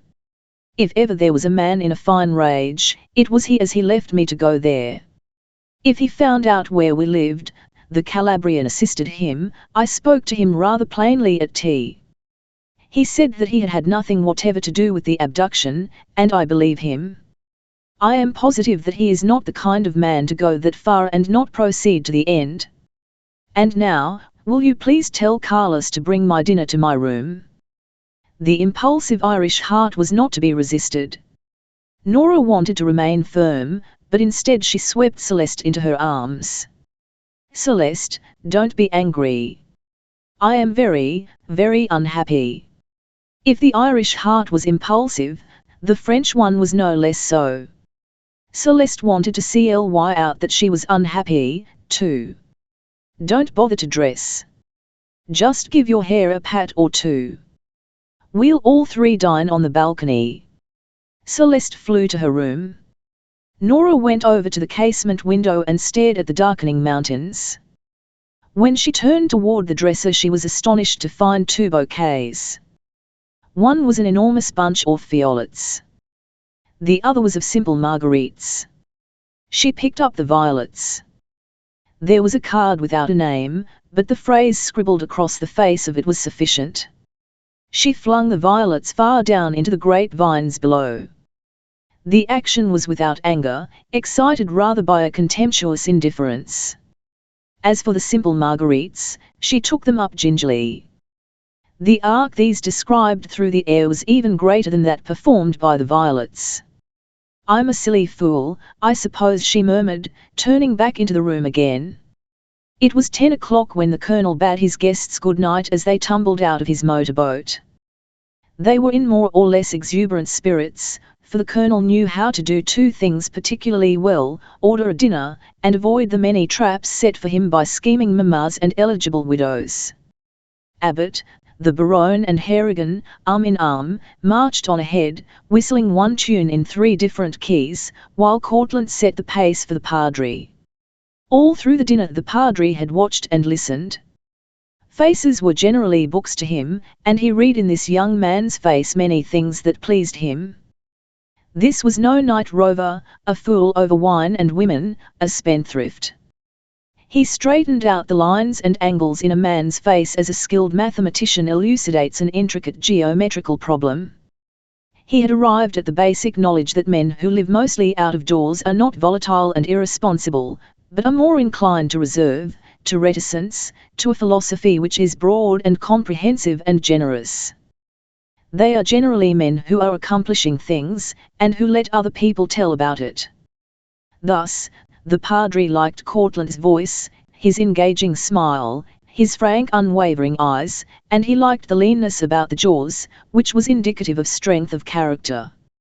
In fact, he experienced a singular jubilation as he walked beside this silent man. "There has been a grave mistake somewhere," he mused aloud, thoughtfully. "I'll beg your pardon," said Courtlandt. "I beg yours. I was thinking aloud. How long have you known the Harrigans?" "The father and mother I never saw before today." "Then you have met Miss Harrigan?" "I have seen her on the stage. I have the happiness of being her confessor." They proceeded quite as far as 100 yards before Courtlandt volunteered, "That must be interesting. She is a good Catholic." "All, yes, I recollect now." "And you?" "I haven't any religion such as requires my presence in churches. Don't misunderstand me. As a boy I was bred in the Episcopal Church, but I have travelled so much that I have drifted out of the circle. I find that when I am out in the open, in the heart of some great waste, such as a desert, a sea, the top of a mountain, I can see the greatness of the Omnipotent far more clearly and humbly than within the walls of a cathedral. But God imposes obligations upon mankind. We have ceased to look upon the hermit as a holy man, but rather as one devoid of courage. It is not the stone and the stained windows, it is the text of our daily work, that the physical being of the Church represents. I have not avoided any of my obligations." Courtlandt shifted his stick behind his back. "I was speaking of the Church and the open field, as they impressed me. You believe in the tenets of Christianity. Surely. A man must pin his faith and hope to something more stable than humanity. I should like to convert you to my way of thinking simply. Nothing is impossible. Who knows?" The Padre, as they continued onward, offered many openings, but the young man at his side refused to be drawn into any confidence. So the Padre gave up, for the futility of his efforts became irksome. His own lips were sealed so he could not ask point-blank the question that clamoured at the tip of his tongue. "So you are Miss Harrigan's confessor? Does it strike you strangely?" "Merely the coincidence. If I were not her confessor I should take the liberty of asking you some questions. It is quite possible that I should decline to answer them." The Padre shrugged. "It is patent to me that you will go about this affair in your own way. I wish you well." "Thank you. As Miss Haltigan's confessor you doubtless know everything but the truth." The Padre laughed this time. The shops were closed. The open restaurants by the waterfront held but few idlers. The Padre admired the young man's independence. Most men would have hesitated not a second to pour the tale into his ears in hope of material assistance. The Padre's admiration was equally proportioned with respect. "I leave you here," he said. You will see me frequently at the villa. Elle certainly shall be there frequently. Good night. Courtlandt quickened his pace, which soon brought him alongside the others. They stopped in front of Abbott's pension, and he tried to persuade them to come up for a nightcap. Nothing to it, my boy, said Harrigan. I need no nightcap on top of cognac 48 years old. For me that's a whole suit of pyjamas. You come, Ted. Abby, I wouldn't climb those stairs for a bottle of Horace's Falernian, served on Seneca's famous citron table. Not a friend in the world, Abbott lamented. Laughingly they hustled him into the hallway and fled. Then Courtlandt went his way alone. He slept with the dubious satisfaction that the first day had not gone badly. The wedge had been entered. It remained to be seen if it could be dislodged. Harrigan was in a happy temper. He kissed his wife and chucked Nora under the chin. And then Mrs. Harrigan launched the thunderbolt which, having been held on the leash for several hours, had, for all of that, lost none of its ability to blight and scorch. James, you are about as hopeless a man as ever was born. You all but disgraced us this afternoon. Mother, cried the bewildered Harrigan. Look at those tennis shoes, one white string and one brown one. It's enough to drive a woman mad. What in heaven's name made you come?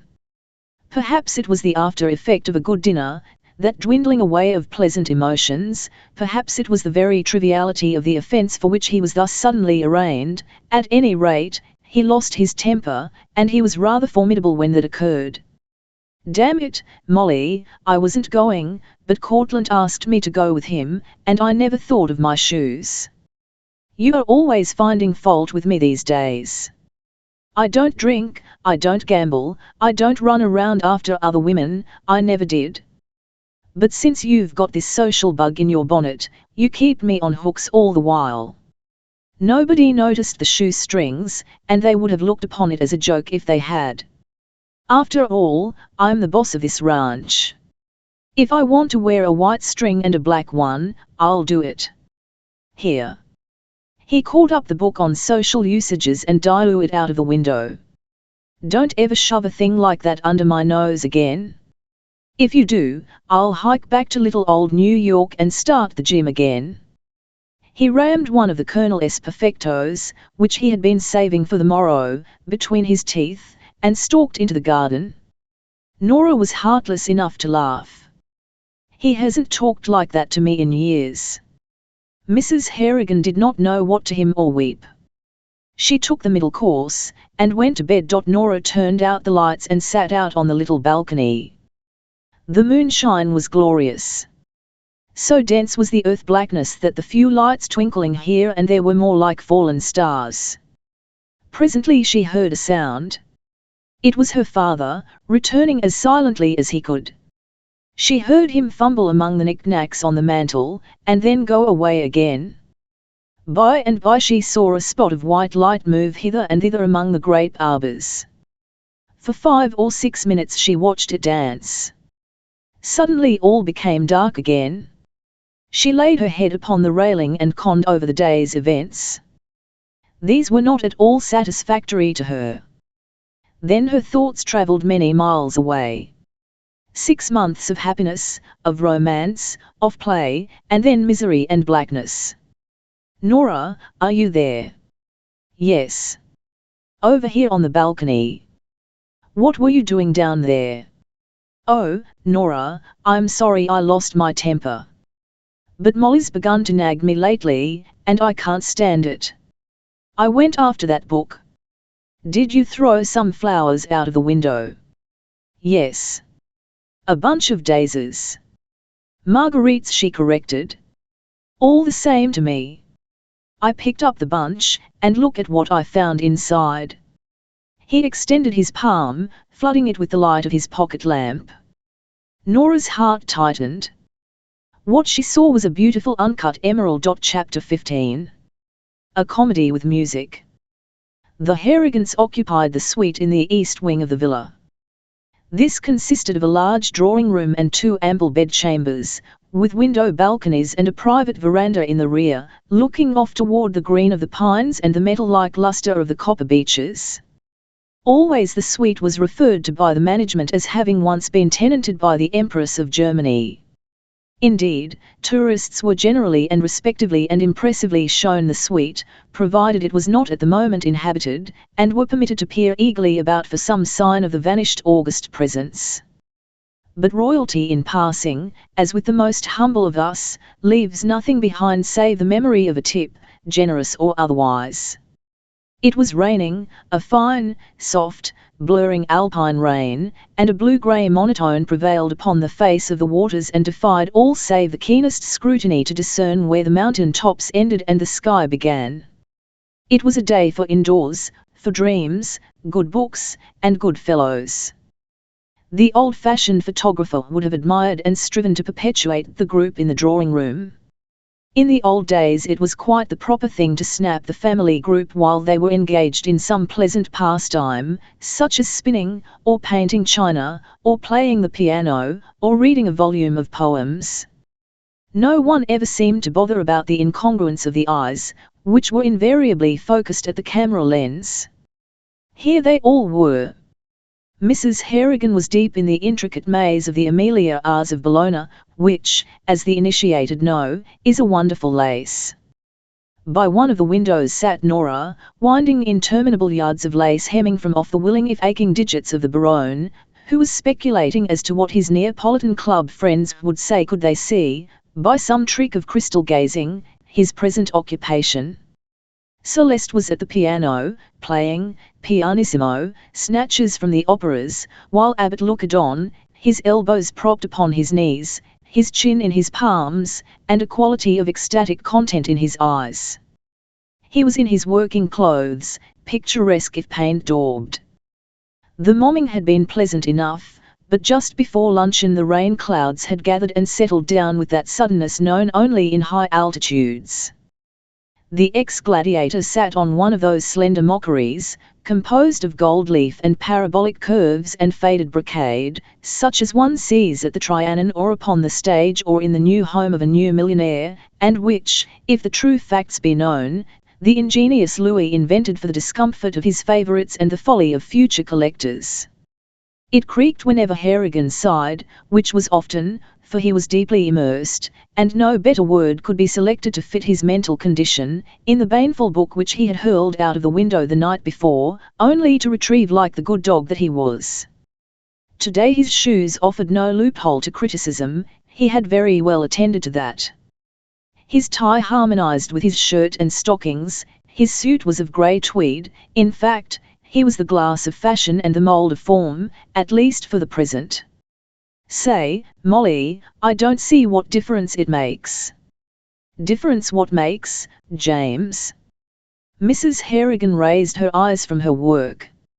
James had been so well behaved that morning it was only logical for her to anticipate that he was about to abolish at one fell stroke all his hard-earned merits. About eating salads. We never used to put oil on our tomatoes. Sugar and vinegar were good enough.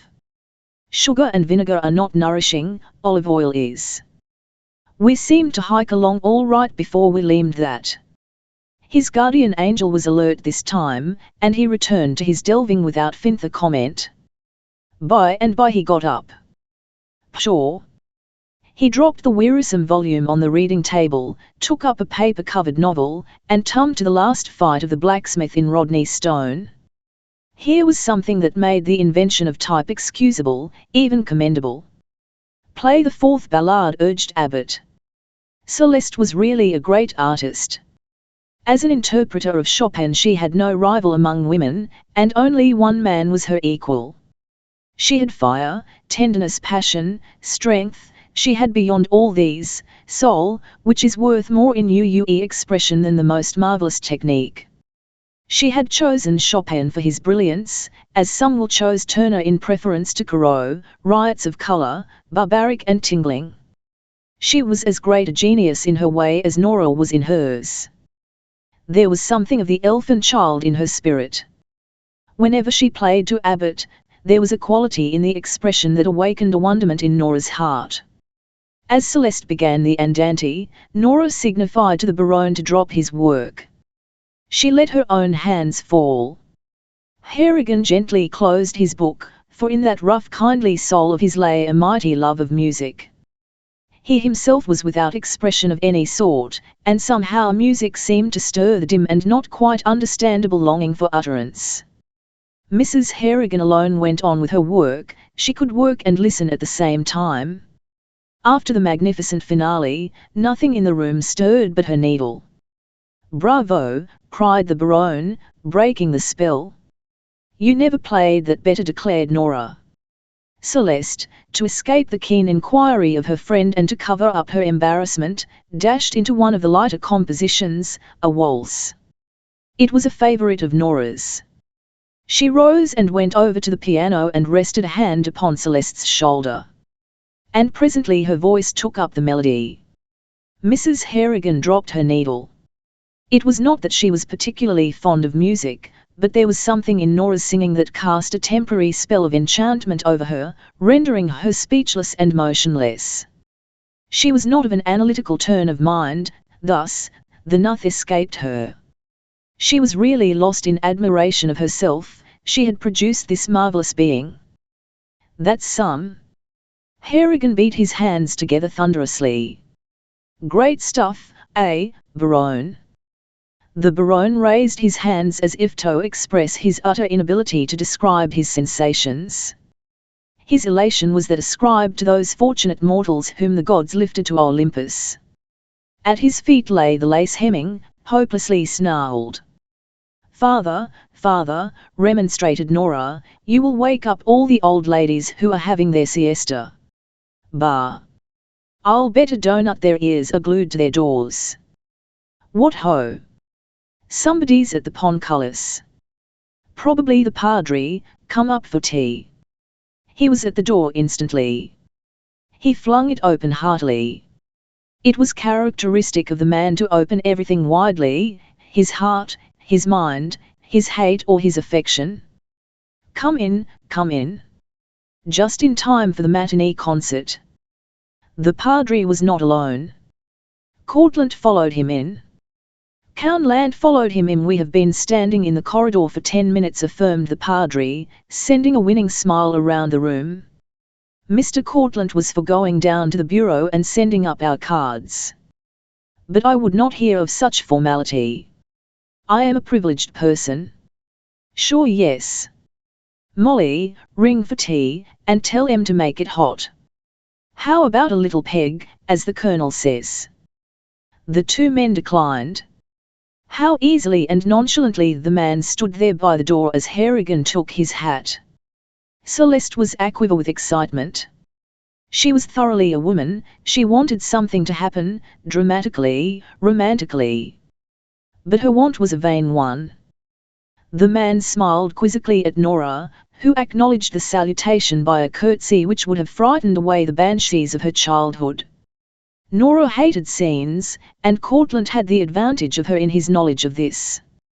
Celeste remained at the piano, but Nora turned as if to move away. "No, no," cried the Padre, his palms extended in protest. "If you stop the music I shall leave instantly." "But we are all through, Padre," replied Nora, pinching Celeste's arm, which action the latter readily understood as a command to leave the piano.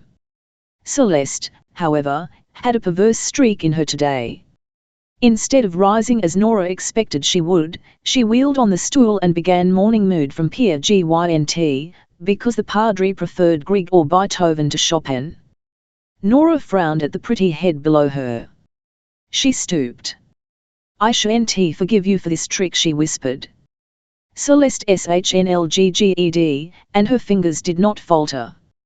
So Nora moved away, this time in earnest. "No, you must sing." "That is what I came up for," insisted the Padre. If there was any malice in the churchman, it was of a negative quality. But it was in his Latin blood that drama should appeal to him strongly, and here was an unusual phase in the great play. He had urged Courtlandt, much against the latter's will this day, to come up with him, simply that he might set a little scene such as this promised to be and study it from the vantage of the prompter. He knew that the principal theme of all great books, of all great dramas, was antagonism between man and woman, though by 1,000 other names has it been called. He had often said, in a spirit of raillery, that this antagonism was principally due to the fact that Eve had been constructed, and then well, out of a rib from Adam. Naturally she resented this, that she had not been fashioned independently, and would hold it against man until the true secret of the parable was made clear to her. "Sing that, Padre," said Nora. "Why, there are no words to it that I know." "Words? Pest! Who cares for words no one really ever understands? It is the voice, my child. Go on, or I shall make you do some frightful penance." Nora saw that further opposition would be useless. After all, it would be better to sing. She would not be compelled to look at this man she so despised. For a moment her tones were not quite clear, but Celeste increased the volume of sound waveringly, and as this required more force on Nora's part, the little cross-current was passed without mishap. It was mere pastime for her to follow these wonderful melodies. She had no words to recall, so that her voice was free to do with as she elected. There were bars absolutely impossible to follow, note for note, but she got around this difficulty by taking the key and holding it strongly and evenly. In ordinary times Nora never refused to sing for her guests, if she happened to be in voice. There was none of that conceited arrogance behind which most of the vocal celebrities hide themselves. At the beginning she had intended to sing badly, but as the music proceeded, she sang as she had not sung in weeks. To fill this man's soul with a hunger for the sound of her voice, to pour into his heart a fresh knowledge of what he had lost forever and forever. Courtlandt sat on the divan beside Harrigan, who, with that friendly spirit which he observed toward all whom he liked, whether of long or short acquaintance, had thrown his arm across Courtlandt's shoulder. The younger man understood all that lay behind the simple gesture, and he was secretly pleased. But Mrs. Harrigan was not. She was openly displeased, and in vain she tried to catch the eye of her wayward lord. A man he had known but 24 hours, and to greet him with such coarse familiarity. Celeste was not wholly unmerciful. She did not finish the suite, but turned from the keys after the final chords of Morning Mood. "Thank you," said Nora. "Do not stop," begged Courtlandt. Nora looked directly into his eyes as she replied, "One's voice cannot go on forever, and mine is not at all strong."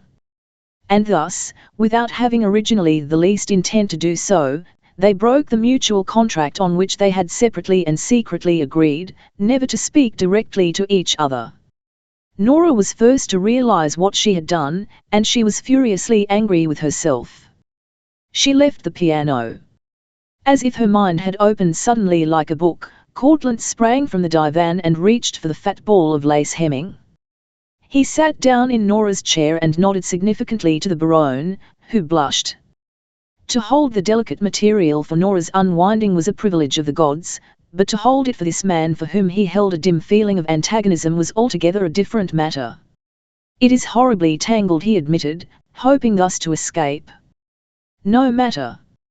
You hold the ball. I'll untangle it. I never saw a fish line I could not straighten out." Nora laughed.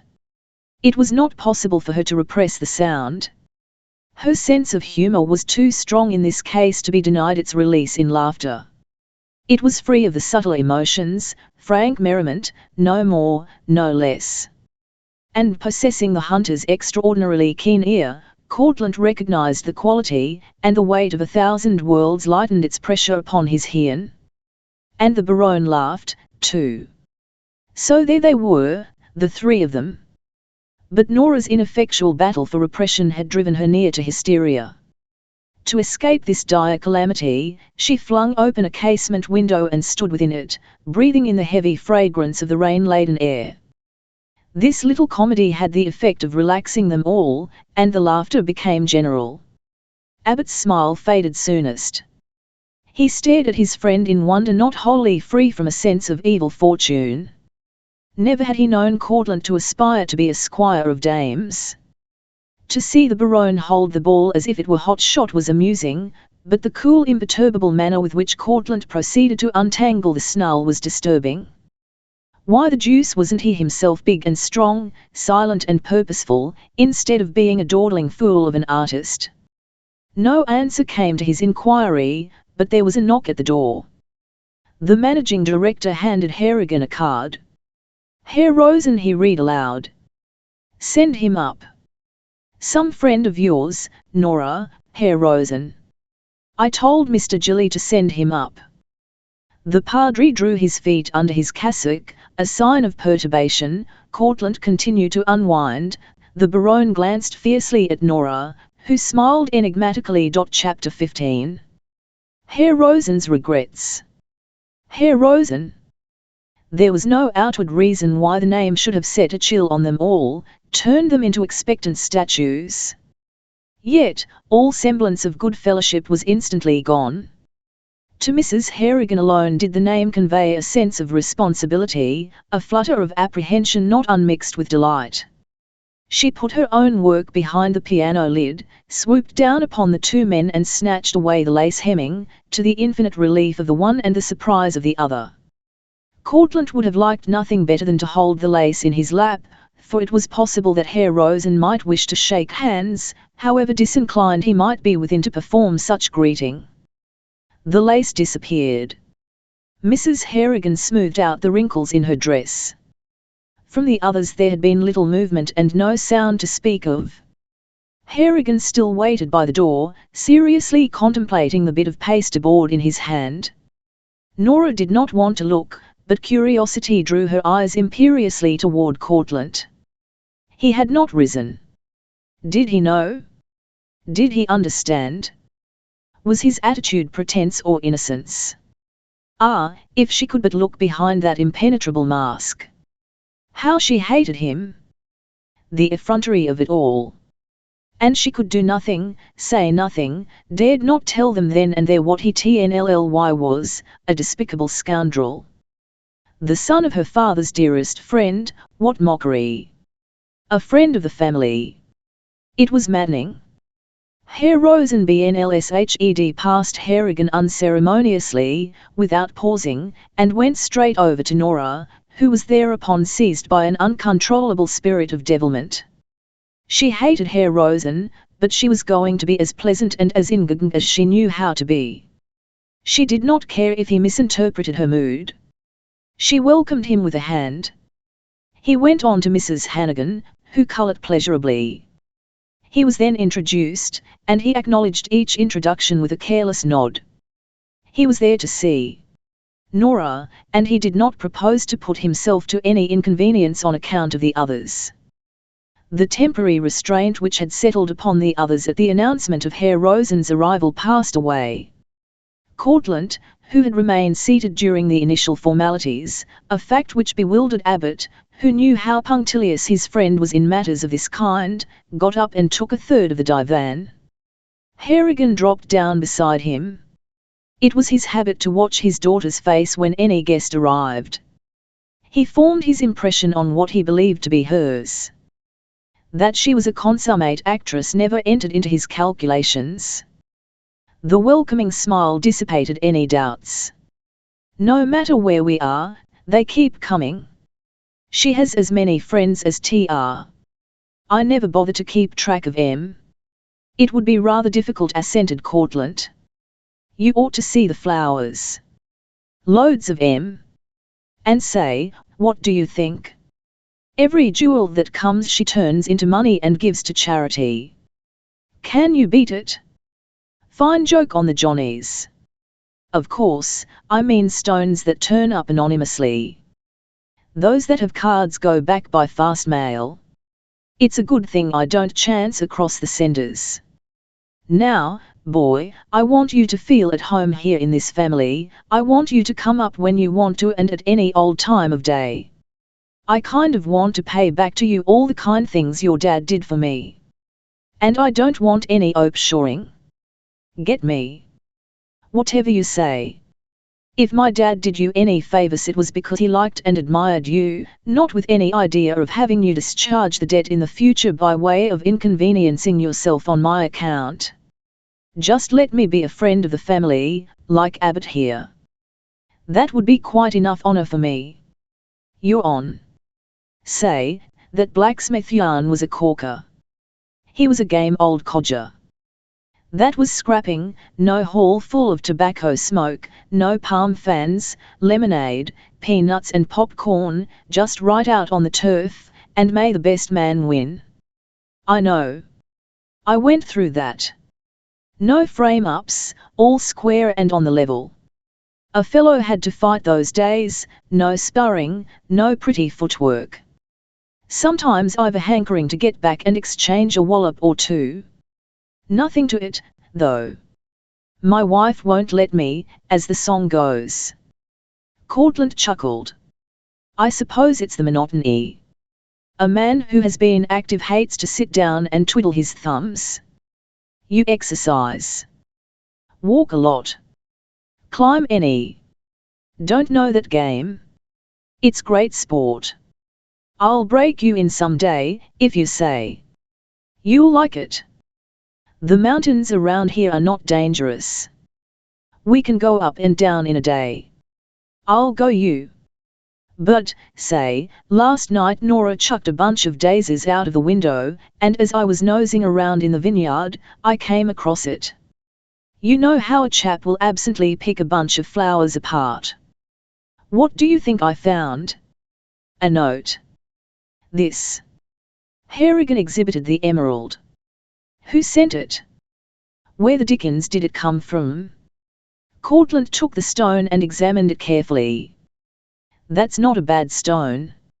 Uncut but polished, oriental. Oriental, eh? What would you say it was worth? Oh, somewhere between 600 and 700. Suffering shamrocks. A little green pebble like this. Cut and flawless, at that size, it would be worth pounds instead of dollars. Well, what do you think of that? Nora told me to keep it, so I guess I will. Why, yes. If a man sends a thing like this anonymously, he can't possibly complain. Have it made into a stick pin? Courtlandt returned the stone which Harrigan pocketed. Sometimes I wish Nora'd marry and settle down. She's young. You wouldn't have quit the game at her age. Elle should say not. But that's different. A man's business is to fight for his grub, whether in an office or in the ring. That's a part of the game. But a woman ought to have a home, live in it 3/4 of the year, and bring up good citizens. That's what we are all here for. Molly used to stay at home, but now it's the social bug, gadding from morning until night. Ah, here's Carlos with the tea. Herr Rosen instantly usurped the chair next to Nora, who began to pour the tea. He had come up from the village prepared for a disagreeable half-hour. Instead of being greeted with icy glances from stormy eyes, he encountered such smiles as this adorable creature had never before bestowed upon him. He was in the clouds. That night at Kd Nabia had apparently knocked the bottom out of his dream. Women were riddles which only they themselves could solve for others. For this one woman he was perfectly ready to throw everything aside. A man lived but once, and he was a fool who would hold to tinsel in preference to such happiness as he thought he saw opening out before him. Nora saw, but she did not care. That in order to reach another she was practicing infinite cruelty on this man, whose one fault lay in that he loved her, did not appeal to her pity. But her arrow flew wide of the target, at least, there appeared no result to her archery in malice. Not once had the intended victim looked over to where she sat. And yet she knew that he must be watching, he could not possibly avoid it and be human. And when he finally came forward to take his cup, she leaned toward Herr Rosen. You take 2 lumps, she asked sweetly. It was only a chance shot, but she hit on the TNLTH. And you remember, excitedly. 1 lump for mine, please, said Courtlandt, smiling. She picked up a cube of sugar and dropped it into his cup. She had the air of one wishing it were poison. The recipient of this goodwill, with perfect understanding, returned to the divan, where the Padre and Harrigan were gravely toasting each other with Benedictine. Nora made no mistake with either Abbott's cup or the Baron's, but the two men were filled with but one desire, to throw Herr Rosen out of the window. What had begun as a beautiful day was now becoming black and uncertain. The Baron could control every feature save his eyes, and these openly admitted deep anger. He recollected Herr Rosen well enough. The encounter over at Cadenabia was not the first by many. Herr Rosen. His presence in this room under that name was an insult, and he intended to call the interloper to account the very first opportunity he found. Perhaps Celeste, sitting as quiet as a mouse upon the piano stool, was the only one who saw these strange currents drifting dangerously about. That her own heart ached miserably did not prevent her from observing things with all her usual keenness. Ah, Nora, Nora, who have everything to give and yet give nothing, why do you play so heartless a game? Why hurt those who can no more help loving you than the earth can help whirling around the calm dispassionate sun? Always they turn to you, while I, who have so much to give, am given nothing. She set down her teacup and began the aria from La Bohème. Nora, without relaxing the false smile, suddenly found emptiness in everything. Sing, said Herr Rosen. I am too tired. Some other time. He did not press her. Instead, he whispered in his own tongue, you are the most adorable woman in the world. And Nora turned upon him a pair of eyes blank with astonishment. It was as though she had been asleep and he had nearly awakened her. His infatuation blinded him to the TNLTH. He saw in the look a feminine desire to throw the others off the track as to the sentiment expressed in his whispered words. The hour passed tolerably well. Herr Rosen then observed the time, rose and excused himself. He took the steps leading absently down the terrace to the carriage road. He had come by the other way, the rambling stone stairs which began at the porter's lodge, back of the villa. Padre whispered Courtlandt, am going. Do not follow. I shall explain to you when we meet again. The Padre signified that he understood. Harrigan protested vigorously, but smiling and shaking his head, Courtlandt went away. Nora ran to the window. She could see Herr Rosen striding along, down the winding road, his head in the air. Presently, from behind a cluster of mulberries, the figure of another man came into view. He was going at a dog trot, his hat settled at an angle that permitted the rain to beat squarely into his face. The next turn in the road shut them both from sight. But Nora did not stir. Herr Rosen stopped and tummed. You called. Yes. Courtlandt had caught up with him just as Herr Rosen was about to open the gates. Just a moment, Herr Rosen with a hand upon the bars. I shall not detain you long. There was studied insolence in the tones and the gestures which accompanied them. Be brief, if you please. My name is Edward Courtlandt, as doubtless you have heard. In a large room it is difficult to remember all the introductions. Precisely. That is why I take the liberty of recalling it to you, so that you will not forget it urbanely. A pause. Dark patches of water were spreading across their shoulders. Little rivulets ran down Courtlandt's an, raised as it was against the bars. I do not see how it may concern me, replied Herr Rosen finally with an insolence more marked than Courtlandt's. In Paris we met one night, at the stage entrance of the opera. I pushed you aside, not knowing who you were. You had offered your services, the door of Miss Harrigan's limousine. It was you, scowling. I apologize for that. Tomorrow morning you will leave Bilogaio for Verona. Somewhere between 9 and 10 the fast train leaves for Milan. Verona. Milan. Exactly. You speak English as naturally and fluently as if you were born to the tongue. Thus, you will leave for Milan. What becomes of you after that is of no consequence to me. Am I making myself clear? Verdammt! Do I believe my ears? Furiously. Are you telling me to leave Bilagio tomorrow morning? As directly as I can. Herr Rosen's face became as red as his name. He was a brave young man, but there was danger of an active kind in the blue eyes boring into his own. If it came to a physical contest, he realized that he would get the worst of it. He put his hand to his throat, his very impotence was choking him. Your Highness! Highness! Herr Rosen stepped back. Yes. Your Highness will readily see the wisdom of my concern for your hasty departure when I add that I know all about the little house in Versailles, that my knowledge is shared by the Chief of the Parisian Police and the Minister of War. If you annoy Miss Harrigan with your equivocal attentions... God, this is too much. Wait. I am stronger than you are. Do not make me force you to hear me to the end. You have gone about this intrigue like a blackguard, and that I know your Highness not to be. The matter is, you are young, you have always had your way, you have not learned restraint. Your presence here is an insult to Miss Harrigan, and if she was pleasant to you this afternoon it was for my benefit. If you do not go, I shall expose you. Courtlandt opened the gate. And if I refuse? Why, in that case, being the American that I am, without any particular reverence for royalty or nobility, as it is known, I promise to thrash you soundly tomorrow morning at 10 o'clock, in the dining room, in the bureau, the drawing room, wherever I may happen to find you. Courtlandt turned on his heel and hurried back to the villa. He did not look over his shoulder.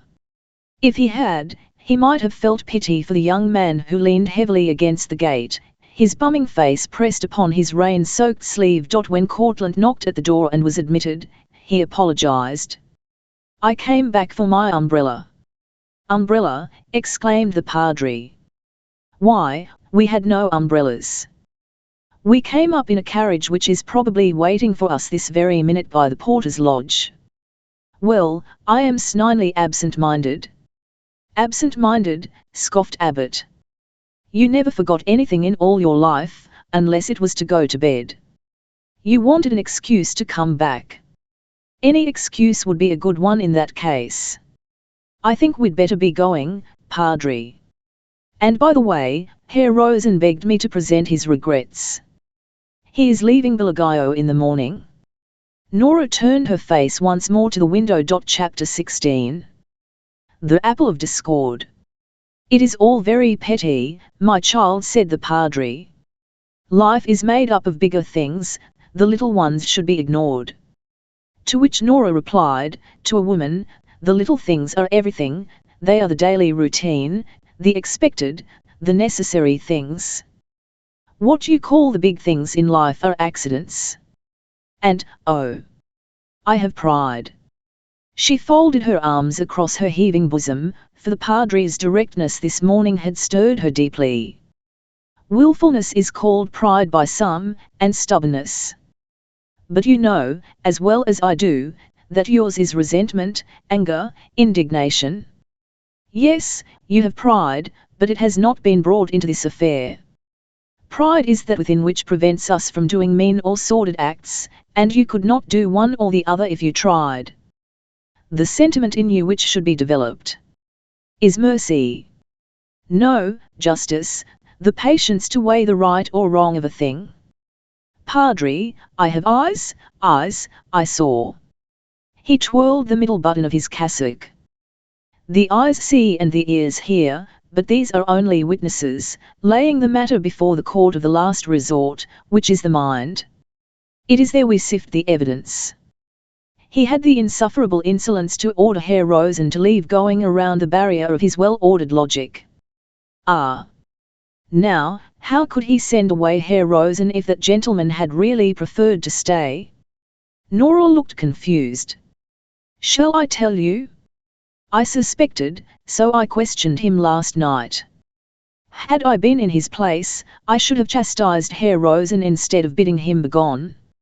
It was he. Nora, sat down. Positively. The men who guarded you were 2 actors from one of the theatres. He did not come to Versailles because he was being watched. He was found and sent home the night before your release. I am sorry. But it was so like him. The Padre spread his hands.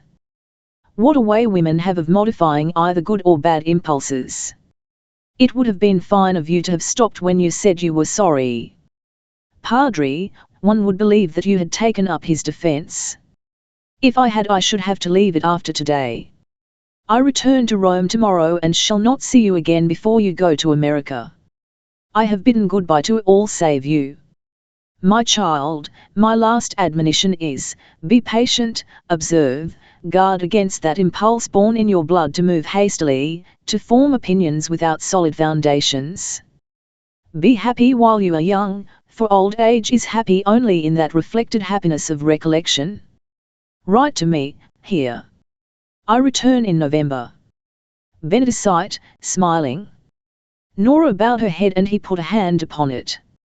And listen to this, began Harrigan, tumming over a page. It is considered bad form to call the butler to your side when you are a guest. Catch his eye. He will understand that something is wanted. How's that? That's the way to live. Courtlandt grinned, and tilted back his chair until it rested against the oak. The morning was clear and mild.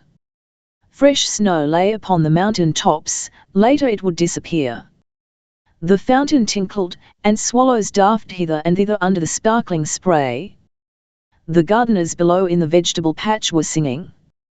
By the door of the villa sat 2 old ladies, breakfasting in the sunshine.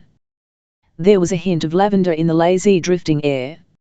A dozen yards away sat Abbot, 2 or 3 brushes between his teeth and one in his hand. A little behind was Celeste, sewing poses upon one of those squares of linen toward which all women in their idle moments are inclined, and which, on finishing, they immediately stow away in the bottom of some trunk against the day or when they have a home of their own, or marry, or find someone ignorant enough to accept it as a gift. And when in doubt, continued Harrigan, watch how other persons use their forks. Can you beat it? And say, honest, Molly bought that for me to read and study. And I never piped the subtitle until this morning.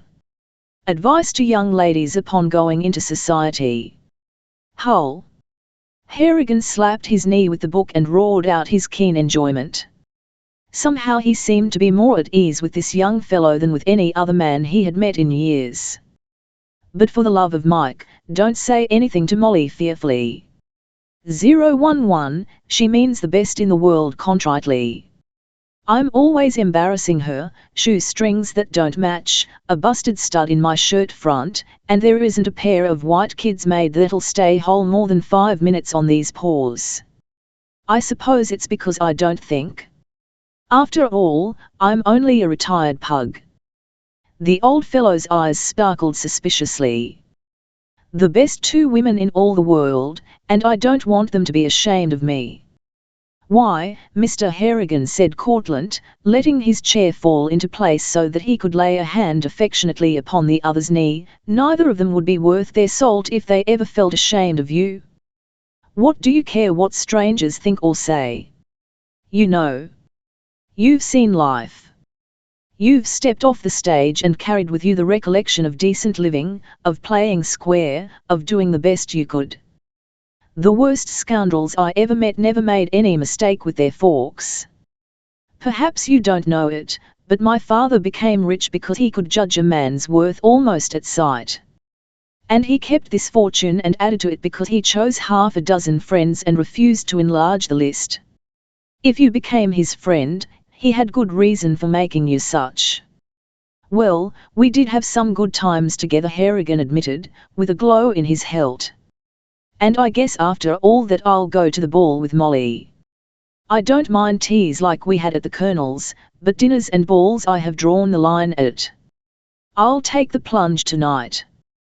There's always some place for a chap to smoke. At the Villa Rosa? I'll be there myself, and any time you are in doubt, don't be afraid to question me. You're in class heartily. But there's one thing that worries me, Nora. She's gone up so high, and she's such a wonderful girl, that all the men in Christendom are hiking after her. And some of 'em. Well, Molly says it isn't good form to wallop a man over here. Why, she went on her lonesome to India and Japan, with nobody but her maid, and never put us hep until she landed in Bombay. The men out that way aren't the best. East of Suez, you know. And that chap yesterday, Herr Rosen. Did you see the way he hiked by me when I let him in? He took me to be the round number before one. And he didn't speak a dozen words to any but Nora. Not that I mind that, but it was something in the way he did it that scratched me the wrong way. The man who thinks he's going to get Nora by walking over me, has got a guess coming. Of course, it's meat and drink to Molly to have sons of Grand Dukes and Kings trailing around.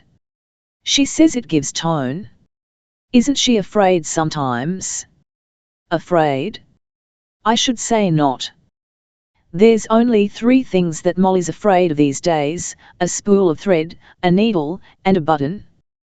Courtlandt laughed frankly. I really don't think you need worry about Herr Rosen. He has gone, and he will not come back. Say. I'll bet $1 it was you who shooed him off. Yes. But it was undoubtedly an impertinence on my part, and I'd rather you would not disclose my officiousness to Miss Harrigan. Piffle. If you knew him you had a perfect right to pass him back his ticket. Who was he? Courtlandt poked at the gravel with his cane. One of the big guns. Courtlandt nodded. So big that he couldn't have married my girl even if he loved her. Yes. As big as that. Harrigan riffled the leaves of his book. What do you say to going down to the hotel and having a game of bazooka, as they call billiards here?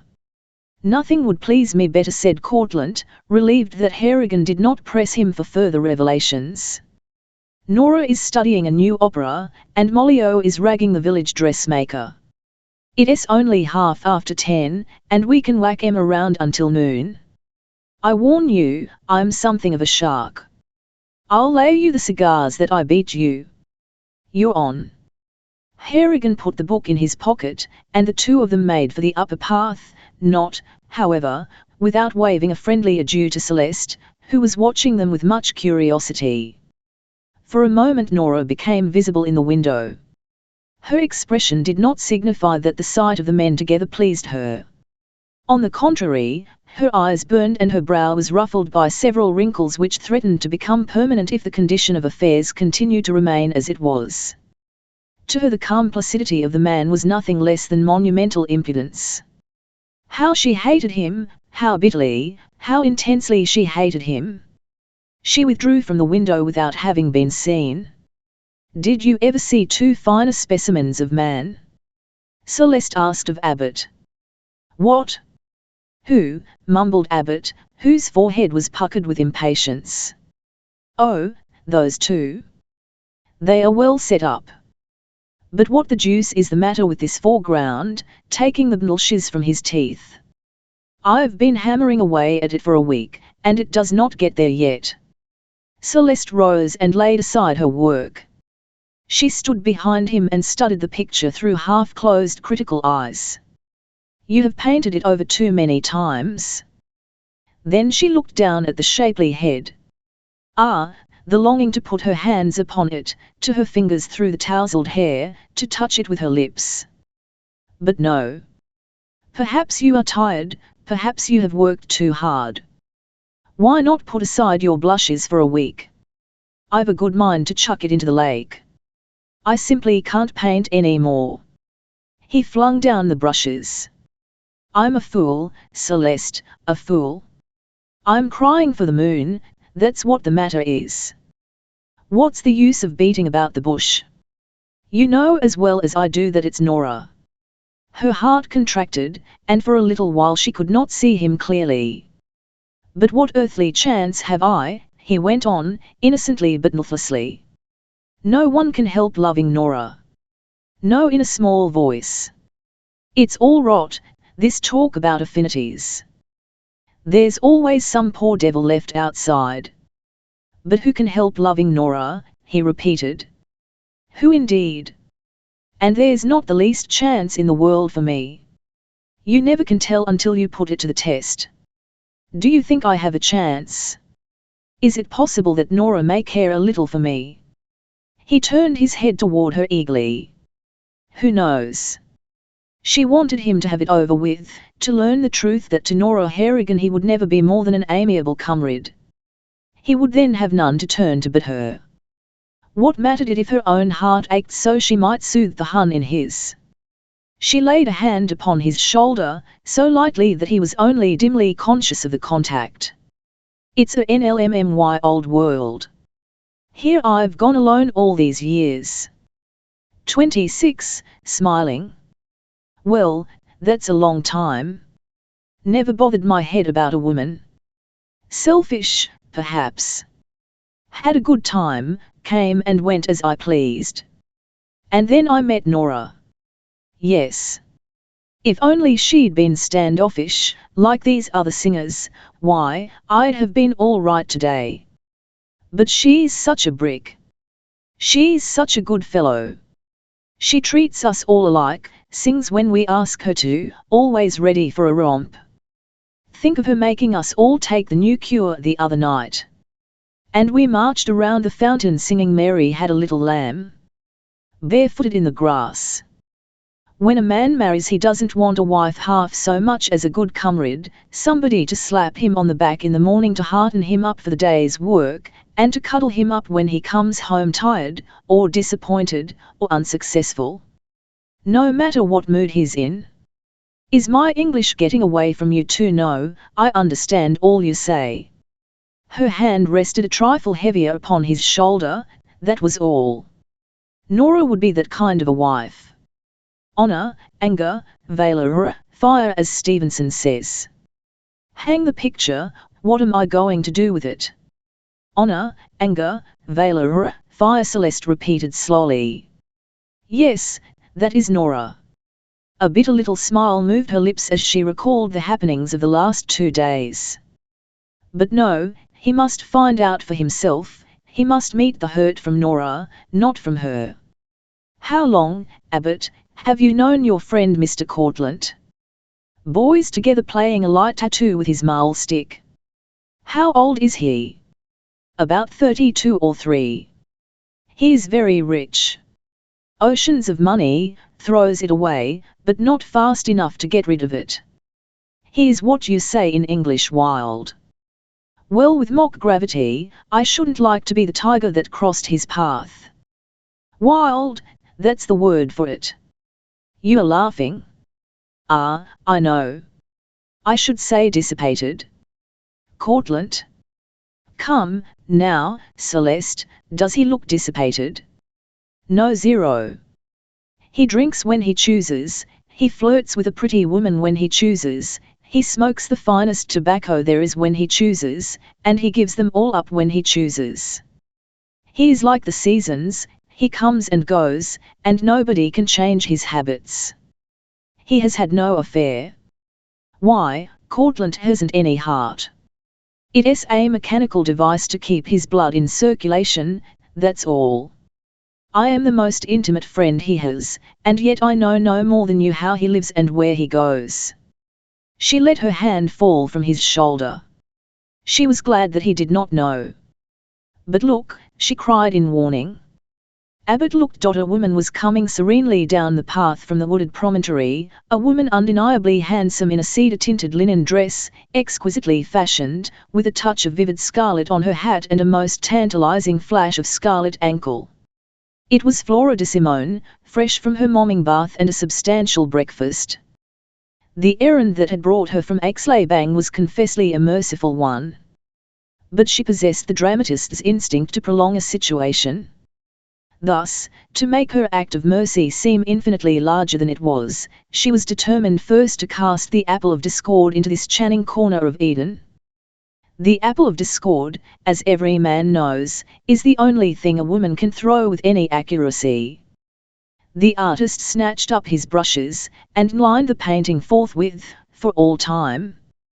The foreground was, in his opinion, beyond redemption, so, with a savage humour, he rapidly limned in a score of impossible trees, turned midday into sunset, with a riot of colours which would have made the Chinese New Year in Canton a drab and sober event in comparison. He hated Flora de Simone, as all Nora's adherents most properly did, but with a hatred wholly reflective and adapted to Nora's moods. "You have spoiled it," cried Celeste. She had watched the picture grow, and to see it ruthlessly destroyed this way hurt her. "How could you?" "Worst I ever did." He began to change the whole effect, chuckling audibly as he worked. Sunset divided honours with moonlight. It was no longer incongruous, it was ridiculous. He leaned back and laughed. "I'm going to send it to El Asino, and call it an afterthought." "Give it to me." "What?" "Yes." "Nonsense. I'm going to touch a match to it. I'll give you that picture with the lavender in bloom. I want this." "But you cannot hang it." "I'll want it." Well. The more he learned about women, the farther out of mental reach they seemed to go. Why on earth did she want this execrable daub? "You may have it, but all the same, I'm going to call an oculist and have him examine your eyes." "Why, it is the Signorina Fornia." In preparing studiously to ignore Flora de Simone's presence, they had forgotten all about her. "Good morning, Signora," said Celeste in Italian. "And the Signor Abbot, the painter, also." The Calabrian raised what she considered her most deadly weapon, her lorgnette. Celeste had her fancy work instantly in her two hands. Abbot's were occupied, Flora's hands were likewise engaged, thus, the insipid mockery of hand-shaking was nicely and excusably avoided. "What is it?" asked Flora, squinting. "It is a new style of the Impressionist which I began this morning soberly." "It looks very natural," observed Flora. "Natural?" Abbot dropped his mahl stick. "It is Vesuve, is it not, on a cloudy day?" This was too much for Abbot's gravity, and he laughed. "It was not necessary to spoil a good picture on my account," said Flora, closing the lorgnette with a snap. Her great dark eyes were dreamy and contemplative like a cat's, and, as everyone knows, a cat's eye is the most observing of all eyes. It is quite in the order of things, since a cat's attitude toward the world is by need and experience wholly defensive. "The Signora is wrong. I did not spoil it on her account. It was past helping yesterday. But I shall, however, rechristen it Vesuvius, since it represents an eruption of temper." Flora tapped the handle of her parasol with the lorgnette. It was distinctly a sign of approval. These Americans were never slow-witted. She swung the parasol to and fro, slowly, like a pendulum. "It is too bad," she said, her glance roving over the white walls of the villa. "It was irrevocably lost," Abbot declared. No, I do not mean the picture. I am thinking of La Toscana." Her voice was really superb, and to lose it entirely. She waved a sympathetic hand. Abbot was about to rise up in vigorous protest. But fate itself chose to rebuke Flora. From the window came, "Psychos eb cure," sung as only Nora could sing it. The fernal of Flora de Simone's parasol bit deeply into the clover turf. Chapter 17. The ball at the villa. "Do you know the Duchessa?" asked Flora de Simone. "Yes." It was 3 o'clock the same afternoon. The Duke sat with his wife under the vine-clad trattoria on the quay. Between his knees he held his Panama hat, which was filled with ripe hazelnuts. He cracked them vigorously with his strong white teeth and filliped the broken shells into the lake, where a frantic little fish called Agony darted in and about the slowly sinking particles. Why? The Duke was not any greyer than he had been 4 or 5 months previous, but the characteristic expression of his features had undergone a change. He looked less Jovian than Job-like. "I want you to get an invitation to her ball at the Villa Rosa tonight." "We haven't been here 24 hours, in mild protest."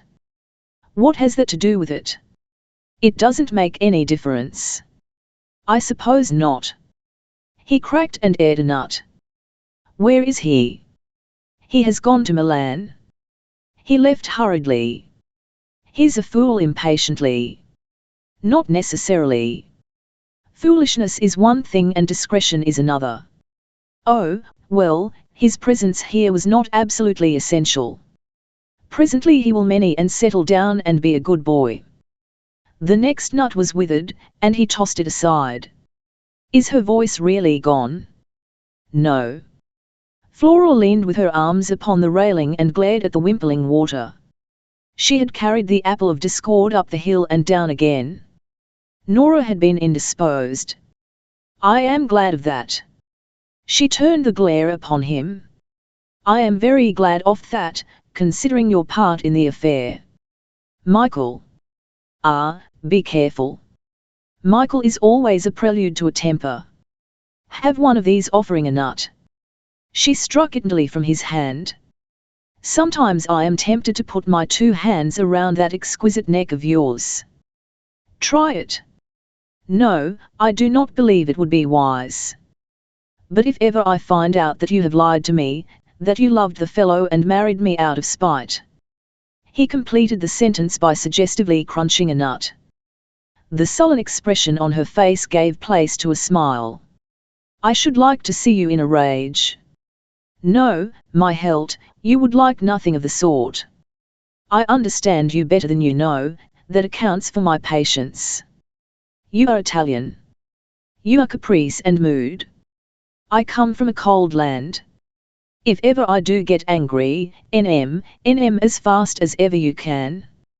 Flora was not, among other things, frivolous or light-headed. There was an earthquake hidden somewhere in this quiet docile man, and the innate deviltry of the woman was always trying to dig down to it. But she never deceived herself some day this earthquake would open up and devour her. I'll hate him. He snubbed me. I have told you that 1,000 times. He laughed and rattled the nuts in his hat. I want you to get that invitation. And if I do not, I shall return immediately to Paris.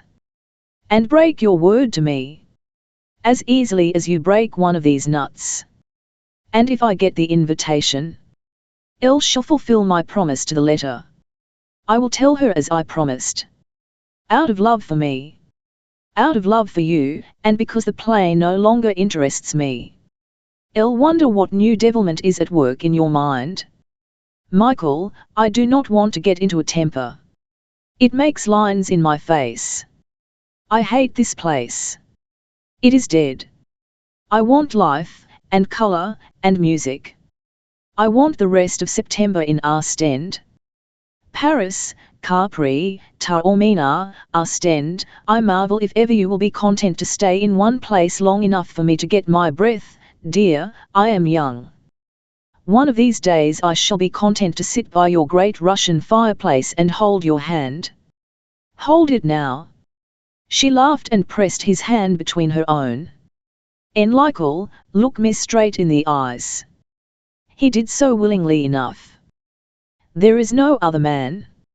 And if you ever look at another woman, well, I'll send over for the invitation. He stuffed his pockets with nuts and put on his hat.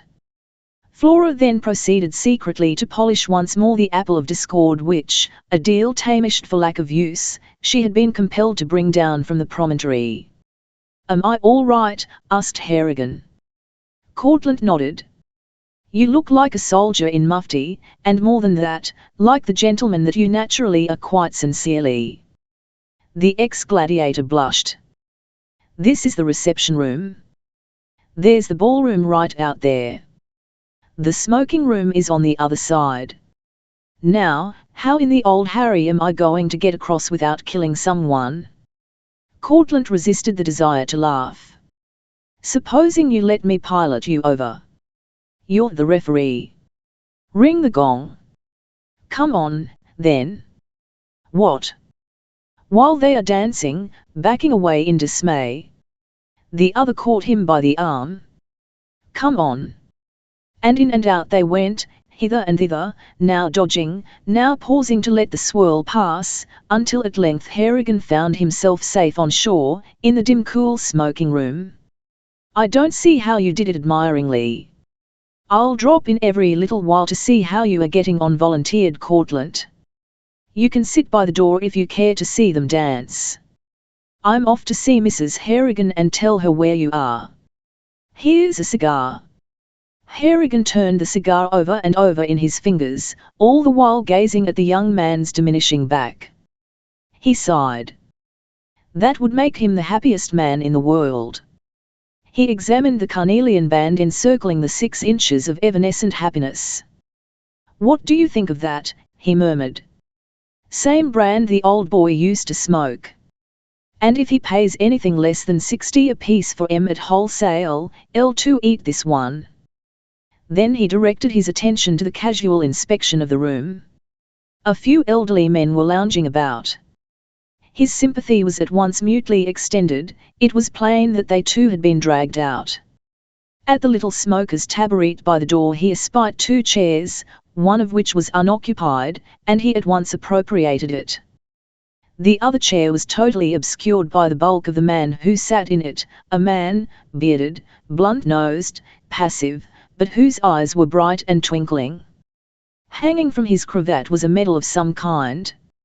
Harrigan lighted his cigar, and gave himself up to the delights of it. "They should leave us old fellows at home," he ventured. "Perhaps, in most cases, the women would much prefer that." Foreigner, thought Harrigan. "Well, it does seem that the older we get the greater obstruction we become." "What is old age?" asked the thick but not unpleasant voice of the stranger. "It's standing aside. Years don't count at all. A man is as young as he feels." "And a woman as old as she looks," laughed the other. "Now, I don't feel old, and I am 51. The man with the beard shot an admiring glance across the taboret. "You are extraordinarily well preserved, sir. You do not seem older than I, and I am but 40. The trouble is, over here you play cards all night in stuffy rooms and eat too many sauces." Hannigan had read this somewhere, and he was pleased to think that he could recall it so fittingly. "Agreed. You Americans are getting out in the open more than any other white people. Wonder how he guessed I was from the States." Aloud, Harrigan said, "You don't look as though you'd grow any older in the next 10 years. "That depends." The bearded man sighed and lighted a fresh cigarette. "There's a beautiful young woman," with an indicative gesture toward the ballroom. Harrigan expanded. It was Nora, dancing with the Baronne. "She's the most beautiful young woman in the world," enthusiastically. "Ah, you know her," interestedly. "I am her." Louis XIV might have said, "I am the state." The bearded man smiled. "Sir, I congratulate you both." Courtlandt loomed in the doorway. "Comfortable?" "Perfectly. Good cigar, comfortable chair, fine view." The Duke eyed Courtlandt through the pall of smoke which he had purposefully blown forth. He questioned, rather amusedly, what would have happened had he gone down to the main hall that night in Paris. Among the few things he admired was a well-built handsome man. Courtlandt on his part pretended that he did not see. "You'll find the claret and champagne punches in the hall," suggested Courtlandt. "Not for mine. Run away and dance." "Goodbye, then." Courtlandt vanished. "There's a fine chap. Edward Courtlandt, the American millionaire." Not possible for Harrigan to omit this awe-compelling elaboration. It was Edward Courtlandt. The stranger stretched his legs. "I have heard of him. Something of a hunter. One of the keenest. There is no halfway with your rich American, either his money minutes him or he nlns away from it." "There's a stunner," exclaimed Harrigan. "Wonder how she got here." "To which lady do you refer?" "The one in scarlet. She's Flora de Simone. She and my daughter sing together sometimes." "Of course you have heard of Eleonora da Toscana, That's my daughter's stage name. The two are not on very good terms, naturally. Quite naturally dryly. But you can't get away from the Calabrian's beauty generously. No. The bearded man extinguished his cigarette and rose, laying a carte de VLSTTE on the tabourette.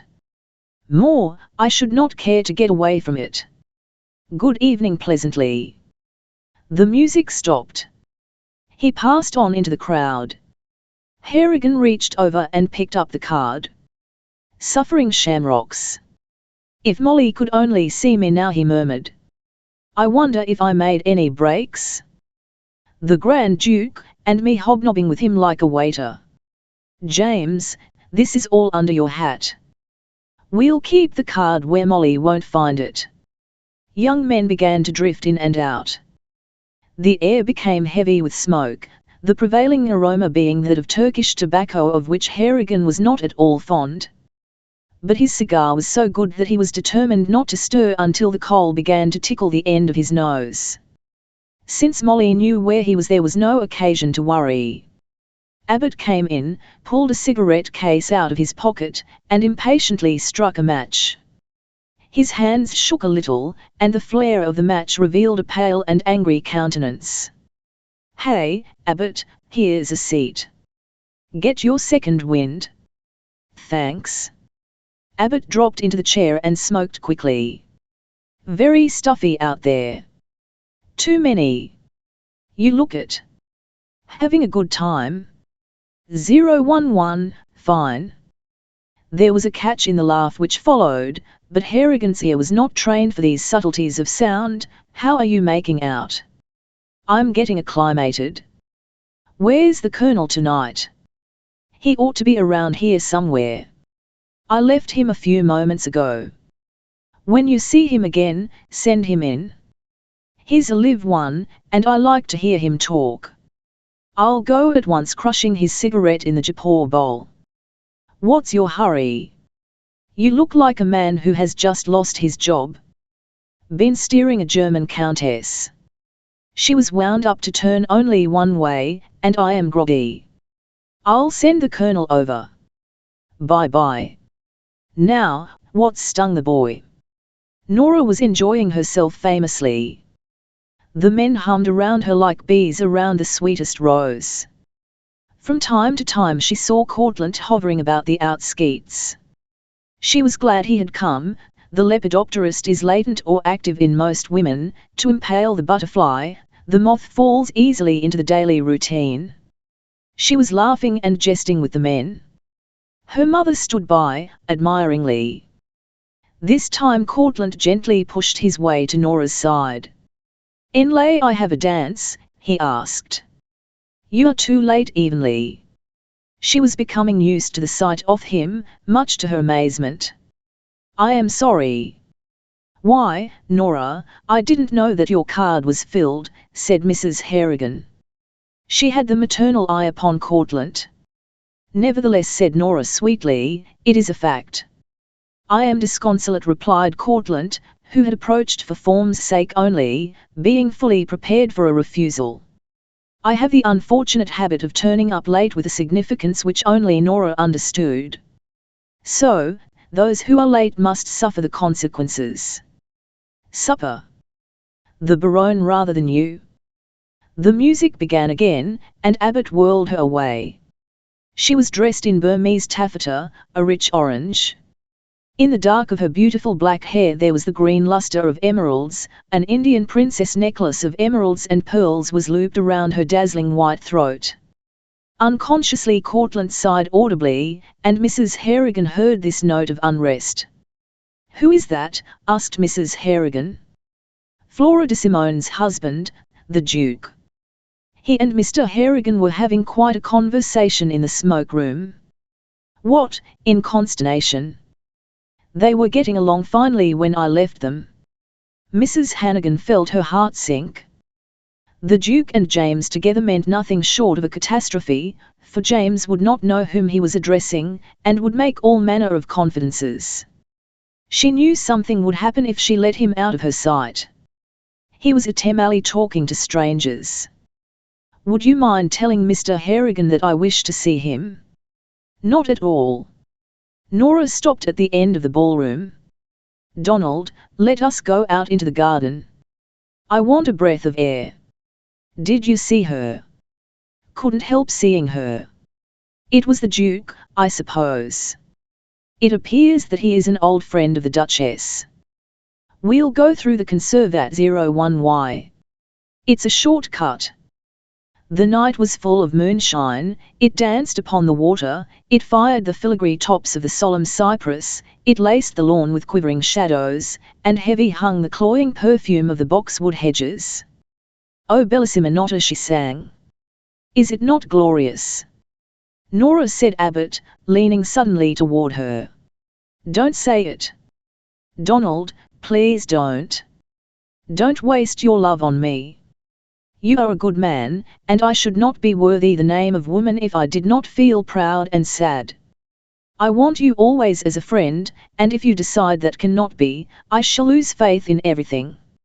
I have never had a brother, and in these 2 short years I have grown to look on you as one.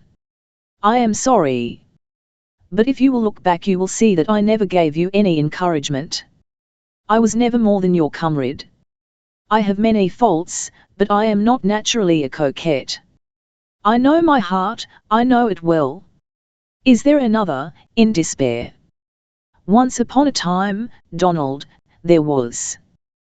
There is nothing now but ashes. I am telling you this so that it will not be so hard for you to return to the old friendly footing. You are a brave man. Any man is who takes his health in his hand and offers it to a woman. You are going to take my hand and promise to be my friend always. Ah, Nora. You mustn't, Donald. I can't return to the ballroom with my eyes red. You will never know how a woman on the stage has to fight to earn her bread. And that part is only a skirmish compared to the ceaseless war men wage against her. She has only the fortifications of her wit and her presence of mind. Was I not abducted in the heart of Paris? And but for the cowardice of the man, who knows what might have happened? If I have beauty, God gave it to me to wear, and wear it I will. My father, the Padre, you and the Baron, I would not TNLST any other men living. I am often unhappy, but I do not inflict this unhappiness on others. Be you the same.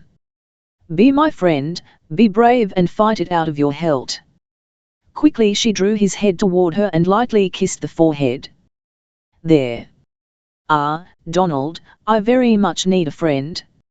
"All right," Nora bravely indeed, for the pain in his young heart cried out for the ends of the earth in which to hide. "All right. I'm young, maybe I'll get over it in time. Always count on me. You wouldn't mind going back to the ballroom alone, would you? I've got an idea I'd like to smoke over it." "No, I'll take you to the end of the conservatory and come back. I can't face the rest of them just now." Nora had hoped against hope that it was only infatuation, but in the last few days she could not ignore the TNLTH that he really loved her. She had thrown him and Celeste together in vain. Poor Celeste, poor lovely Celeste, who wore her heart upon her sleeve, patent to all eyes save Donald's. Thus, it was with defined purpose that she had lured him this night into the garden. She wanted to disillusion him. The Baron, glooming in an obscure corner of the conservatory, saw them come in. Abbott's brave young face deceived him. At the door Abbott smiled and bowed and returned to the garden. The Baron rose to follow him. He had committed a theft of which he was genuinely sorry, and he was man enough to seek his rival and apologize. But fate had chosen for him the worst possible time. He had taken but a step forward, when a tableau formed by the door, causing him to pause irresolutely. Nora was face to face at last with Flora de Simone. "I'll wish to speak to you," said the Italian abruptly. "Nothing you could possibly say would interest me," haughtily and made as if to pass. "Do not be too sure," insolently declared Nora. Their voices were low, but they reached the ears of the Baron, who wished he was anywhere but here. He moved silently behind the palms toward the exit. "Let me be frank. I hate you and detest you with all my heart," continued Flora. "I have always hated you, with your supercilious airs, you, whose father don't you dare to say an ill word of him," cried Nora, her Irish blood throwing her to the winds. "He is kind and brave and loyal, and I am proud of him. Say what you will about me, it will not bother me in the least." The Baron heard no more. By degrees he had reached the exit, and he was mightily relieved to get outside.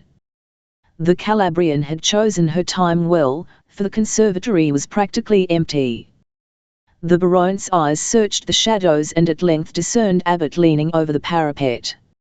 "I hate you and detest you with all my heart _r," said Abbot, facing about. "So it is you. You deliberately scratched off my name and substituted your own. It was the act of a contemptible cad. And I tell you here and now. A cad." The Baron was Italian. He had sought Abbot with the best intentions, to apologize abjectly, distasteful though it might be to his hot blood. Instead, he struck Abbot across the mouth, and the latter promptly knocked him down. Chapter 18. Pistols for two. Courtlandt knocked on the studio door.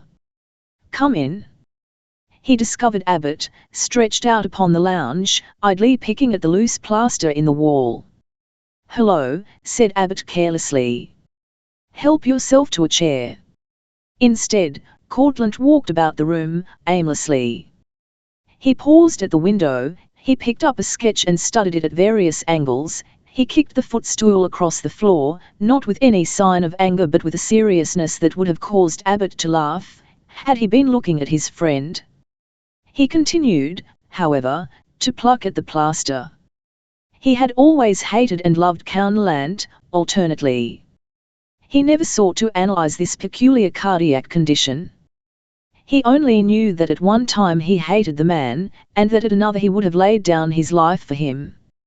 Perhaps it was rather a passive jealousy which he mistook for hatred.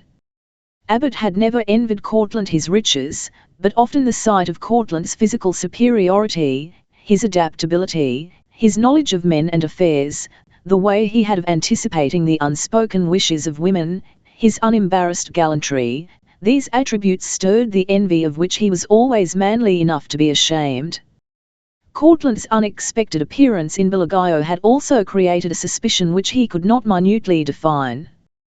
The TNLTH was, when a man loved, every other man became his enemy, not excepting her father. The primordial instinct has survived all the applications of veneer. So, Abbot was not at all pleased to see his friend that morning. At length Courtlandt returned to the lounge. "The Baron called upon me this morning." 011, he did. "I think you had better write him an apology." Abbot sat up. He flung the piece of plaster violently to the floor. "Apologize? Well, I like your nerve to come here with that kind oath wobble. Look at these lips. Man, he STNLCK me across the mouth, and I knocked him down. It was a pretty good wallop, considering that you couldn't see his face very well in the dark. I always said that you had more spunk to the square inch than any other chap I know. But over here, Suds, as you know, it's different. You can't knock down an officer and get away with it. So, you just sit down at your desk and write a little note, saying that you regret your hastiness. I'll see that it goes through all right." Fortunately, no one heard of the row. "I'll see you both, father," wrathfully. "Look at these lips, I say. Before he struck you, you must have given provocation. Shan't discuss what took place. Nor will I apologize. That's final. You have my word for it. Well, I'm sorry. The Baron is a decent sort. He gives you the preference, and suggests that you select pistols, since you would be no match for him with rapiers." "Pistols," shouted Abbot. "For the love of glory, what are you driving at? The Baron has asked me to be his second." and I have dispatched a note to the Colonel, advising him to attend to your side. I accepted the Baron's proposition solely that I might get here first and convince you that an apology will save you a heap of discomfort. The Baron is a first-rate shot, and doubtless he will only wing you. But that will mean scandal and several weeks in the hospital, to say nothing of a devil of a row with the civil authorities. In the army the Italian still fights his duello, but these affairs never get into the newspapers, as in France. Seldom, however, is anyone seriously hurt. They are excitable, and consequently a good shot is likely to shoot wildly at a pinch. So there you are, my boy. Are you in your right mind? Do you mean to tell me that you have come here to arrange a duel? Asked Abbot, his voice low and a bit shaky. To prevent one. So, write your apology. Don't worry about the moral side of the question. It's only a fool who will offer himself as a target to a man who knows how to shoot. You couldn't hit the broadside of a barn with a shotgun. Abbot brushed the dust from his coat and got up. A duel. He laughed a bit hysterically. Well, why not? Since Nora could never be his, there was no future for him. He might far better serve as a target than to go on living with the pain and bitterness in his heart.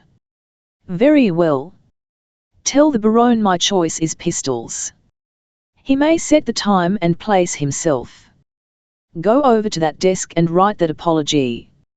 If you don't, I promise on my part to tell Nora Harrigan, who, I dare say, is at the bottom of this, innocently or otherwise. Courtlandt. I'll mean just what I say. Take your choice. Stop this nonsense yourself like a reasonable human being, or let Nora Harrigan stop it for you. There will be no duel, not if I can help it. Abbot saw instantly what would happen.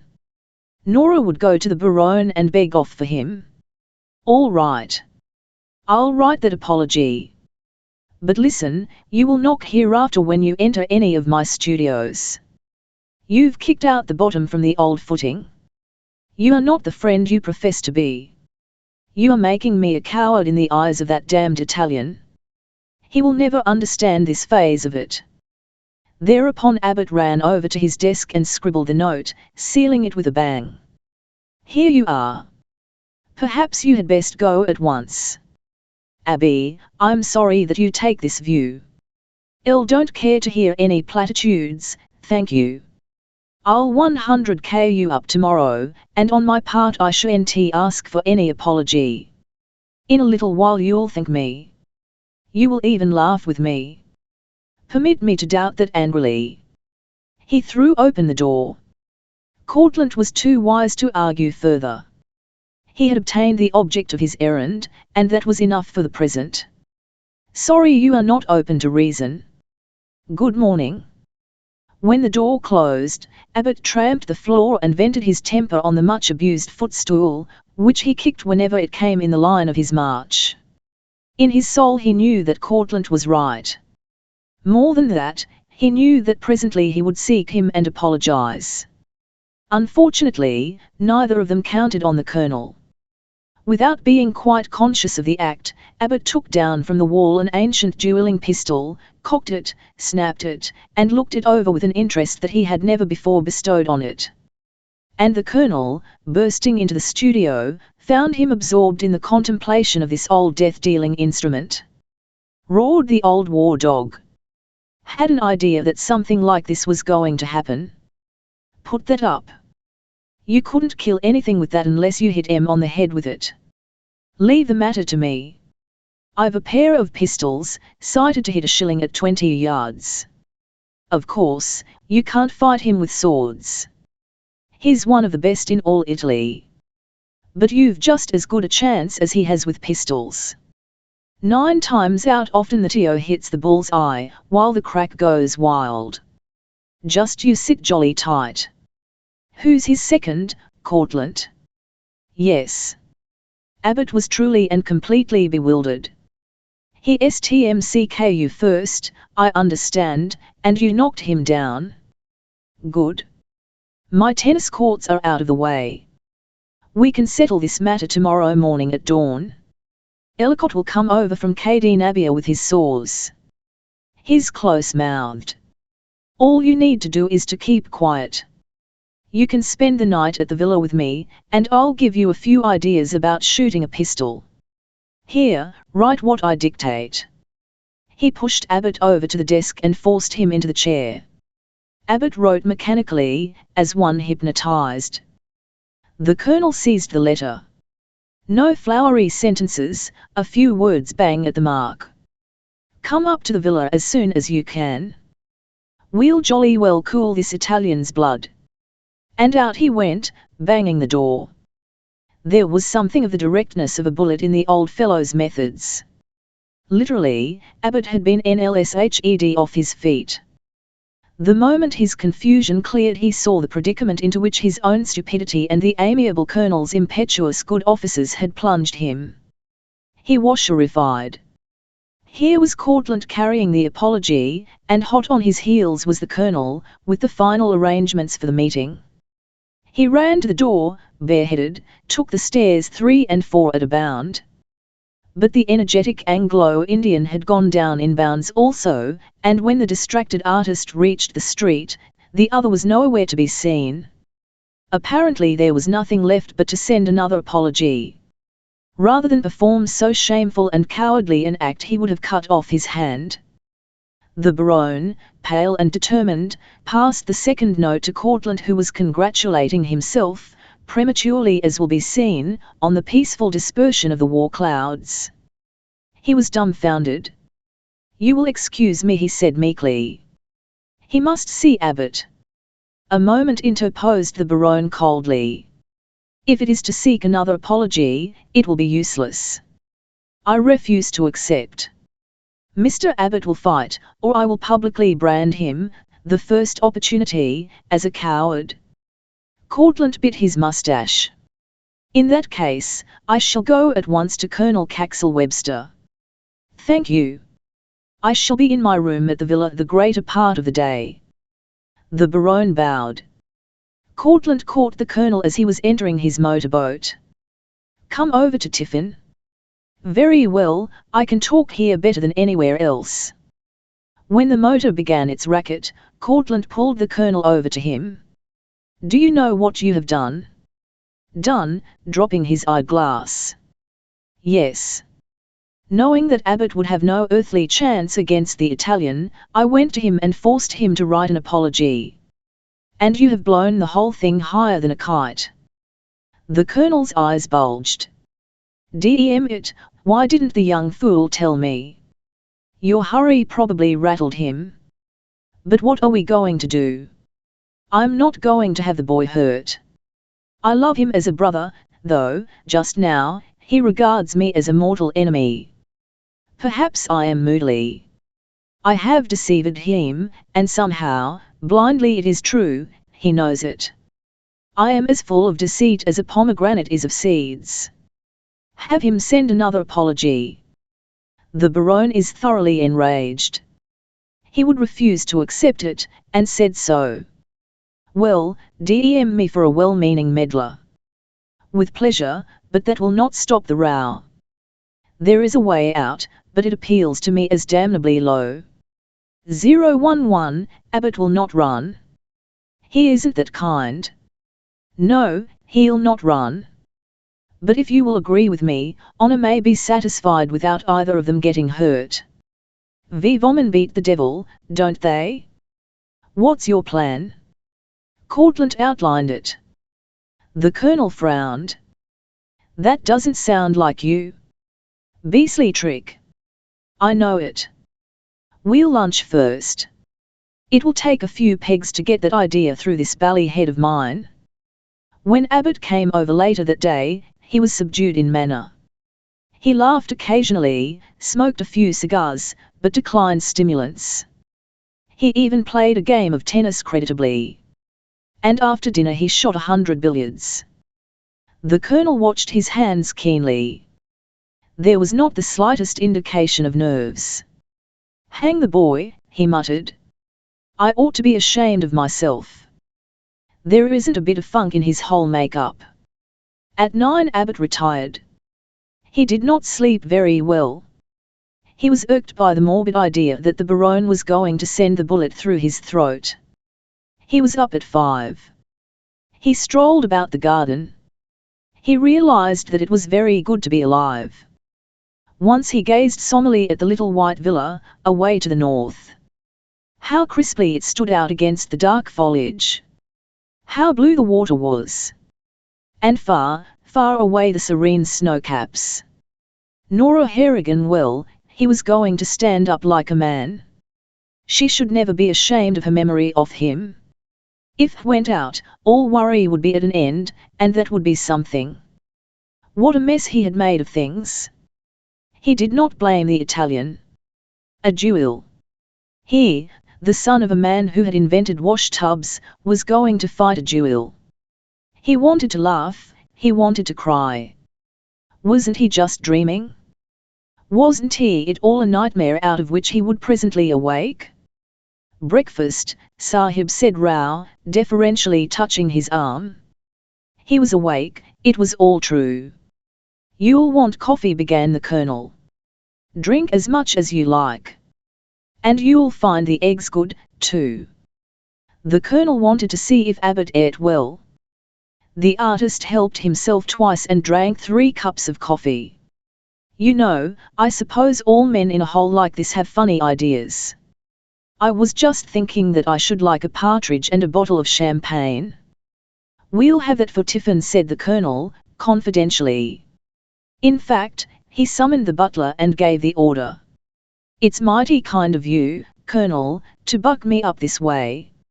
Rot. The Colonel experienced a slight heat in his leathery cheeks. All you've got to do is to hold your arm out straight, pull the trigger, and squint afterward. I shan't hurt the Baronne, smiling faintly. Are you going to be arse enough to pop your gun in the air, indignantly? Abbott SHNLGGED, and the Colonel cursed himself for the guiltiest scoundrel unhung. Half an hour later the opponents stood at each end of the tennis court. Ellicott, the surgeon, had laid open his medical case. He was the most agitated of the 5 men.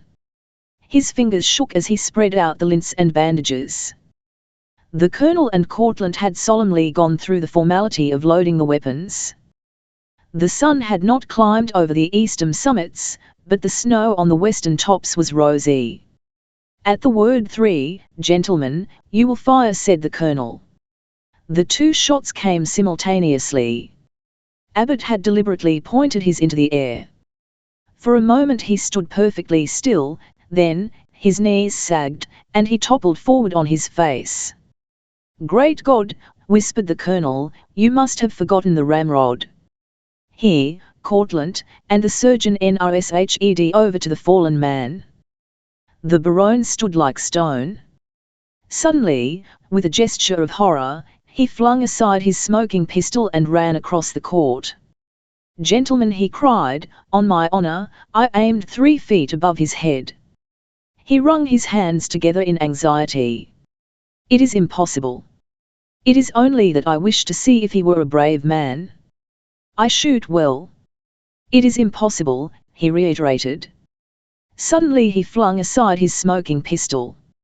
Rapidly the cunning hand of the surgeon ran over Abbott's body.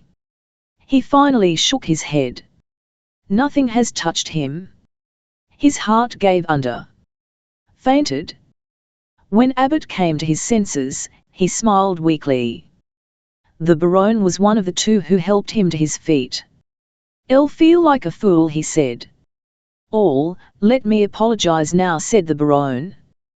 What I did at the ball was wrong, and I should not have lost my temper. I had come to you to apologize then. But I am Italian. It is natural that I should lose my temper naively. We're both of us a pair of fools, Baronne. There was always someone else. A couple of fools. Yes, admitted the Baronne eagerly. Considering, whispered the Colonel in Courtlandt's ear, considering that neither of them knew they were shooting nothing more dangerous than wads, they are pretty good specimens. What? Chapter 19. Courtlandt tells a story. The Colonel and his guests at luncheon had listened to Courtlandt without sound or movement beyond the occasional rasp of feet shifting under the table. He had begun with the old familiar "got a story?" Tell it had been the instant request. At the beginning the men had been leaning at various negligent angles, some with their elbows upon the table, some with their arms thrown across the backs of their chairs. The partridge had been excellent, the wine delicious, the tobacco irreproachable. Burma, the tinkle of bells in the temples, the strange pictures in the bazaars, long journeys over smooth and stormy seas, romance, moving and colourful, which began at Rangoon, had zigzagged around the world, and ended in Berlin. And so concluded the teller of the tale, that is the story.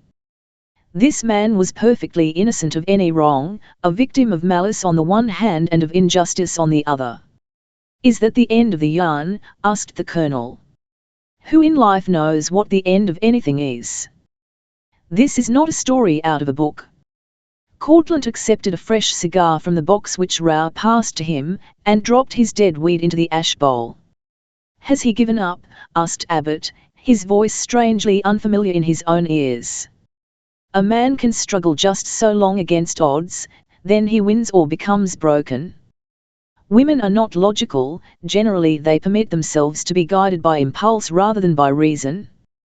This man I am telling you about was proud, perhaps too proud. It is a shameful fact, but he ran away. TNLE, he wrote letter after letter, but all these were returned unopened. Then he stopped. A woman would a good deal rather believe circumstantial evidence than not. Humph. The Colonel primed his pipe and relighted it. She couldn't have been worth much. Worth much? Cried Abbott. What do you imply by that? No man will really give up a woman who is really worthwhile, that is, of course, admitting that your man, Courtlandt, is a man.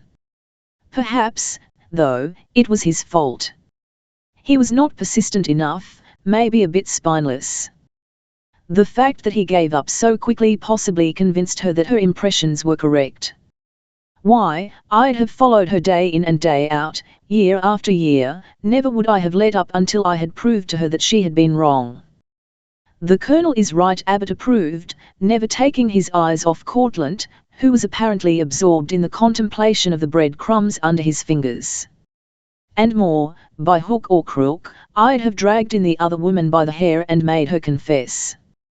I do not doubt it, Colonel, responded Courtlandt, with a dry laugh. And that would really have been the end of the story. The heroine of this rambling tale would then have been absolutely certain of collusion between the two. That is like a woman, the Baron agreed, and he knew something about them. And where is this man now? Here, said Courtlandt, pushing back his chair and rising. I am he. He turned his back upon them and sought the garden. Tableau. Dash me, cried the Colonel, who, being the least interested personally, was first to recover his speech. The Baron drew in his breath sharply. Then he looked at Abbott. I suspected it, replied Abbott to the mute question. Since the episode of that morning his philosophical outlook had broadened. He had fought a duel and had come out of it with flying colours. As long as he lived he was certain that the petty affairs of the day were never again going to disturb him. Let him be, was the Colonel's suggestion, adding a gesture in the direction of casement door through which Courtlandt had gone. He's as big a man as Nora is a woman. If he has retuned with the determination of winning her, he will. They did not see Courtlandt again. After a few minutes of restless to and froing, he proceeded down to the landing, helped himself to the Colonel's motorboat, and returned to Bilagio. At the hotel he asked for the Duke, only to be told that the Duke and Madame had left that morning for Paris. Courtlandt saw that he had permitted one great opportunity to slip past. He gave up the battle. One more good look at her, and he would go away. The odds had been too strong for him, and he knew that he was broken.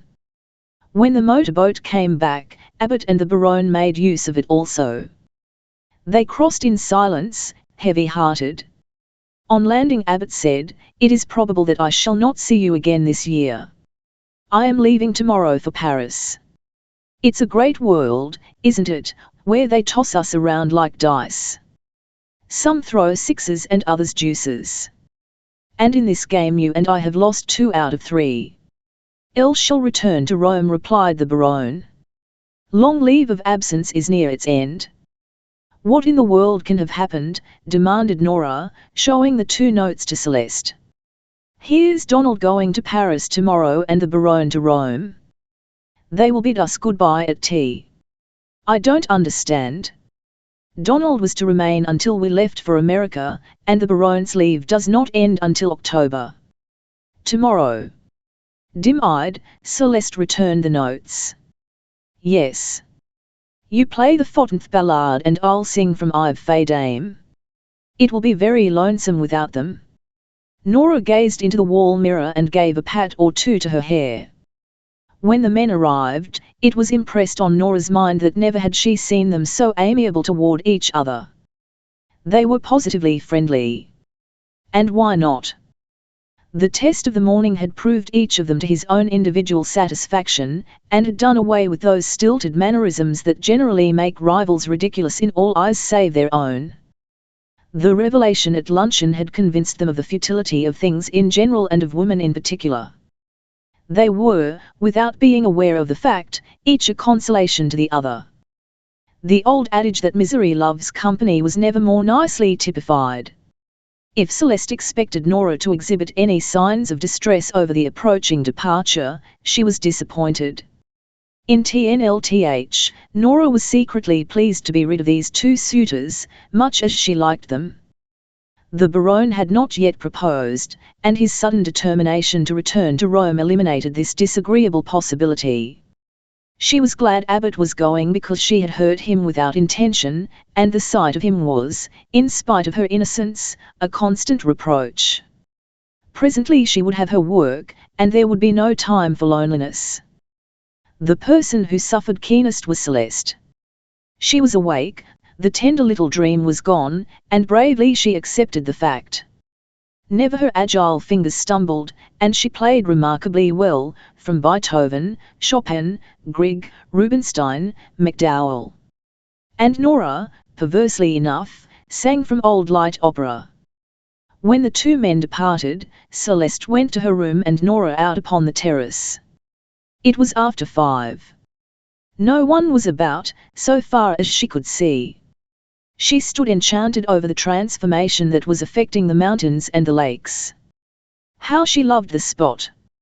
How she would have liked to spend the rest of her days here! And how beautiful all the world was today! She gave a frightened little scream. A strong pair of arms had encircled her. She started to cry out again, but the sound was muffled and blotted out by the pressure of a man's lips upon her own. She struggled violently, and suddenly was freed. "If I were a man," she said, "you should die for that." "It was an opportunity not to be ignored," resumed Courtlandt. "It is you that I was a fool to run away as I did, but my rhythm has convinced me that I should have been as much a fool had I remained to tag you about, begging for an interview. I wrote you letters. You returned them unopened. You have condemned me without a hearing. So be it. You may consider that kiss the farewell appearance so dear to the operatic heart bitterly." He addressed most of this to the back of her head, for she was already walking toward the villa into which she disappeared with the proud air of some queen of tragedy. She was a capital actress. A heavy hand fell upon Courtlandt's shoulder. He was irresistibly drawn right about face. "Now, then, Mr. Courtlandt," said Harrigan, his eyes blue and cold as ice, "perhaps you will explain." With rage and despair in his heart, Courtlandt flung off the hand and answered, "I refuse." "Ah." Harrigan stood off a few steps and ran his glance critically up and down this man of whom he had thought to make a friend. "You're a husky lad. There's one way out of this for you. So long as it does not necessitate any explanations indifferently. In the bottom of one of Nora's TNLNKs is a set of my old gloves. There will not be anyone up at the tennis court this time of day. If you are not a mean cuss, if you are not an ordinary low-down imitation of a man, you two meet me up there inside of 5 minutes. If you can stand up in front of me for 10 minutes, you need not make any explanations. On the other hand, you hike out of here as fast as boats and trains can take you. And never come back.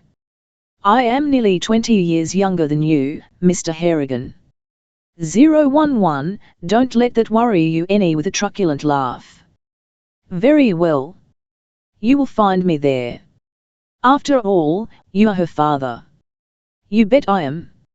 Harrigan stole into his daughter's room and soundlessly bored into the bottom of the trunk that contained the relics of past glory.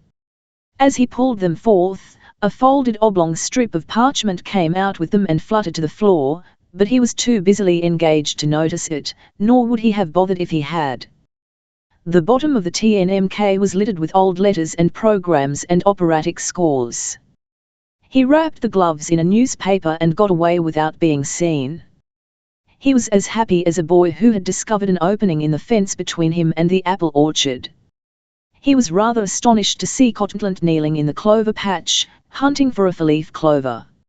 It was patent that the young man was not troubled with nerves. Here, he cried, BMSKLY, tossing over a pair of gloves. If this method of settling the dispute isn't satisfactory, I'll accept your explanations. For reply, Courtlandt stood up and stripped to his undershirt. He drew on the gloves and laced them with the aid of his teeth. Then he kneaded them carefully. The two men eyed each other a little more respectfully than they had ever done before. This single court is about as near as we can make it. The man who steps outside is whipped. I'll agree, said Courtlandt. No rounds with rests, until one or the other is outside. Clean breaks. That's about all. Now, put up your dukes and take a man's licking. I thought you were your father's son, but I guess you are like the rest of 'em, hunters of women. Courtlandt laughed and stepped to the middle of the court. Hannigan did not waste any time. He sent in a straight jab to the jaw, but Courtlandt blocked it neatly and countered with a hard one on Harrigan's ear, which began to swell. Fine, growled Harrigan. You know something about the game. It won't be as if I was walloping a baby. He sent a left to the body, but the right failed to reach his man. For some time Harrigan jabbed and swung and uppercut, often he reached his opponent's body, but never his face. It worried him a little to find that he could not stir Courtlandt more than 2 or 3 feet. Courtlandt never followed up any advantage, thus making Harrigan force the fighting, which was rather to his liking. But presently it began to enter his mind convincingly that apart from the initial blow, the younger man was working wholly on the defensive. As if he were afraid he might hurt him. This served to make the old fellow furious. He bored in right and left and right, and Courtlandt gave way, step by step, until he was so close to the line that he could see it from the corner of his eye. This glance, swift as it was, came near to being his undoing. Harrigan caught him with a terrible right on the jaw. It was a glancing blow, otherwise the fight would have ended then and there. Instantly he lurched forward and clenched before the other could add the finishing touch. The two pushed about, Harrigan fiercely striving to break the younger man's hold. He was beginning to breathe hard besides. A little longer, and his blows would lack the proper steam. Finally Courtlandt broke away of his own accord. His head buzzed a little, but aside from that he had recovered. Harrigan pursued his tactics and rushed. But this time there was an offensive return. Courtlandt became the aggressor. There was no withstanding him. And Harrigan fairly saw the end, but with that indomitable pluck which had made him famous in the annals of the ring, he kept banging away. The swift cruel jabs here and there upon his body began to tell. Oh, for a minute's rest and a piece of lemon on his parched tongue. Suddenly Courtlandt rushed him tigerishly, landing a jab which closed Harrigan's right eye. Courtlandt dropped his hands, and stepped back. His glance travelled suggestively to Harrigan's feet. He was outside the ropes. "I beg your pardon, Mr. Harrigan, for losing my temper." "What's the odds?" "I lost mine." "You win." Harrigan was a true sportsman. He had no excuses to offer. He had dug the pit of humiliation with his own hands. He recognized this as one of two facts. The other was, that had Courtlandt extended himself, the battle would have lasted about 1 minute. It was gall and wormwood, but there you were. And now, you ask for explanations. Ask your daughter to make them. Courtlandt pulled off the gloves and got into his clothes. "You may add, sir, that I shall never trouble her again with my unwelcome attentions. I leave for Milan in the morning." Courtlandt left the field of Vic 01Y without further comment.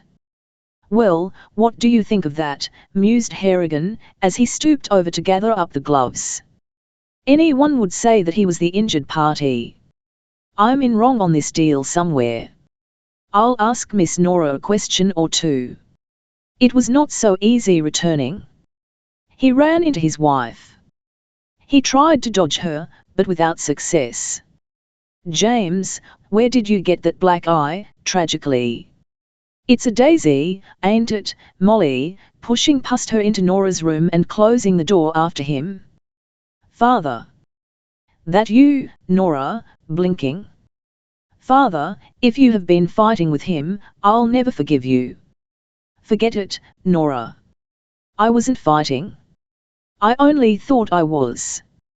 He raised the lid of the trunk and cast in the gloves haphazard. And then he saw the paper which had fallen out. He picked it up and squinted at it, for he could not see very well. Nora was leaving the room in a temper. "Going, Nora. Elm. And I advise you to have your dinner in your room."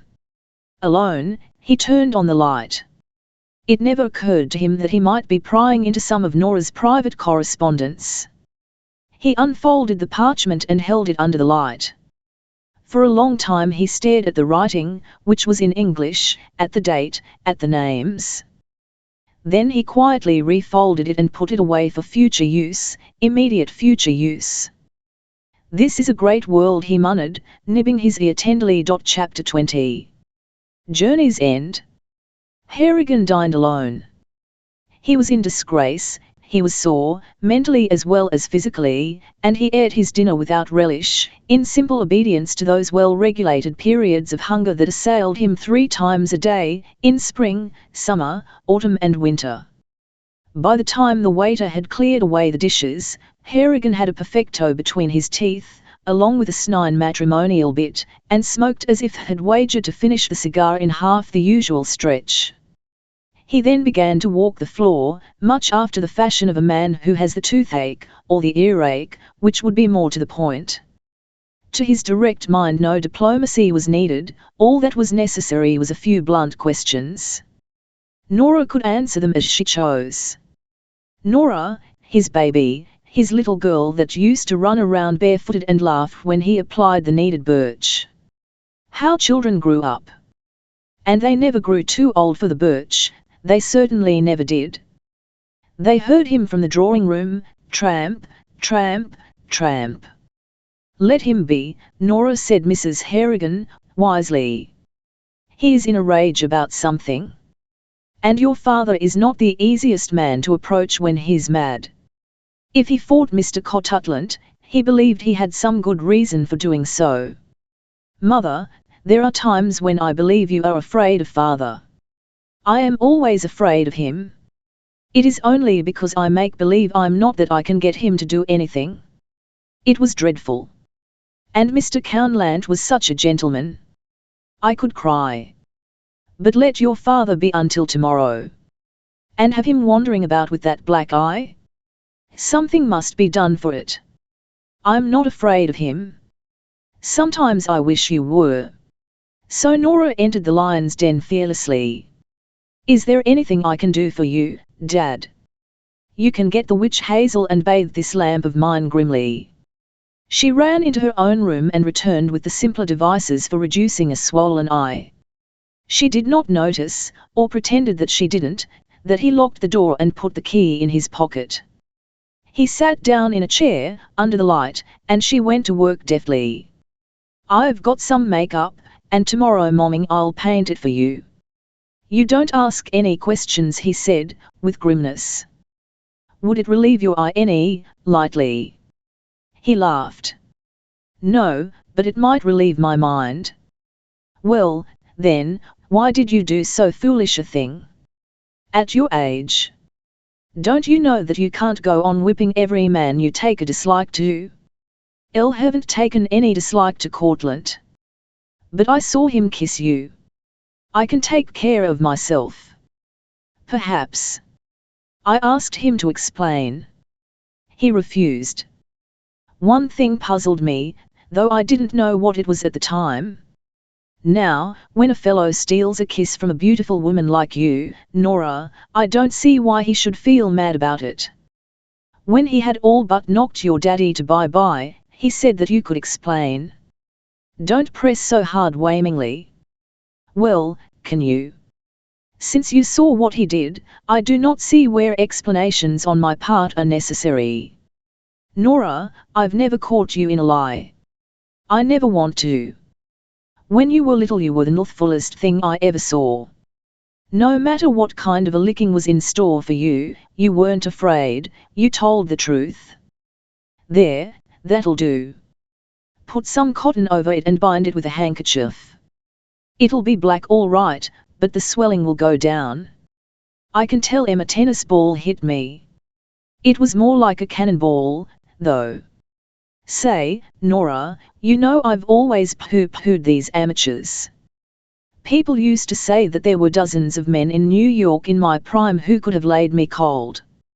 I used to laugh. Well, I guess they were right. Courtlandt's got the stiffest kick I ever ran into. A pile driver, and if he had landed on my jaw, it would have dormy been, as you say when you bid me good night in Dago. That's all right now until tomorrow. I want to talk to you. Draw up a chair. There. As I said, I've never caught you in a lie, but I find that you've been living a lie for 2 years.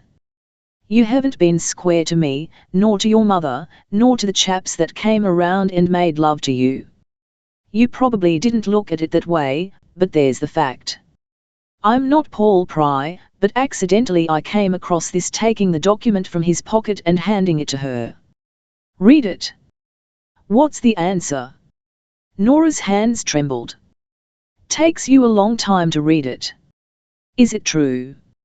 Yes. And I went up to the tennis court with the intention of knocking his head off, and now I'm wondering why he didn't knock off mine. Nora, he's a man, and when you get through with this, I'm going down to the hotel and apologize. You will do nothing of the sort, not with that eye. All right. I was always worried for fear you'd hook up with some duke you'd have to support. Now, I want to know how this chap happens to be my son-in-law. Make it brief, for I don't want to get tangled up more than is necessary. Nora crackled the certificate in her fingers and stared unseeingly at it for some time. I met him first in Rangoon, she began slowly, without raising her eyes. When you went around the world on your own? Yes. Oh, don't worry. I was always able to take care of myself. An Irish idea, answered Harrigan complacently. I loved him, father, with all my heart and soul. He was not only big and strong and handsome, but he was kindly and tender and thoughtful. Why, I never knew that he was rich until after I had promised to be his wife. When I learned that he was the Edward Courtlandt who was always getting into the newspapers, I laughed. There were stories about his escapades. There were innuendos regarding certain women, but I put them out of my mindest twaddle. Ah, never had I been so happy. In Berlin we went about like 2 children. It was play. He brought me to the opera and took me away, and we had the most charming little suppers. I never wrote you or mother because I wished to surprise you. You have. Go on. I had never paid much attention to Flora de Simone, though I knew that she was jealous of my success. Several times I caught her looking at Edward in a way I did not like. She looked at him, Hull. It was the last performance of the season. We were married that afternoon. We did not want anyone to know about it. I was not to leave the stage until the end of the following season. We were staying at the same hotel, with rooms across the corridor. This was much against his wishes, but I prevailed. LC. Our rooms were opposite, as I said. After the performance that night I went to mine to complete the final packing. We were to leave at 1 for the Tyrol. Father, I saw Flora de Simone come out of his room. Harrigan shut and opened his hands. Do you understand? I saw her. She was laughing. I did not see him. My wedding night. She came from his room. My heart stopped, the world stopped, everything went black. All the stories that I had read and heard came back. When he knocked at my door I refused to see him. I never saw him again until that night in Paris when he forced his way into my apartment. Hang it, Nora, this doesn't sound like him. I saw her. He wrote you. Elle returned the letters, unopened. That wasn't T-square. You might have been wrong. He wrote 5 letters. After that he went to India, to Africa and back to India, where he seemed to find consolation enough. Harrigan laid it to his lack of normal vision, but to his single optic there was anything but Mizu in her beautiful blue eyes. TNLE, they sparkled with tears, but that signified nothing. He hadn't been married these 30-odd years without learning that a woman weeps for any of 1,001 reasons. Do you care for him still?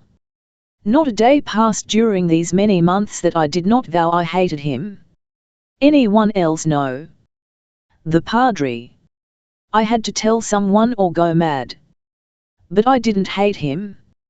I could no more put him out of my life than I could stop breathing. Ah, I have been so miserable and unhappy. She laid her head upon his knees and clumsily he stroked it. His girl. That's the trouble with us Irish, Nora. We jump without looking, without finding whether we're right or wrong. Well, your daddy's opinion is that you should have read his first letter. If it didn't ring right, why, you could have jumped the traces. I don't believe he did anything wrong at all.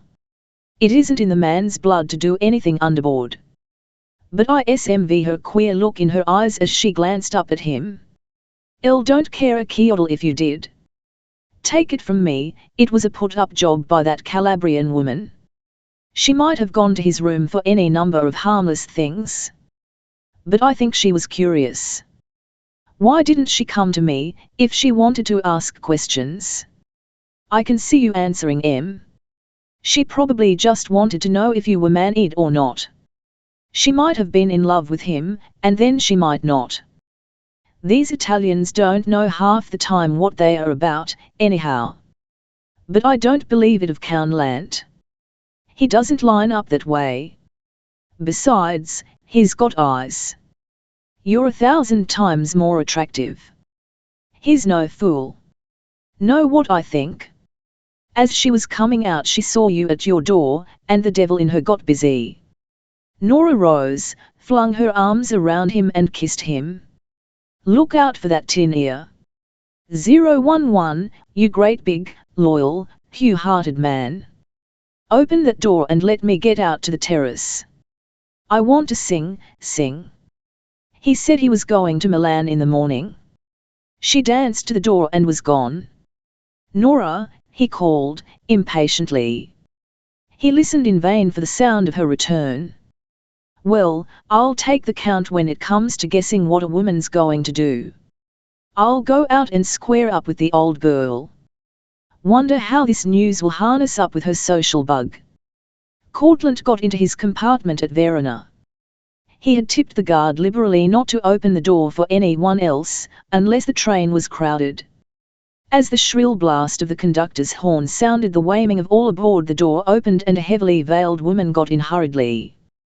The train began to move instantly. The guard slammed the door and latched it. Courtlandt sighed, the futility of trusting these Italians, of trying to buy their loyalty. The woman was without any luggage whatever, not even the usual magazine. She was dressed in brown, her hat was brown, her veil, her gloves, her shoes. But whether she was young or old was beyond his deduction. He opened his courier and held it before his eyes, but he found reading impossible. The newspaper finally slipped from his hands to the floor, where it swayed and rustled unnoticed. He was staring at the promontory across Lecco, the green and restful hill, the little earthly paradise out of which he had been unjustly cast. He couldn't understand. He had lived cleanly and decently, he had wronged no man or woman, nor himself. And yet, through some evil twist of fate, he had lost all there was in life worth having. The train lurched around a shoulder of the mountain. He leaned against the window. In a moment more the villa was gone. What was it? He felt irresistibly drawn. Without intending to do so, he turned and stared at the woman in brown. Her hand went to the veil and swept it aside. Nora was as full of romance as a child. She could have stopped him before he made the boat, but she wanted to be alone with him. Nora. She flung herself on her knees in front of him. I am a wretch, she said. He could only repeat her name. I am not worth my salt. Ah, why did you run away? Why did you not pursue me, importune me until I wearied? Perhaps gladly. There were times when I would have opened my arms had you been the worst scoundrel in the world instead of the dearest lover, the patientest. Ah, can you forgive me? Forgive you, Nora. He was numb. I am a miserable wretch. I doubted you, when all I had to do was to recall the way people misrepresented things I had done. I sent back your letters. And read and reread the old blue ones. Don't you remember how you used to write them on blue paper? Flora told me everything. It was only because she hated me, not that she cared anything about you. She told me that night at the ball. I believe the Duke forced her to do it. She was at the bottom of the abduction. When you kissed me, didn't you know that I kissed you back? Edward, I am a miserable wretch, but I shall follow you wherever you go, and I haven't even a vanity box in my handbag. There were tears in her eyes. Say that I am a wretch. He drew her up beside him. His arms closed around her so hungrily, so strongly, that she gasped a little. He looked into her eyes, his glance travelled here and there over her face, searching for the familiar dimple at one corner of her mouth. Nora, he whispered. Kiss me. And then the train came to a stand, jerkily. They fell back against the cushions. Lecco, cried the guard through the window. They laughed like children. Elle bribed him, she said gaily. And now, yes, and now, eagerly, if still bewilderedly. Let's go back. The end.